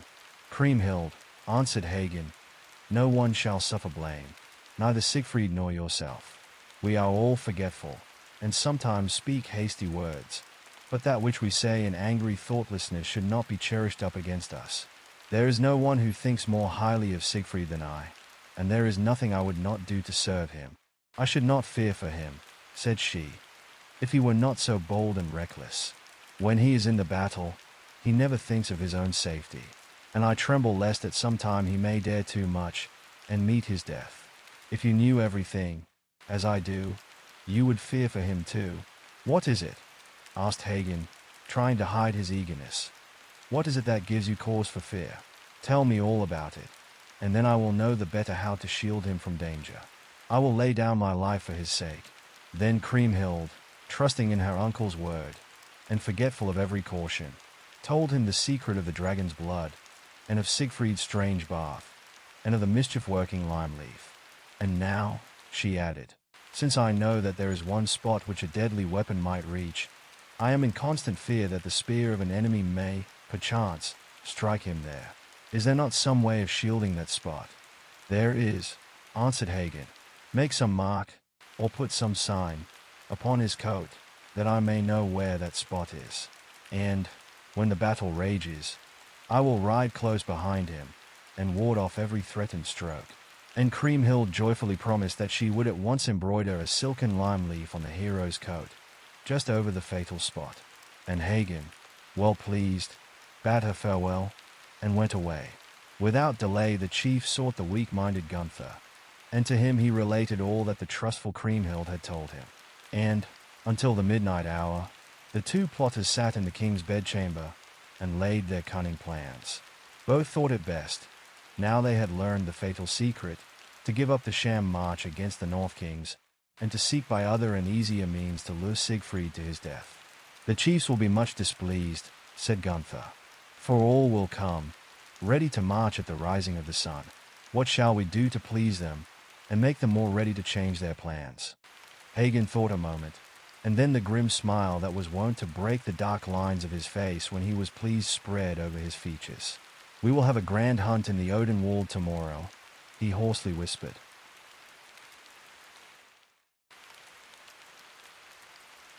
Chapter 19. How they hunted in the Odenwald. Next morning, at earliest daybreak, while yet the stars were bright, and the trees hung heavy with dewdrops, and the clouds were light and high, King Siegfried stood with his warriors before the castle gate. They waited but for the sunrise, and a word from Gunther the king, to ride forth over dale and woodland, and through forest and brake and field, to meet, as they believed, the hosts of the Northland kings. And Siegfried moved among them, calm-faced and bright as a war-god, upon the radiant Greyfell. And men said, long years afterward, that never had the shining hero seemed so glorious to their sight. Within the spacious courtyard 1,000 Burgundian braves stood waiting, too, for the signal, and the king's word of command. And at their head stood Hagen, dark as a cloud in summer, guilefully hiding his vile plots, and giving out orders for the marching. There, too, were honest Gernot, fearless and upright, and Giselher, true as gold, and neither of them dreamed of evil, or of the dark deed that day was doomed to see. Close by the gate was Ortwin, bearing aloft the blood-red dragon banner, which the Burgundians were wont to carry in honor of Siegfried's famous fight with Fafnir. And there was Dankwart, also, ever ready to boast when no danger threatened, and ever willing to do Chief Hagen's bidding. And next came Volker the fiddler good, with the famed sword Fiddlebow by him, on which, it is said, he could make the sweetest music while fighting his foes in battle. At length the sun began to peep over the eastern hills, and his beams fell upon the castle walls, and shot away through the trees, and over the meadows, and made the dewdrops glisten like myriads of diamonds among the dripping leaves and blossoms.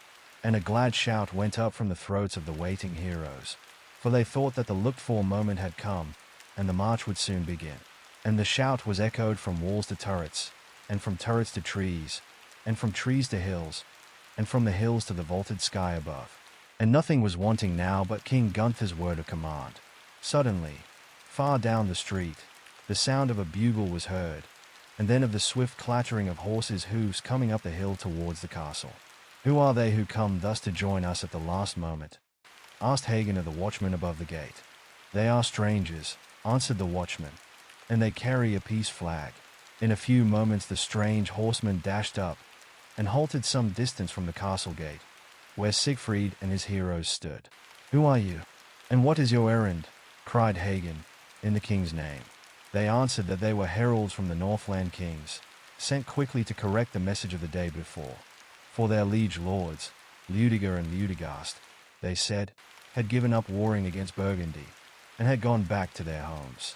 and they had sent humbly to ask the Rhineland kings to forget the rash threats which they had made, and to allow them to swear fealty to Gunther, and henceforth to be his humble vassals, if only they might be forgiven. Right cheerfully do we forgive them, cried Gunther, not waiting to consult with his wise men.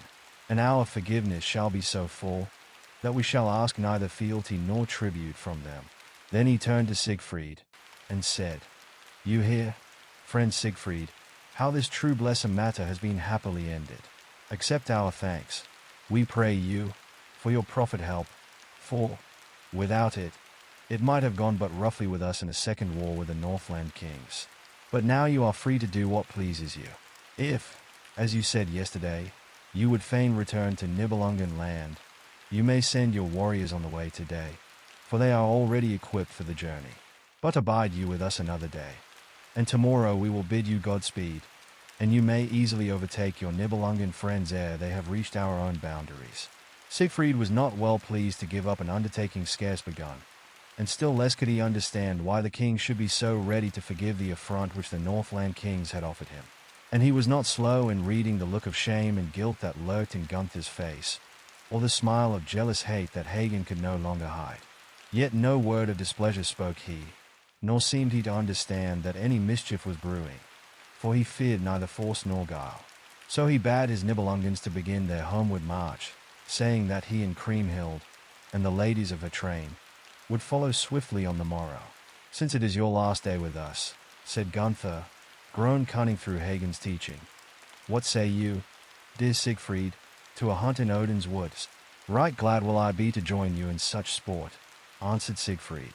I will change my war coat for a hunting suit, and be ready within an hour. Then Siegfried went to his apartments, and doffed his steel-clad armor, and searched in vain through his wardrobe for his favorite hunting suit.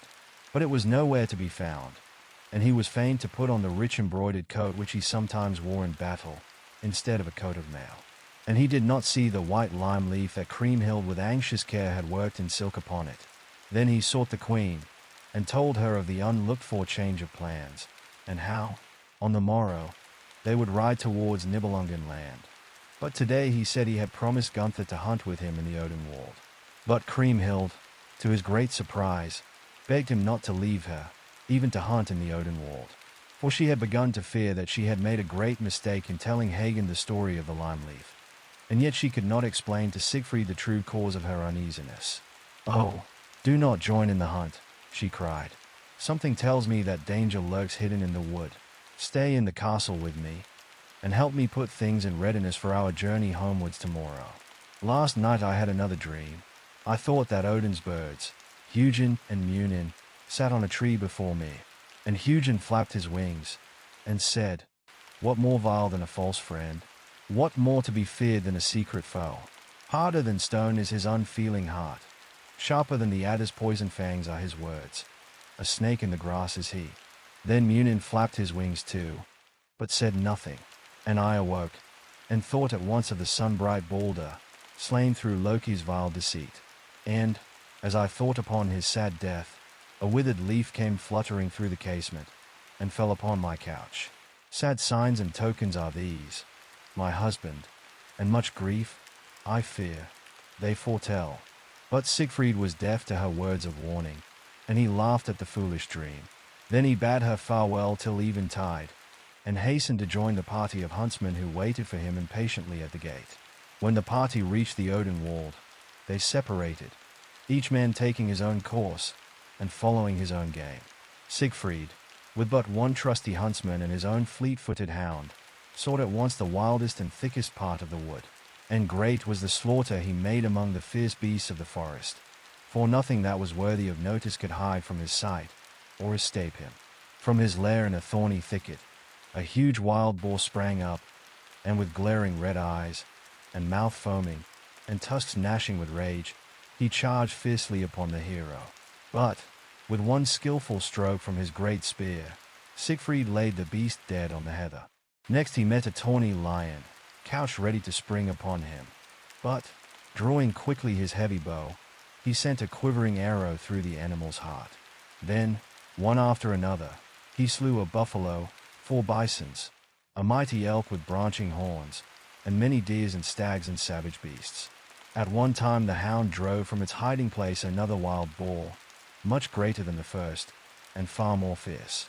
Quickly Sigfried dismounted from his horse, and met the grisly creature as it rushed with raving fury towards him. The sword of the hero cleft the beast in twain, and its bloody parts lay lifeless on the ground. Then Sigfried's huntsman, in gay mood, said, "My lord, would it not be better to rest a while? If you keep on slaughtering at this rate, there will soon be no game left in Odenwald." Sigfried laughed heartily at the merry words, and at once called in his hound, saying, "You are right. We will hunt no more until our good friends have joined us." Soon afterward the call of a bugle was heard, and Gunther and Hagen and Dankwart and Ortwin, with their huntsmen and hounds, came riding up. "What luck have you had, my friends?" asked Sigfried.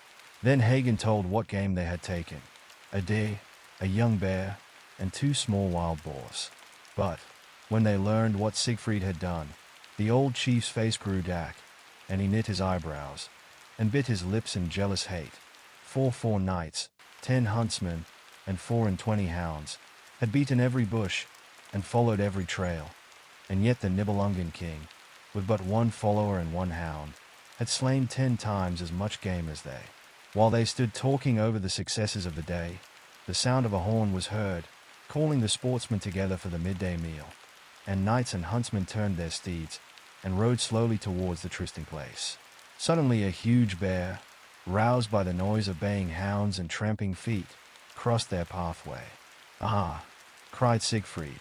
"There goes our friend Bruin, just in time to give us a bit of fun, and some needed sport at dinner. He shall go with us, and be our guest." With these words he loosed his hound, and dashed swiftly forwards after the beast. Through thick underbrush and tangled briars, and over fallen trees, the frightened creature ran, until at last it reached a steep hillside. There, in a rocky cleft, it stood at bay, and fought fiercely for its life. When Sigfried came up, and saw that his hound dared not take hold of the furious beast, he sprang from his horse, and seized the bear in his own strong arms, and bound him safely with a stout cord. Then he fastened an end of the cord to his saddle-bows, and remounted his steed. And thus he rode through the forest to the place where the dinner waited, dragging the unwilling bear behind him, while the dog bounded gaily along by his side. No nobler sight had ever been seen in that forest than that which Gunther's people saw that day. The Nibelungen king was dressed as well became so great a hero. His suit was of the speckled lynx's hide and rich black silk, upon which were embroidered many strange devices, with threads of gold. But, alas! Between the shoulders was the silken lime leaf that Queen Kriemhild's busy fingers had wrought. His cap was of the blackest fur, brought from the frozen Siberian land. Over his shoulder was thrown his well-filled quiver, made of lion's skin, and in his hands he carried his bow of mulberry, a very beam in size, and so strong that no man save himself could bend it. A golden hunting horn was at his side, and his sun-bright shield lay on his saddle-bow, while his mighty sword, the fire-edged Balmung, in its sheath glittering with gemstones, hung from his jeweled belt. The men who stood around Chief Hagen, and who saw the hero coming thus godlike through the greenwood, admired and trembled, and Dankwart whispered a word of caution to his dark-browed brother. But the old chief's face grew gloomier than before, and he scowled fiercely upon the faint-hearted Dankwart, as he hoarsely whispered in return, "What though he be Odin himself, still will I dare. It is not I, it is the Norns, who shape every man's fate." When Sigfried reached the camp with his prize, the huntsmen shouted with delight, and the hounds howled loudly, and shook their chains, and tried hard to get at the shaggy beast. The king leaped to the ground, and unloosed the cords which bound him, and at the same time the hounds were unleashed, and set upon the angry, frightened creature. Hemmed in on every side, the bear rushed blindly forwards, and leaped over the fires, where the cooks were busy with the dinner. Pots and kettles were knocked about in great confusion, and the scared cooks thrown sprawling upon the ground, and many a dainty dish and savory mess was spoiled. The bear fled fast down the forest road, followed by the baying hounds and the fleet-footed warriors. But none dared shoot an arrow at him for fear of killing the dogs, and it seemed as if he would surely escape, so fast he ran away. Then Sigfried bounded forwards, swifter than a deer, overtook the bear, and with one stroke of the sword gave him his death blow. And all who saw this feat of strength and quickness wondered greatly, and felt that such a hero must indeed be without a peer. When Gunther's cooks had made the dinner ready, the company sat down on the grass, and all partook of a merry meal, for the bracing air and the morning sport had made sharp appetites. But, when they had eaten, they were surprised to find that there was nothing to drink. Indeed, there was neither wine nor water in the camp. "How glad I am," said Sigfried gaily, "that I am not a huntsman by trade, if it is a huntsman's way to go thus dry. Oh, for a glass of wine, or even a cup of cold spring water, to quench my thirst. We will make up for this oversight when we go back home," said Gunther, and his heart was black with Fawcett. The blame in this matter should rest on Hagen, for it was he who was to look after the drinkables. "My lord," said Hagen, "I fell into a mistake by thinking that we would dine, not here, but at the Spessart Springs, and thither I sent the wine." "And is there no water near?" asked Siegfried. "Yes," answered Hagen. "There is a cool, shady spring not far from here, where the water gushes in a clear, cold stream from beneath a linden tree. Do but forgive me for the lack of wine, and I will lead you to it. It is a rare spring, and the water is almost as good as wine." "Better than wine for me," cried Siegfried, and he asked to be shown to the spring at once. Hagen arose, and pointed to a tree not far away, beneath whose spreading branches Siegfried could see the water sparkling in the sunlight. "Men have told me," said the chief, "that the Nibelungen king is very fleet of foot, and that no one has ever outstripped him in the race. Time was, when King Gunther and myself were spoken of as very swift runners, and, though we are now growing old, I fancy that many young men would, even now, fail to keep pace with us. Suppose we try a race to the spring, and see which of the three can win." "Agreed," cried Siegfried. "We will run, and, if I am beaten, I will kneel down in the grass to him who wins. I will give the odds in your favor too, for I will carry with me my spear, and my shield, and my helmet and sword, and all the trappings of the chase, while you may doff from your shoulders whatever might hinder your speed." So Gunther and Hagen laid aside all their arms, and put off their heavy clothing. But Siegfried took up his bow and quiver, and his heavy shield, and his beam-like spear. Then the word was given, and all three ran with wondrous speed. Gunther and his chief flew over the grass as light-footed as two wild panthers, but Siegfried sped swift as an arrow shot from the hand of a skillful bowman. He reached the spring when yet the others were not halfway to it. He laid his spear and sword, and bow and quiver of arrows, upon the ground, and leaned his heavy shield against a linden tree, and then he waited courteously for King Gunther to come up, for his knightly honor would not allow him to drink until his host had quenched his thirst. Gunther, when he reached the spring, stooped over, and drank heartily of the cool, refreshing water, and, after he had risen, Siegfried knelt upon the grass at the edge of the pool to quaff from the same gushing fountain. Stealthily then, and with quickness, did Chief Hagen hide his huge bow and his quiver, and his good sword Barmund, and, seizing the hero's spear, he lifted it in air, and with two steady aims struck the silken lime leaf that the loving Kriemhild had embroidered. Never in all the wide midworld was known a deed more cowardly, never a baser act. The hero was pierced with his own weapon by one he had deemed his friend. His blood gushed forth in torrents, and dyed the green grass red, and discolored the sparkling water, and even filled the face and eyes of vile Hagen. Yet, in the hour of death, King Siegfried showed how noble was his soul, how great his strength of will. Up he rose from his bended knees, and fiercely glanced around.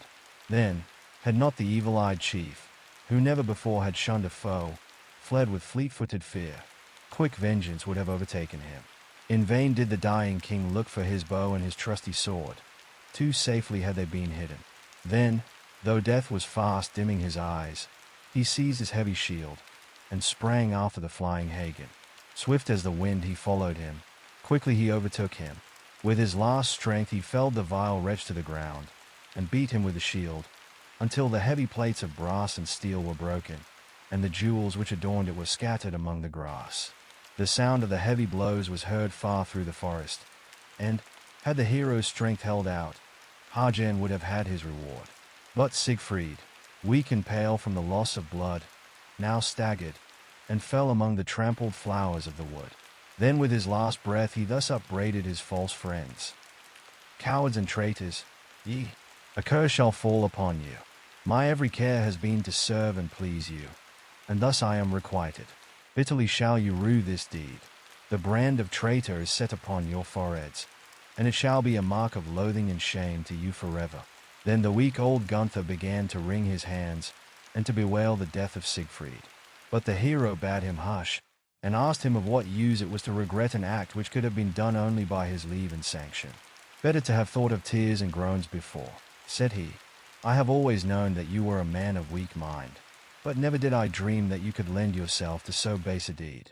And now, if there is left aught of manliness in your bosom, I charge you to have a care for Kriemhild your sister. Long shall my loved Nibelungen folk await my coming home. The glorious hero struggled in the last agony. The grass and flowers were covered with his blood. The trees shivered, as if in sympathy with him, and dropped their leaves upon the ground. The birds stopped singing, and sorrowfully flew away, and a solemn silence fell upon the earth, as if the very heart of nature had been crushed. And the men who stood around, all save the 4 guilty ones, bowed their heads upon their hands, and gave way to one wild burst of grief. Then tenderly they took up Siegfried, and laid him upon a shield, with his mighty weapons by him. And, when the sorrowing night had spread her black mantle over the midworld, they carried him silently out of the forest, and across the river, and brought him, by Gunther's orders, to the old castle, which now nevermore would resound with mirth and gladness. And they laid him at Kriemhild's door, and stole sadly away to their own places, and each one thought bitterly of the morrow.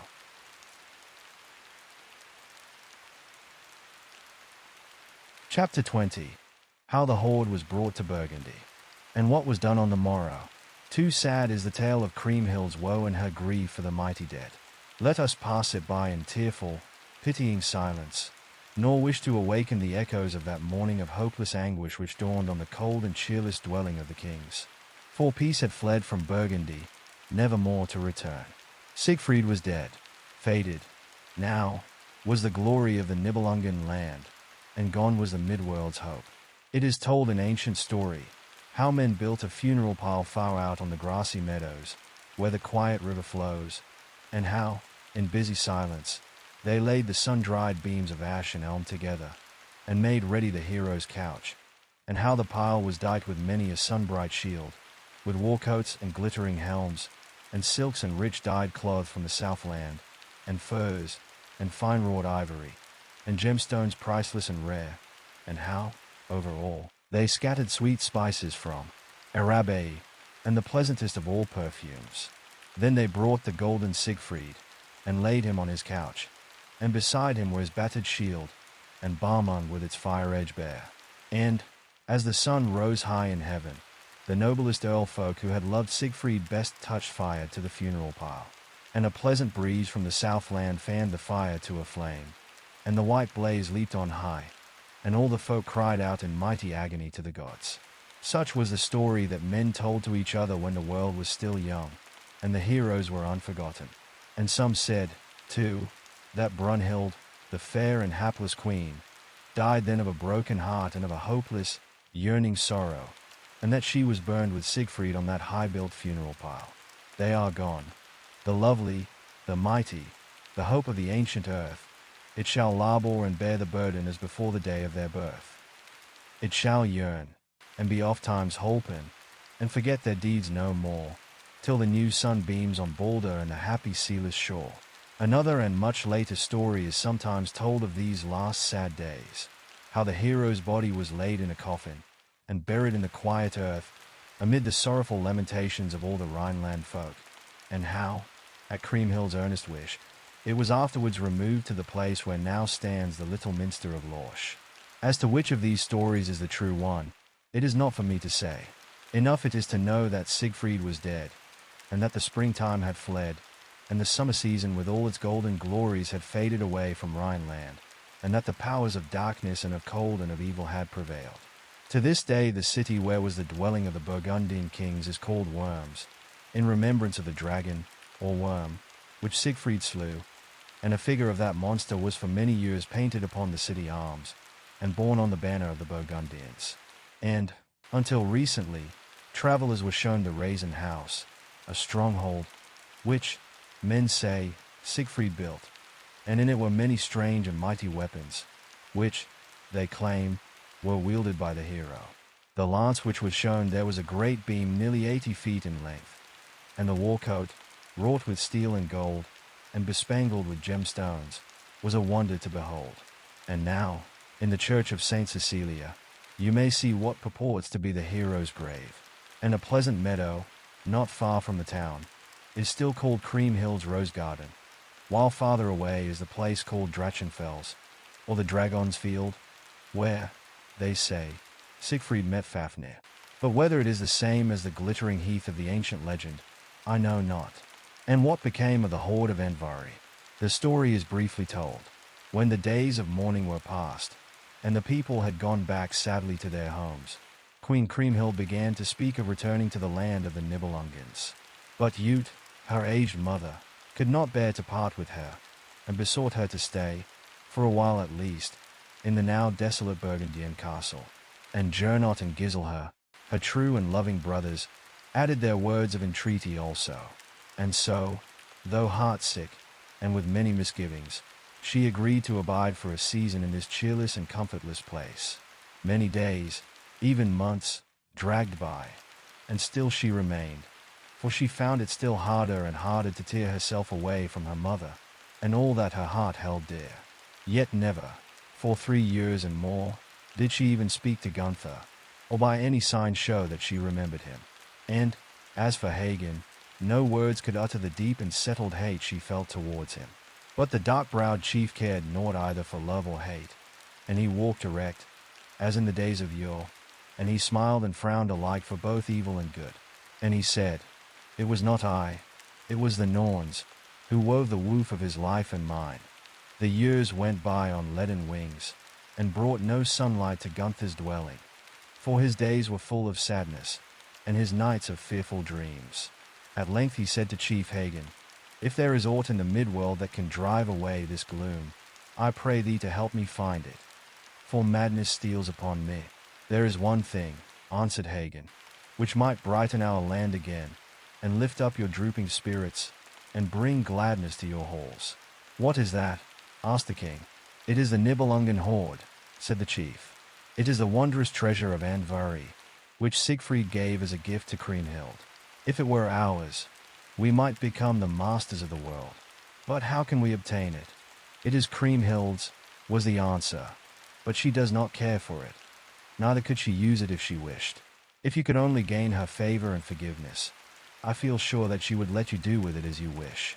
Then Gunther besought his younger brothers to intercede for him with Kriemhild, that she would so far forgive him as to look upon his face, and speak with him once more. And this the queen at last consented to do. And, when Gunther came into her presence, she was so touched at sight of his haggard face and whitened locks, and his earnest words of sorrow, that she forgave him the great wrong that he had done, and welcomed him again as her brother. And he swore that never would he again wrong her or hers, nor do aught to grieve her. But it was not until a long time after this, that he proposed to her that they should bring the hoard of Andvari away from the Nibelungen land. "For, if it were here, dear sister," he said, "it might be of great use to you." "Do whatever seems best to you," answered Kriemhild. "Only remember the oath that you have given me." Then Gunther, because he was anxious to see the wondrous hoard, but more because he was urged on by Hagen, made ready to send to the Nibelungen land to bring away the treasure by Kriemhild's command. 8,000 men, with Gernot and Giselher as their leaders, sailed over the sea in staunch vessels, and landed on the Nibelungen shore. And when they told who they were, and whence they came, and showed the queen's signet ring, they were welcomed heartily by the fair-haired folk of Mist Land, who gladly acknowledged themselves the faithful liegemen of the loved Kriemhild. When the Burgundians made known their errand to Alberich the dwarf, who still held watch and ward over the mountain stronghold, he was much amazed, and he grieved to part with his cherished treasure. "But," said he to his little followers, who stood around him by thousands, each anxious to fight the intruders, "but there is Queen Kriemhild's order and her signet ring, and we must, perforce, obey. Yet had we again the good Tarn cap which Siegfried took from us, the horde should never leave us. Then sadly he gave up the keys, and the Burgundians began to remove the treasure. For 4 whole days and nights they toiled, carrying the horde in huge wagons down to the sea. And on the 5th day they set sail, and without mishap arrived in good time at Worms. And many of Alberich's people, the swarthy elves of the cave, came with Gernot to Rhineland, for they could not live away from the horde. And it is said that hidden among the gold and the gemstones was the far-famed wishing rod, which would give to its owner the power of becoming the lord of the wide midworld.